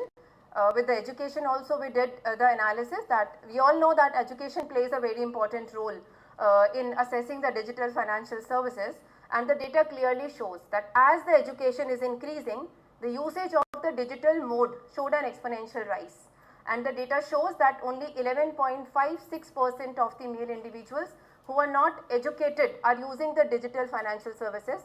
And I could find out the reason that it may be due to the assistance of the other family members or the friends, that despite of the illiteracy they are using those, but that number is very minimal. So education promotes the digital financial literacy and is an important requirement of the financial inclusion and the consumer protection. Next comes to the social status, and here we come to know that OBC and general category people are relatively using more of the digital services as compared to the SC and the ST. So these are the results of the logistic regression. As I have already told you, my dependent variable is financial inclusion, that is digital inclusion index, which I have already told. Now we can see the results that females, if I am talking about the gender, females are having less probability of using the digital modes of financial services as the coefficient is negative and significant. Then education is found to be positive and significant, which implies that it motivates people to use the digital modes, and financial literacy, as we all know, bring awareness among the people. So higher the education, higher is the access to the digital modes, and the results are consistent through all the models, 1, 2, 3, 4, all the models, the results are consistent. Next, as compared to ST and OBCs, SCs are more likely to use the digital modes, as negative and significant results shows that STs are not using the digital modes. And one very interesting thing, that individuals who are engaged in the other sectors as compared to the self-employed in agriculture and non-agriculture are using the digital modes. Means still the self-employed or the entrepreneurship is still to be worked on when we are talking about the digital financial inclusion. Next is the household, the dummy variable for the income quantile 2, quantile 3 and quantile 4, they are all significant and positive with increase in the coefficient as income increases. And household consisting of more people have less to spend on consumption and are not motivated to use the digital modes. The results also found that higher income is also associated with the higher access of the digital services. And urban sector. Urban sector is positive and significant results shows that as compared to the rural sector, urban sector is using more of the digital modes. Then to make our results more robust, we did the interaction effect to understand more clearly that what is the interaction effect of gender and the education. That which clearly states that despite of the higher education, females are still not having access to those digital modes. Means they are educated, females are educated, but still they are not using those digital modes, and maybe due to lack of confidence, as we all know, social and cultural constraints, lack of trust in that digital technology and all that. Then interaction of gender and sector, that females belonging to the urban sector also, they are not using the digital modes. So neither the education nor the location has motivated them to use the digital mode. So this is very interesting finding, we need to work on it. And the interaction effect of the household size and the consumption quintile consistently are not significantly related. But few interactions, when I did run that model, has shown that lower the household size and higher the consumption quintile have higher probability in using the digital modes. So these were my findings. These I have already covered. These are the two tables of the logistic regressions. These I have already discussed. Now I will come to the conclusion and the policy implications. That gender inequality has been a prominent issue and is one of the important UNDP Sustainable Development Goals. The recent released All India Debt and Investment Survey gave comprehensive information and motivated us to identify the gender disparity, if any, in access to digital financial inclusion. The study gave us very useful insights on the gap between the male and the female in access to the digital financial services. Though various initiatives such as Jan Dhan Yojana, Aadhaar and Mobile Trinity are a welcoming step to include the marginalized or underprivileged sections to change the entire picture of the rural India, but still efforts are needed to bring more people in the net of the formal financial system. So one of the important issue in India G20, the priority is women-led development. So to address this gender disparity and overcome the gap, first I think the government should incentivize the schemes specifically for the women and should see whether that usage is properly going to that particular lower level or not. Secondly, the awareness programs and the women-centric training should be done regarding the digital financial services. Third, only providing the digital infrastructure in the areas will not address the gender issue. Rather, policymakers should sensitize to prevailing disparity by providing micro-level gender disaggregated data so that we can understand actually the reality that where the gap is And this can only be done when we are doing that micro level study. Otherwise, over the years, the gap will be wider in digital financial services, which will lead to greater exclusion of women from these services. So this is all from my side. Thank you so much. These are the references. Thank you so much.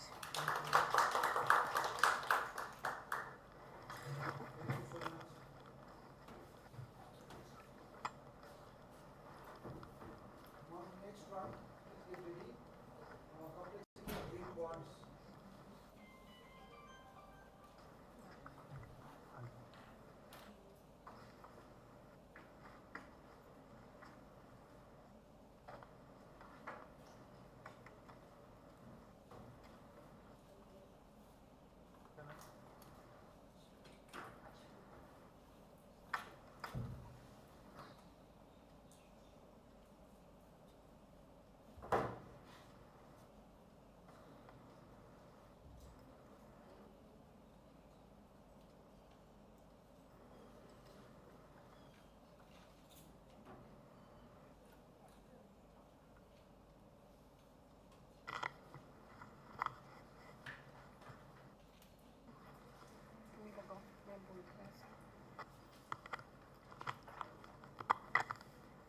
Good evening to you and ladies and gentlemen. I am Dr. Rachna Agarwal with Ashima Verma. We are going to present on green bond. Actually, in this paper, we have find out the variables or factors or criteria for investing related to green bond investment. In this, because you know that we witness environmental issues these days, season changes are the main concern of today's scenario.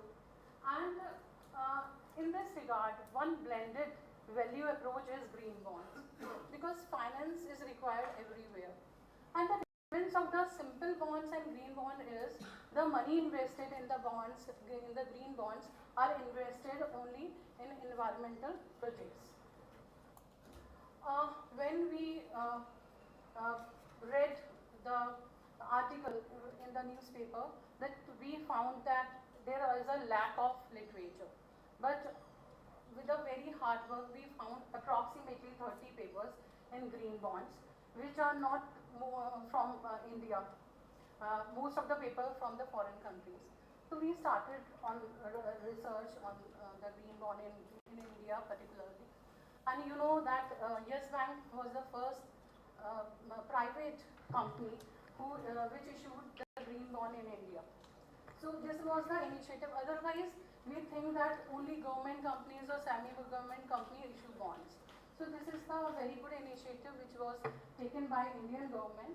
And approximately 30 papers we started, and we find out that we can work on these particular concerns. First is, what all the factors or criteria significantly impact green bond investment. Second, we took the help from experts, and we just designed AHP technique, which is already available, but we implemented on this our study, and we found out what are the factors which are highly concerned and which are lowly concerned. And we are working on that. And the third criteria, which factors need more corrections and which are this is okay kind of things.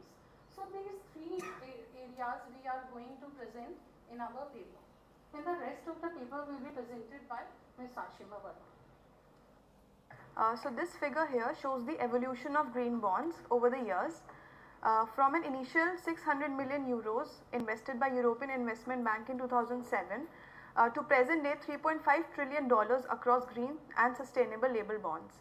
Climate Bonds initiative targets to achieve $100 trillion in the form of green bond issuances. Recently, 5 years to 5 trillion manifesto has been released each year after 2025. Now this figure provides an updated information regarding number of issuances in 2022. The left hand side which is represented by the histogram, and right hand side which shows the amount issued represented by line. China has surpassed USA in representing the highest issuances across the globe, followed by Germany and other countries. Next we have is the limited literature that we have in green bond market. So we see that ma'am has already mentioned few of very relevant studies, but here another study by Simantel and Nagven complain that there has not been any consensus on one clear definition of green bonds. So the present research follows the definition provided by World Bank, which highlights that green bonds are labeled green only when they fulfill numerous criteria like detailed description of projects, use of proceeds, etc. Next, Feby, Shatter and Son study the relationship between liquidity premium and bond yield. Nagarjun find positive relationship between stock prices and information about green bond issuances. Next, discussing about methods and procedures. The present study uses primary and secondary data to answer paramount questions about green bonds. Primary data has been collected from 21 respondents, 15 being green bond holders and 6 being asset managers. Since no database provides information on contact of green bond issuers, the study follows snowball sampling to connect to respondents. Secondary data to provide updated information regarding green bond issuances was also used. The measures. The study employs analytic hierarchy process introduced by SATI in 1977 and became better with SATI and Forman in 1993 to choose from different alternatives. It is a decision-making tool that gives quantitative ratings after making pairwise comparisons and gives results in numerical form. We have used a 9-point ordinal scale as provided by SATI for comparisons. Respondents use their expertise and experience to choose between options. This table defines criteria as adopted by the present study that helps in drawing out conclusions.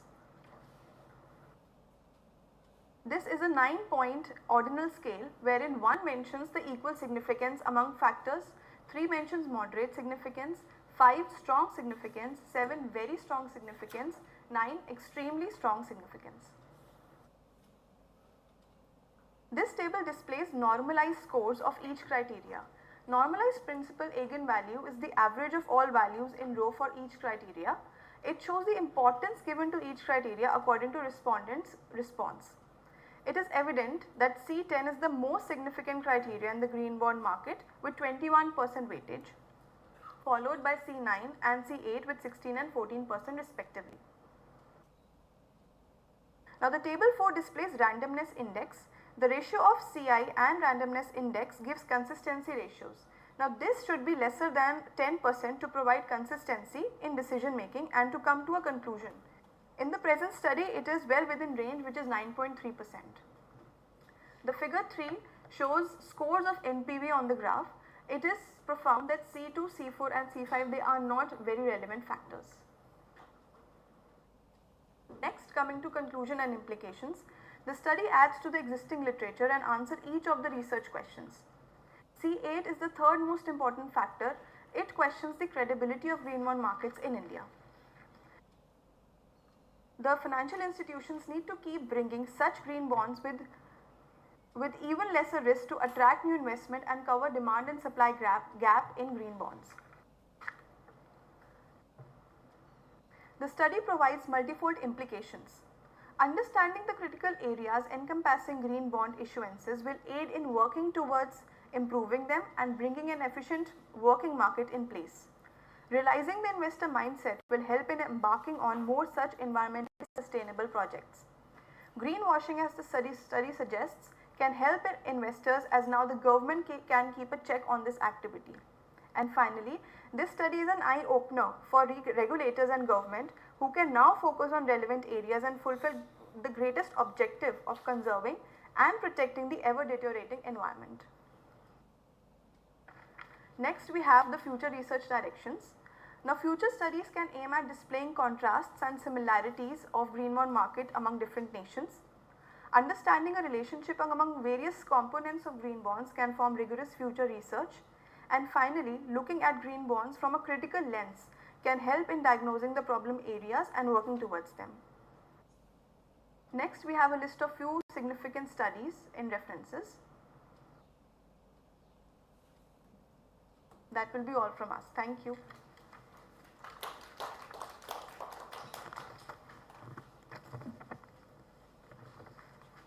So we have the last paper for today. Food loss in international supply chain of G20 countries. Samir Chowdhury and Ram Singh.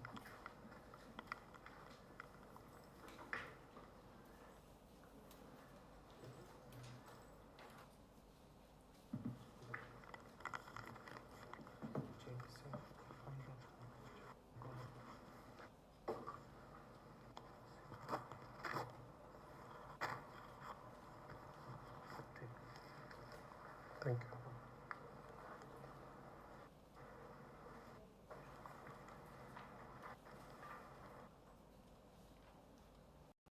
A very good afternoon to everyone present here. My name is Akib Chaudhary and I am a research scholar at Indian Institute of Foreign Trade, and I am working under supervision of Dr. Ram Singh sir. Unfortunately, he wouldn't make it to this place, so I am presenting on behalf of both of us. So the title of my paper is a literature review to address food loss in international supply chain of G20 countries, a 2050 research agenda. The change in economic and social scenarios, from the year 2020, considering COVID-19 impact, considering the present and ongoing Russia-Ukraine war, supply chain disruption or the fragility in supply chain has become a very common phenomena, and it has affected each and every sector. And in this phenomena, food or I say agriculture sector is no different. That has been hugely impacted. So the main motivation behind taking up this topic is to consider how the international supply chain of these G20 countries are impacted by the causes, by the stages, by the causes, and how mitigation strategies can be adopted to curtail these food losses. Now the G20 countries compose of or constitute 85% of world's trade. They constitute around 75% of world trade. They constitute 85% of world GDP, and they constitute 2/3 of the world population. So considering these 20 member countries, food becomes a very important factor that can be taken into consideration, so that food security, malnutrition and hunger issues can be taken up, which holistically will impact the social, economic and environmental dimensions. So these would be my contents. So the rapidly growing population has necessitated unprecedented levels of food production and supply. In mid-2019, the global population reached 7.7 billions. And further estimates suggested that the number would rise to 8.6 billion by 2030. Now the global population is also anticipated to exceed 9 billion population by the year 2050, requiring a rise of 70% in the production of food and fulfill the food demand. Around 1 in 9 people globally, according to World Hunger Statistics, do not have sufficient food for a healthy, active life. Now, the Food and Agricultural Organization predicted that every year roughly 33% of food is either lost or is squandered along the supply chain, and consequently, due to its ill effects on environment, society and economy, food loss in supply chain is a growing issue. The beginning stages of the supply chain, such as production and post-harvest levels, are where losses mostly happen. Now, if you will search the literature, you will see two terms have been used synonymously for a very long period of time, that is food loss and food waste. But to maintain a conceptual boundary of food loss, it should be clearly defined that food loss is something that is associated, or that means reduction of quantity or quality of food that is caused by the actions of the food suppliers, and these stages exclude the retail and consumption stages. These retail and consumption stages are the stages which forms food waste, not food loss. So literatures have been using food loss and food waste term or food loss and waste term synonymously for a very long period of time. But this definition is very important to understand the concept of food loss. Now when we are extending this food loss concept to the level of international supply chain, that means we are considering the movement of agricultural products from exporting country to the importing country, and we are considering the storage, transportation, processing and packaging like stages for taking into consideration the international supply chain. So the main objective of the review is by 2050 the global population is anticipated, as I've already mentioned, to exceed or surpass 9 billion mark. The primary goal of the review is to conduct a literature to study or to look into the stages, causes and appropriate prevention measures for food loss in the G20 countries, highlighting the variations between various stages. So an attempt has been made to build a narrative around the logistics perspective, considering the export, import and inter-country logistics. And for this, two questions have been taken up. One is, what are the most common stages and causes of food loss in G20 countries, and what steps and measures have been taken up by G20 countries to mitigate the losses. So for methodology, first identification, screening and inclusion criteria was used following the title, abstracting keywords, and a systematic approach was used that gave us around 43 papers which we have considered in this particular study. Secondly, a customized research was performed on FAO food loss database. Now in 2015 and then again in 2019, FAO established and again reaffirmed the concept of food loss, differentiating between the concept of food loss and food waste, where the SDG 12.3.1 considers food loss index and SDG 12.3.2 takes up the food waste index. That is being taken care of by UNEP, not FAO takes into consideration the SDG 12.3.1 that only talks about food loss. So the FAO food loss database, that is freely available, anyone can access it. Using this database, country wise, stage wise, commodity and activity wise and product wise analysis was done. So in terms of the review result, I will not get into the detail of this whole figure. Main is, if we see the aspect of international trade in the literature, the study that focuses on international trade aspect lacks, along with the processing and packaging stages. Most of the thing has been taken into consideration in the stages of transport, storage and distribution, but that too again domestically, these have not been extended to the international level. One thing that literature says is that the movement of the product from country to country, the nature of the product, the level of requirements of country varies. That becomes one important reason why this has not been extended to the international level. So this figure says the country wise and supply chain stage wise food loss in the G20 countries, where values are in percentages, and majorly in India, in the post harvest stage 7.7% has been recorded as food loss. The table 2 talks about the commodity wise and activity wise food loss in the supply chain, again values in percentages, where farm manufacturing and transportation had packaging and processing had 21.87% of the food loss. And when we talk about the commodity, we have so when we talk about the commodity, we have in fruits and vegetables 21.87%, that is highest, and then we have roots, tubers and oil bearing crops, where we have 28%, and in total activity wise farm, manufacturing and transportation stage had 53.4% of the food loss. So coming to the discussion part,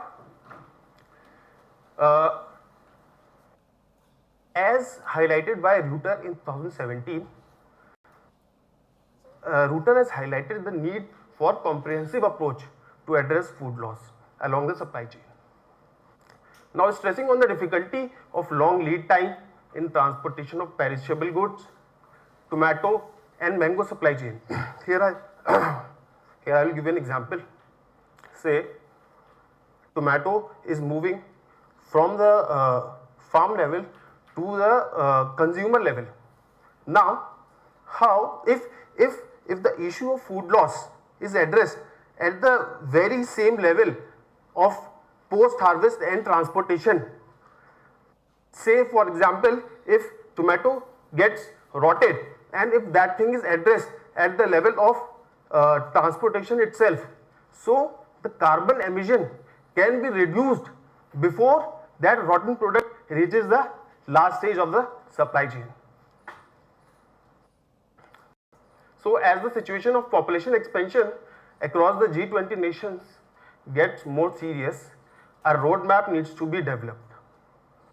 Now in 2023, GIA and others have also identified lack of logistics environment, cold chain logistics to be a major root cause.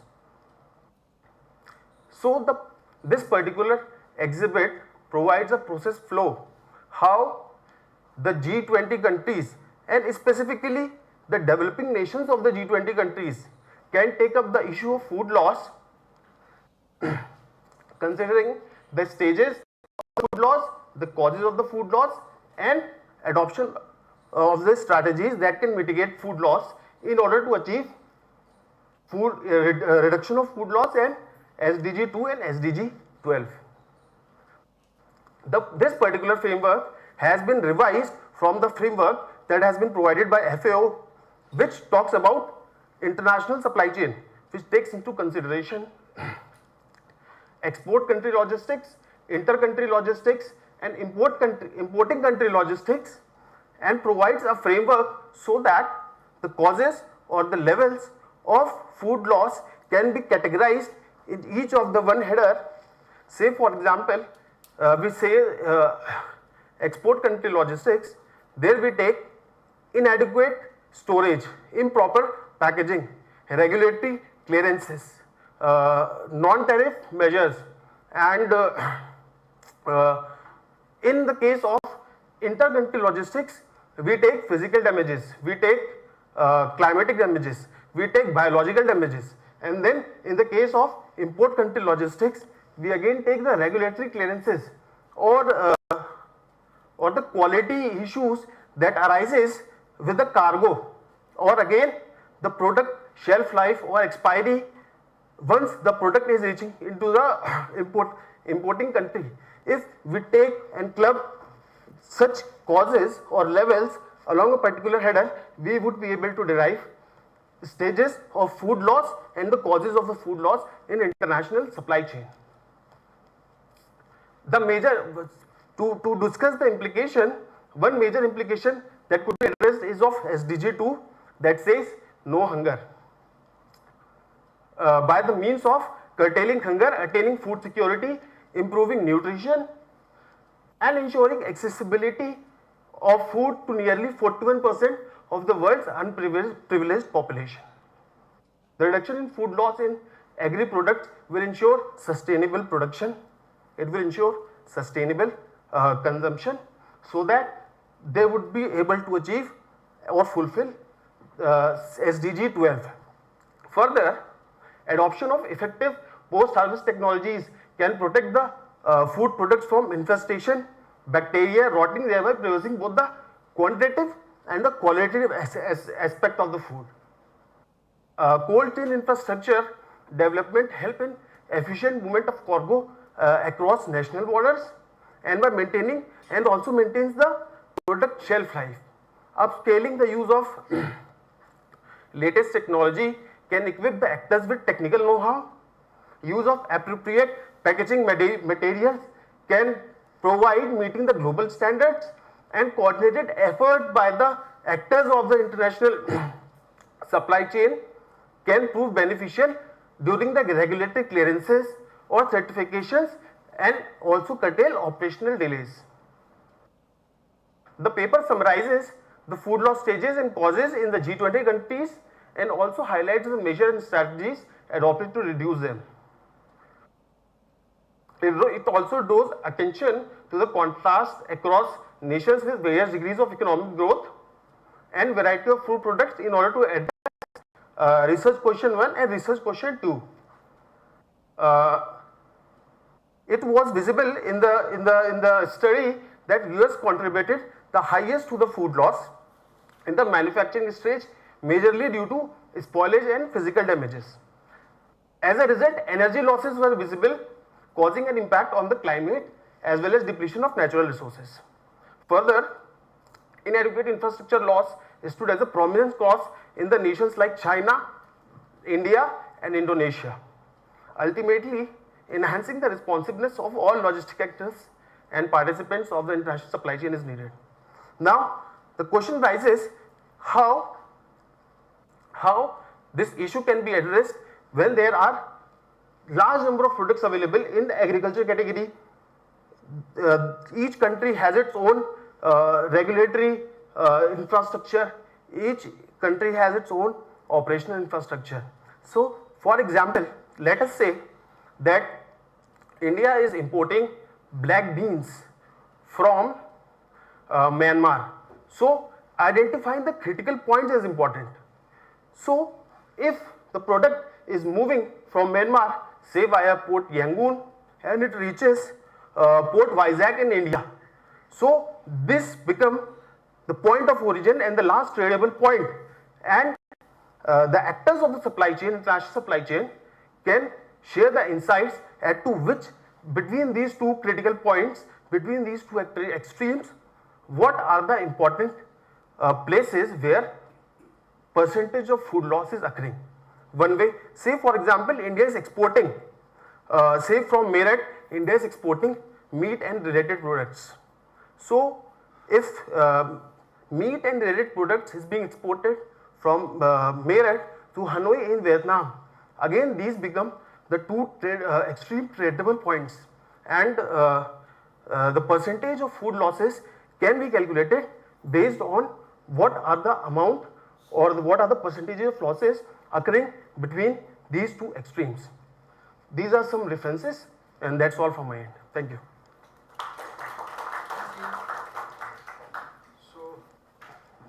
So we saw 5 wonderful papers. First one was in the first one was on energy goals and India's interest in the Arctic. But there, it's not only, I think, exploring the minerals and the other resources hidden beyond the Arctic, but what matters is preservation of the Arctic itself. Now it has become a bigger challenge. Number 2, we saw Dr. Panda presenting multidimensional poverty, where we could see like a focused micro targeting on a bottom-up approach is much desired. Then we saw the paper on digital services gap, where the gender issues needs to be tackled in the forms of training, in the forms of creating awareness, those things we needed. We had the green bonds, and especially with respect to India, and last one was on food issues and food challenges, and the food losses in the supply chain and in different aspects. So I would like to invite questions from fellow participants.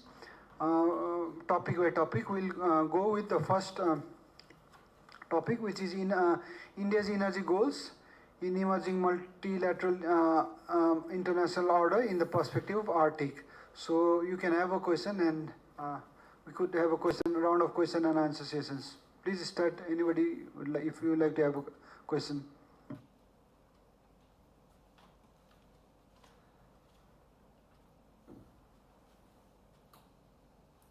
Since nobody is asking, I'll dare to ask one question.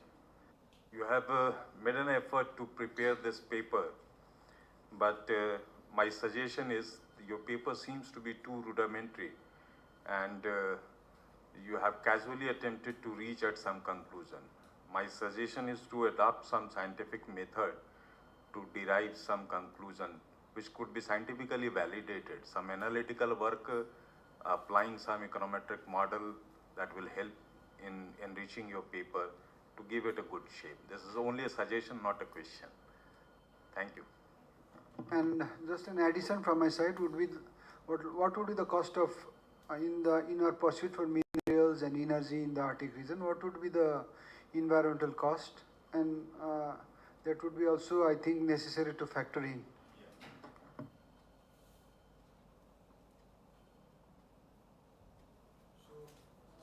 So no questions for the first paper. Anybody? So paper number 2 would be multidimensional poverty in Odisha, a comparative study by Dr. Panda. So I just welcome any questions from any of our participants, anything.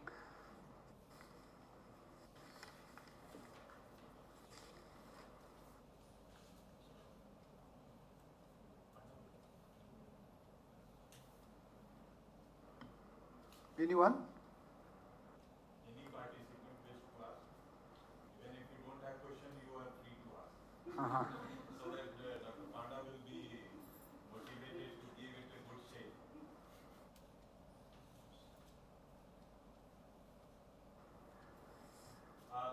Since nobody is asking, I missed to listen your entire paper because of some other reason. Have you adopted the methodology which is suggested by World Bank Group on multidimensional poverty index measurement? So there are certain limitations which is associated with this. So hope you have addressed these limitations, and how your methodology is similar to the methodology which is advocated by World Bank Group, or you have made some refinement in given the locational factor, because that's a very generic model, and location to location, the concept and approach of poverty differs. So have you made some modifications in that? So the World Bank approach was taken for collecting the data kind of thing, but methodology I have added, World Bank approach has taken 10 indicators ranging to education, health and standard of living. I have added 2 more indicators based on Niti Aayog National Multidimensional Poverty Index, and it was customized according to Odisha context, while we have calculated the nutrition deficiency like stunting, wasting, underweight, which is not taken in original index because that is most suitable to Odisha context, and accordingly the data was collected and normalized according to Odisha situation, and we came up with this. In addition to that, in World Bank Oxford Poverty Health Index, there is no approach like how to succeed. Basically the direction for the future is missing. That we have included in terms of budgeting for the future. Suppose you have reached 2023, so we have to achieve all this by 2030. So we have left with 7 years. So every year you have to target how much reduction in nutrition deficiency, how much achievement in other literacy, education, health. Accordingly, you can budget for them and you can achieve that part. And there is targeting, like Odisha targets to achieve 10% multidimensional poverty by 2025, 8% by 2028, 0% by 2030. And accordingly, every goal and every indicator budget is allocated. And you know, Odisha has adopted SDG based budgeting. Apart from that, there is climate budget, nutrition budget, health budget, SDG budget, all these gender budgets. So every budget is allocated accordingly to time frame so that we can achieve in stipulated time. So that is the approach. Yeah. Yeah. 5 years. And you are focusing only on Odisha? Yes. Now you are saying this comparative study. So what you are comparing? Basically, I have in my paper, I have compared Odisha's achievement with neighboring states. I have taken 5 states, and also those performing better in the National Multidimensional Poverty Index. According to National Multidimensional Poverty Index, Kerala has lowest MPI. So which are the factors? I am drawing a comparative picture between Odisha and Kerala. What Kerala is doing better? So in terms of indicators, we have 12 indicators and we have value for NFHS 4 and NFHS 5. And if you see the reduction between NFHS 4 and NFHS 5, I am comparing which are the indicators in which Odisha has drastic reduction. As I can cite example, in terms of NFHS 4 and 5, if you see, Odisha has drastic reduction in infant mortality, highest in the country, and second highest in terms of maternal mortality. So Odisha is doing that better there. But in terms of like cooking fuel, sanitation, Odisha is not doing comparative to Kerala. So that picture I have quoted. In neighboring.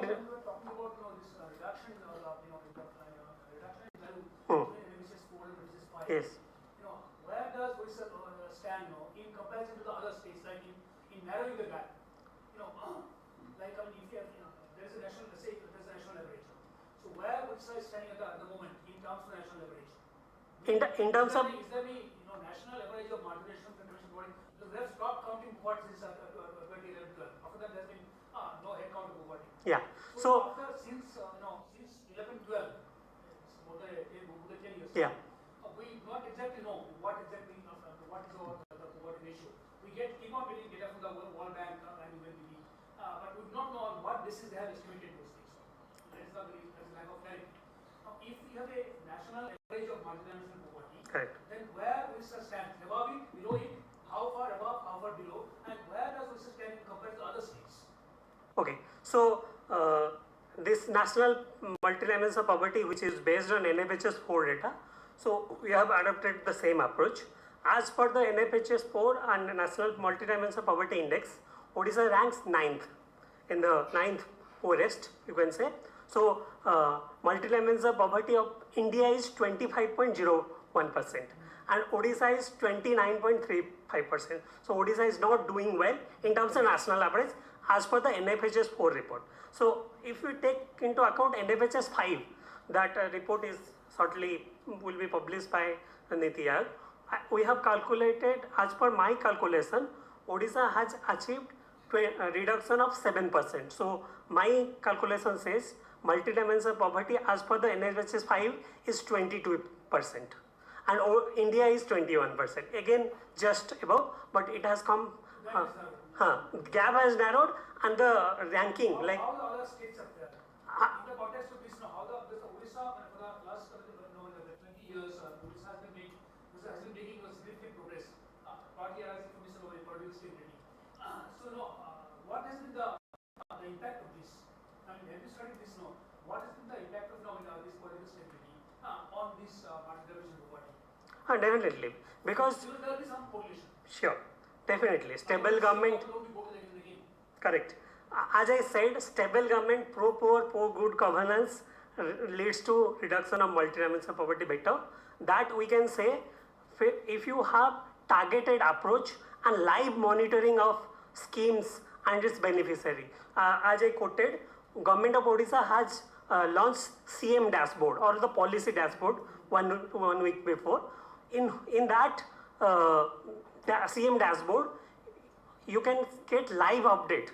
Today you can see how many beneficiaries have got Pradhan Mantri Awas Yojana, how many beneficiaries covered under Biju Swasthya Kalyan Yojana, how many beneficiaries under Odisha Millet Mission. So every scheme has a live updated beneficiary and what is the target for reaching. That is calculated.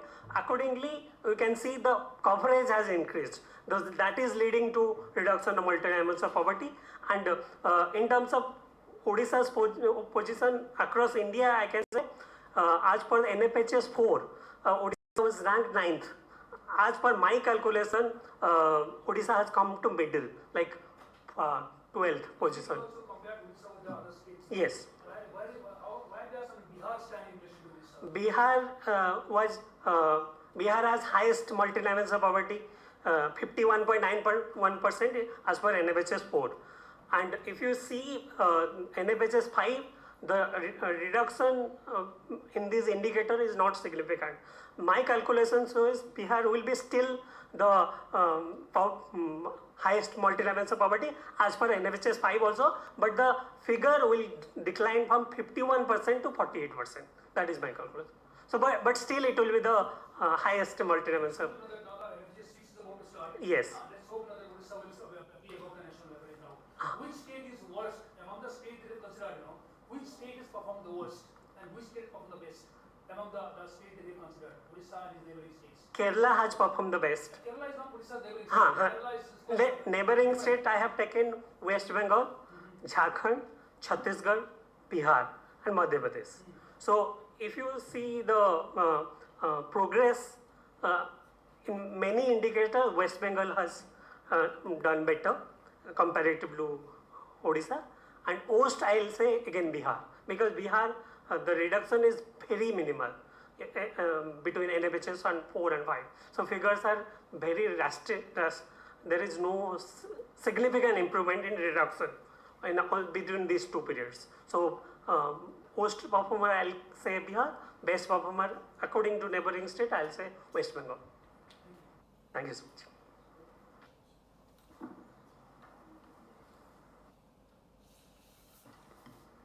Any more on that? Any more on Dr. Panda? So we'll have the third thing, the paper on addressing the digital financial services gap in India within the G20 framework. So anybody would like to or ask some questions, please?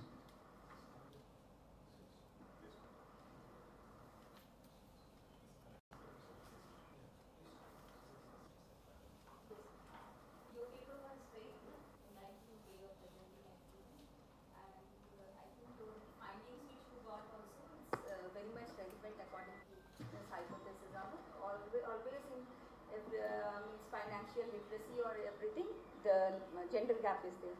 But did you see the other part, like service delivery part? Like now we are giving more mobile phones to ASHA workers, and then telemedicine, these kind of things, DBT. So in financial literacy, when you will see there is a gender gap. Females are just lagging behind. But did you see another part, like DBT or means this kind of thing, ASHA workers, how they are performing with mobile and all? Yes, ma'am. So you can just add up to another part of this by looking towards the social service part, Right. how it is doing. Okay, actually my study took that All India Debt and Investment Survey 2019, for which the report was released in 2021 itself. And there these types of the information are not available, but yes, to address the limitations of the study and the further policy implications, this can be done to have the ground level study that what actually is going on with that microfinancial institutions, or as you are saying that NGOs and all. Yeah, because so, when you are speaking about digital, so you Digital. have to look to the entire picture. Yes, ma'am. Financial will only give one part of the picture. Right, You have to look through these things also, the service delivery. That means case study has to be done to further know about that gap. Yes, ma'am, sure.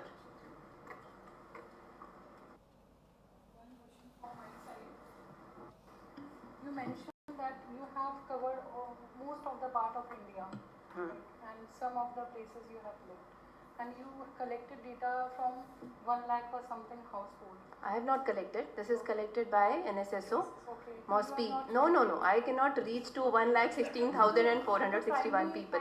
No. Abhi primary study is not done. I have just taken the data from MOSPI website, where this much of the information is given, just to know the details of the districts. And further I can definitely explore the work by going into special districts and then again disaggregating the work. Just 1 minute, but somewhere in your presentation you mentioned primary data, because I had same. No, yes. I said that the government has done it. Okay. Mine is secondary study. I had same question. That primary, on the one side you are saying primary data and NSS data. No, the sentence was maybe some sentence. Primary study was done by NSSO, for which the data was released in 2021. So I have taken that data. Okay, thank you.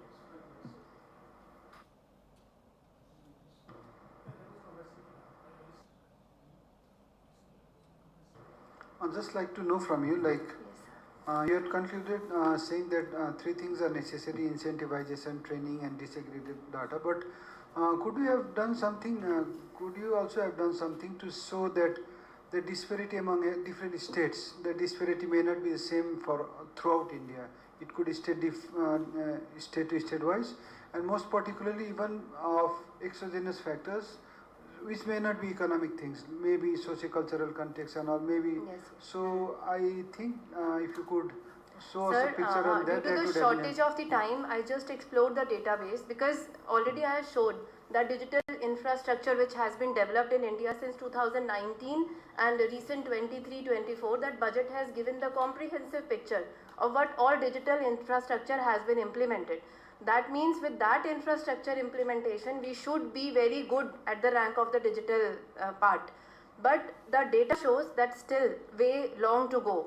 One, I have analyzed the disparity. Now definitely my work should be or will be to work on that that disaggregated data only.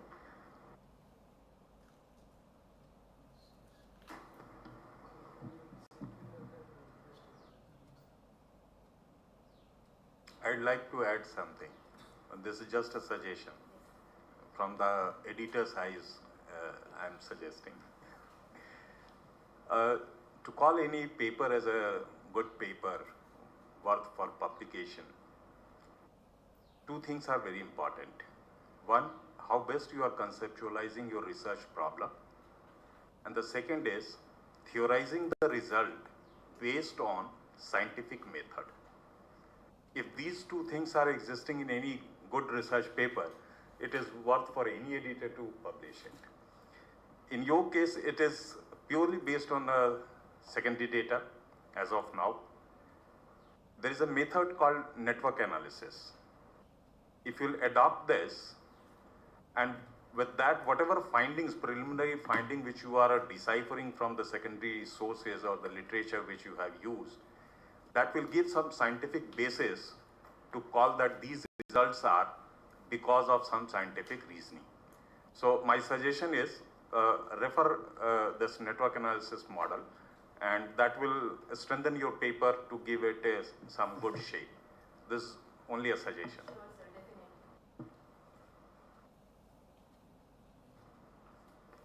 Anyone before we move to the another paper? Anyone?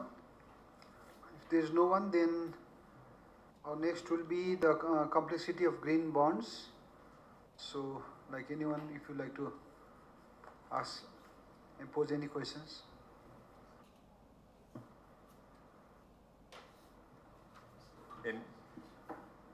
Since nobody is saying so, I'll say. I have no question to ask. Only thing is to suggest, because my focus is something else, to get good papers from your end and to publish it in our journal. You have used a principal component analysis where you have computed eigenvalues, you have talked about eigenvectors, those things. PCA method is having some limitations. Go one step further. Apply Monte Carlo simulations and logic model to give your paper some good shape. So that will enrich your paper to reach at some conclusion. Though I remember in my days, Professor Amitabh Kundu of CSRD, he used to be fond of a PCA method, and he never allowed any scholar to submit PhD thesis without having PCA method. So PCA is an elementary level of analytical exercise. So move little bit ahead. You have formulated good logic to deal from a paper's perspective. So apply logic model and this Monte Carlo simulations. Because whatever components you are identifying that these three or these two are the key components of main cause variables, these models will help you in giving more reasonable answer. That is what my suggestion is. Yeah, but yes. Many times he used to ask me, oh, why don't you advocate PCA method too?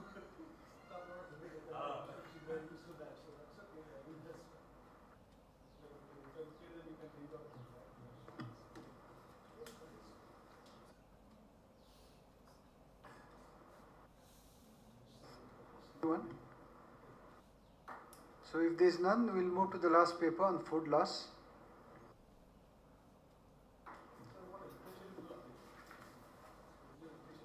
It was literature review.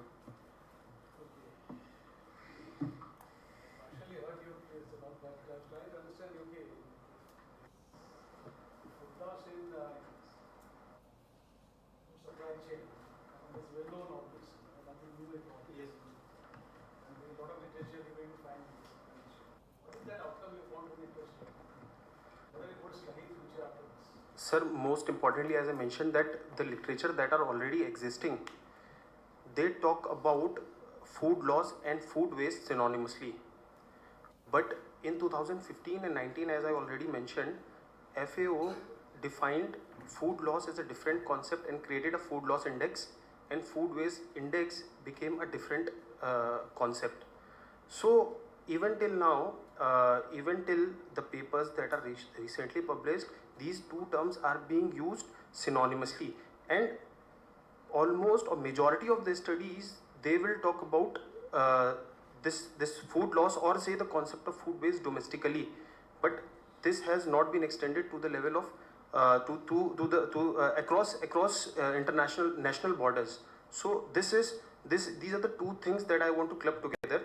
The concept of food loss, focusing specifically on food loss, because a conceptual framework has been provided by FAO in the form of SDG 12.3.1 that talks solely about food loss index, and mixing or combining that with the international supply chain, so that as I revise, I have attempted to revise the framework of FAO based on international framework in the category of export country logistics, inter-country and import country logistics. So these stages and the causes that are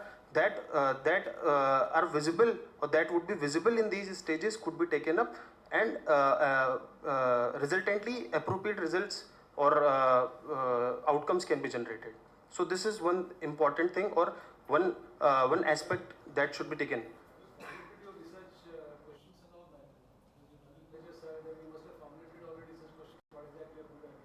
Yeah, yes, sir.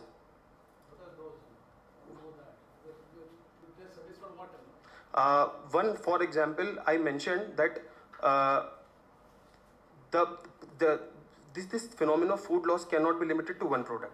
So obviously, the nature of the product varies, the regulations of the country varies, the operational processes of the countries varies, and even the process varies at the level of a logistic service provider.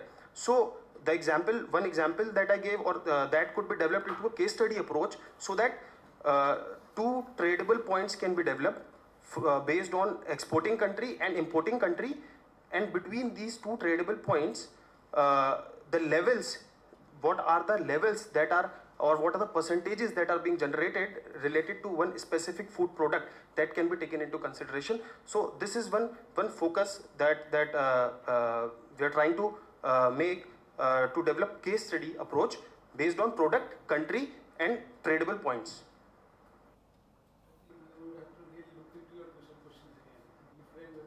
Sir, this is okay, sir.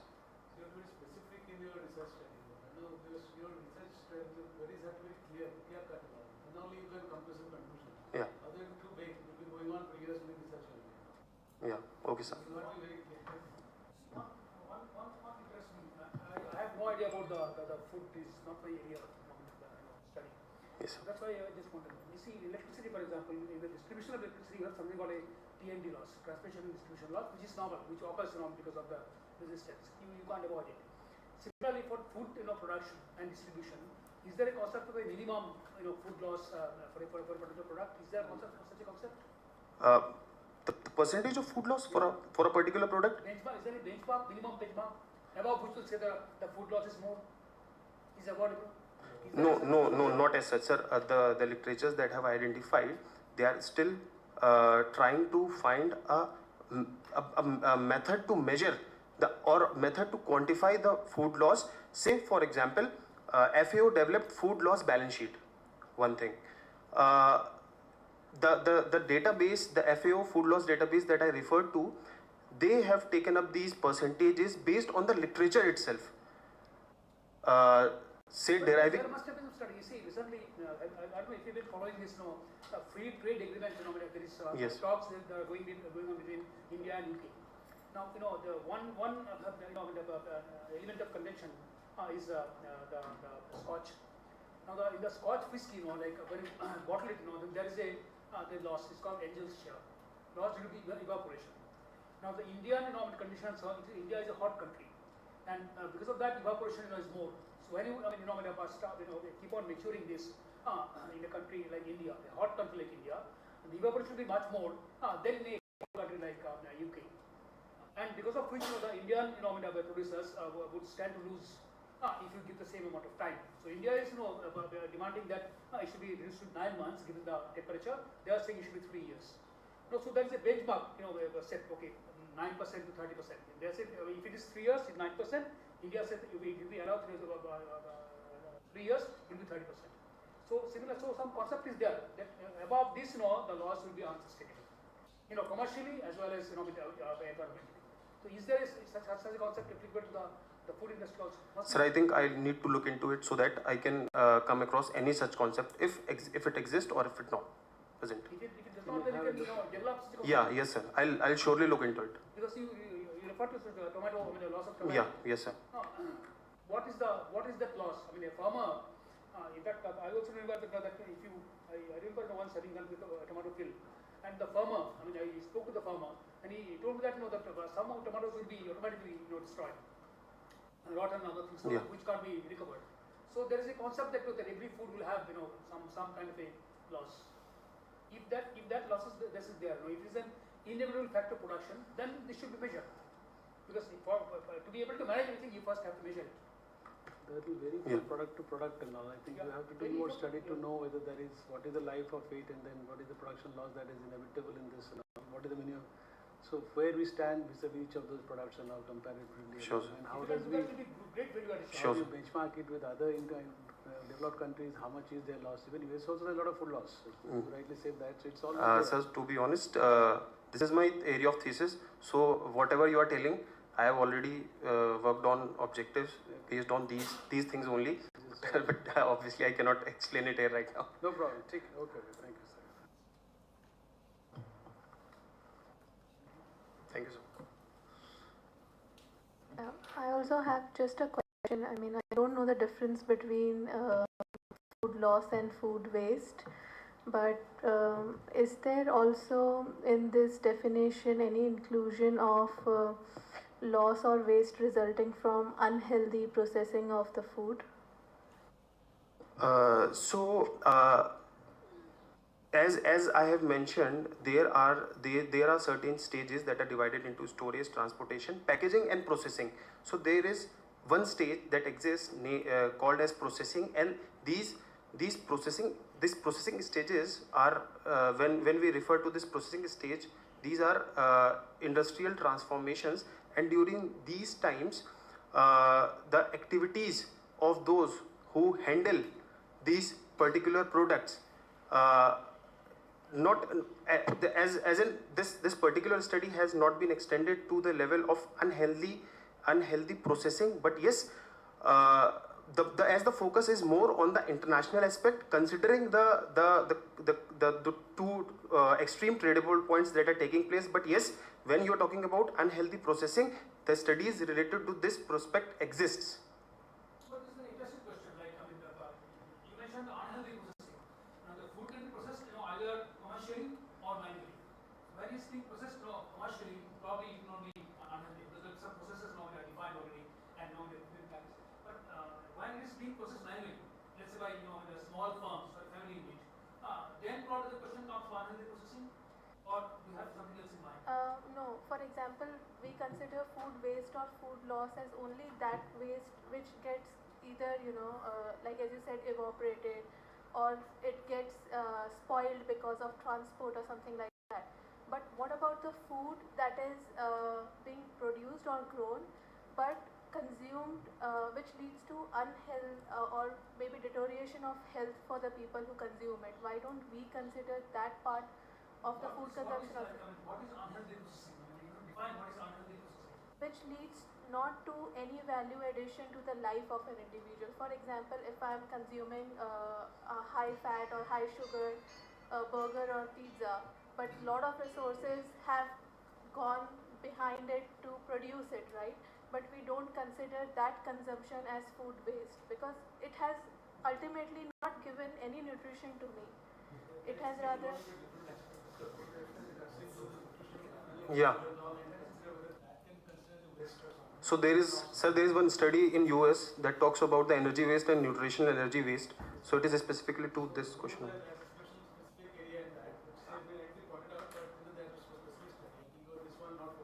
No, no, sir, no, sir.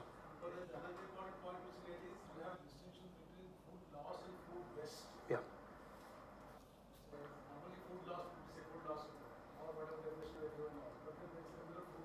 Yeah. Yeah.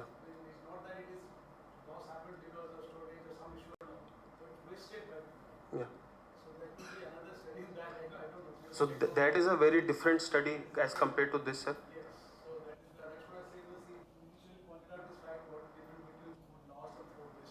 But in this particular area, as we have been looking through, most of the studies are focused on food waste itself. European Union started farm to fork strategy that totally focuses on this food waste aspect. So yes, studies exist on food waste aspect. Sorry, sir. Yeah, wasted by humans at retail or consumption level or household level. Yeah.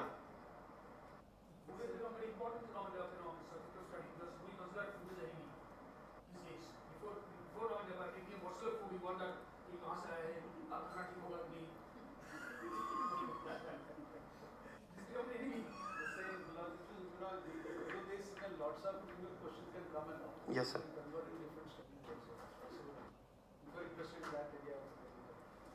Thank you, sir.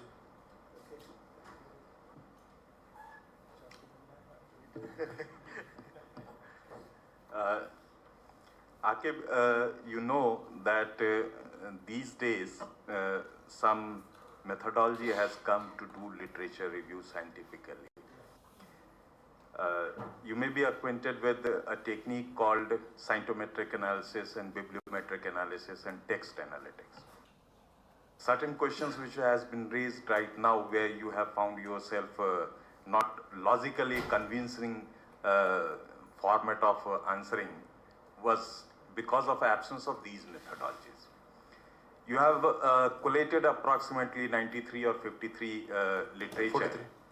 And based on that, you are attempting to theorize the gaps which has been observed in these literatures and the common findings which has been worked out from these literatures. But the rationale behind this, the methodology is missing. So I hope you are aware of these techniques, adopt text analytics, that will help you in identifying why are these results are so-called as more common results which these literatures are advocating. Adopt scientometric analysis and this text analytics. These two models will help you in giving your paper a good, reasonable paper. Okay, so literature review is done, we do it for the sake of two reasons. One, to know the past. Second is to identify the gaps in the existing issues or the research issues. So whenever you prepare a literature review based paper, your findings should be able to address these two issues based on some scientific methodology. And these methodologies are these days frequently adopted by researchers. So that will help in refining your papers. That was Thank you, sir. Thank you for your suggestion. So I think we have come to the end of the session. Thank you all the participants for your wonderful paper and enlightening, and I hope it will come to more into policy use also, more than an academic contribution, like how will it improve the life of people also. Like that academic thrill is there, academic excellence is there, but what difference would it make? Like even if you, when you talk about food, like food is a scarce commodity these days. So how would this minimization of loss would come into, in fact, the preservation of food and effective distribution to the in the world as a whole. So I think we got to look onto these aspects as well. And with these few words, I think we have come to the end of the session, and we'll have the next session tomorrow. Thank you. Thank you very much for concluding this session. Professor Lama has dealt all these 5 papers quite well. So thanks, a special thanks to you that you have concluded today's session on time. Tomorrow we'll be beginning with the technical session 3, and we'll assemble in this same hall at around 9:30. I hope attendance will be full. And I expect that some more people will come. Those whose paper is scheduled for tomorrow, they may be coming tomorrow. So thank you very much. Enjoy the evening. And those who are staying inside the campus in our hostel, enjoy the stay. Thank you. Tea is there, sir. that has already been notified in the program schedule. So we'll go back with tea. Yeah, valediction will be there tomorrow.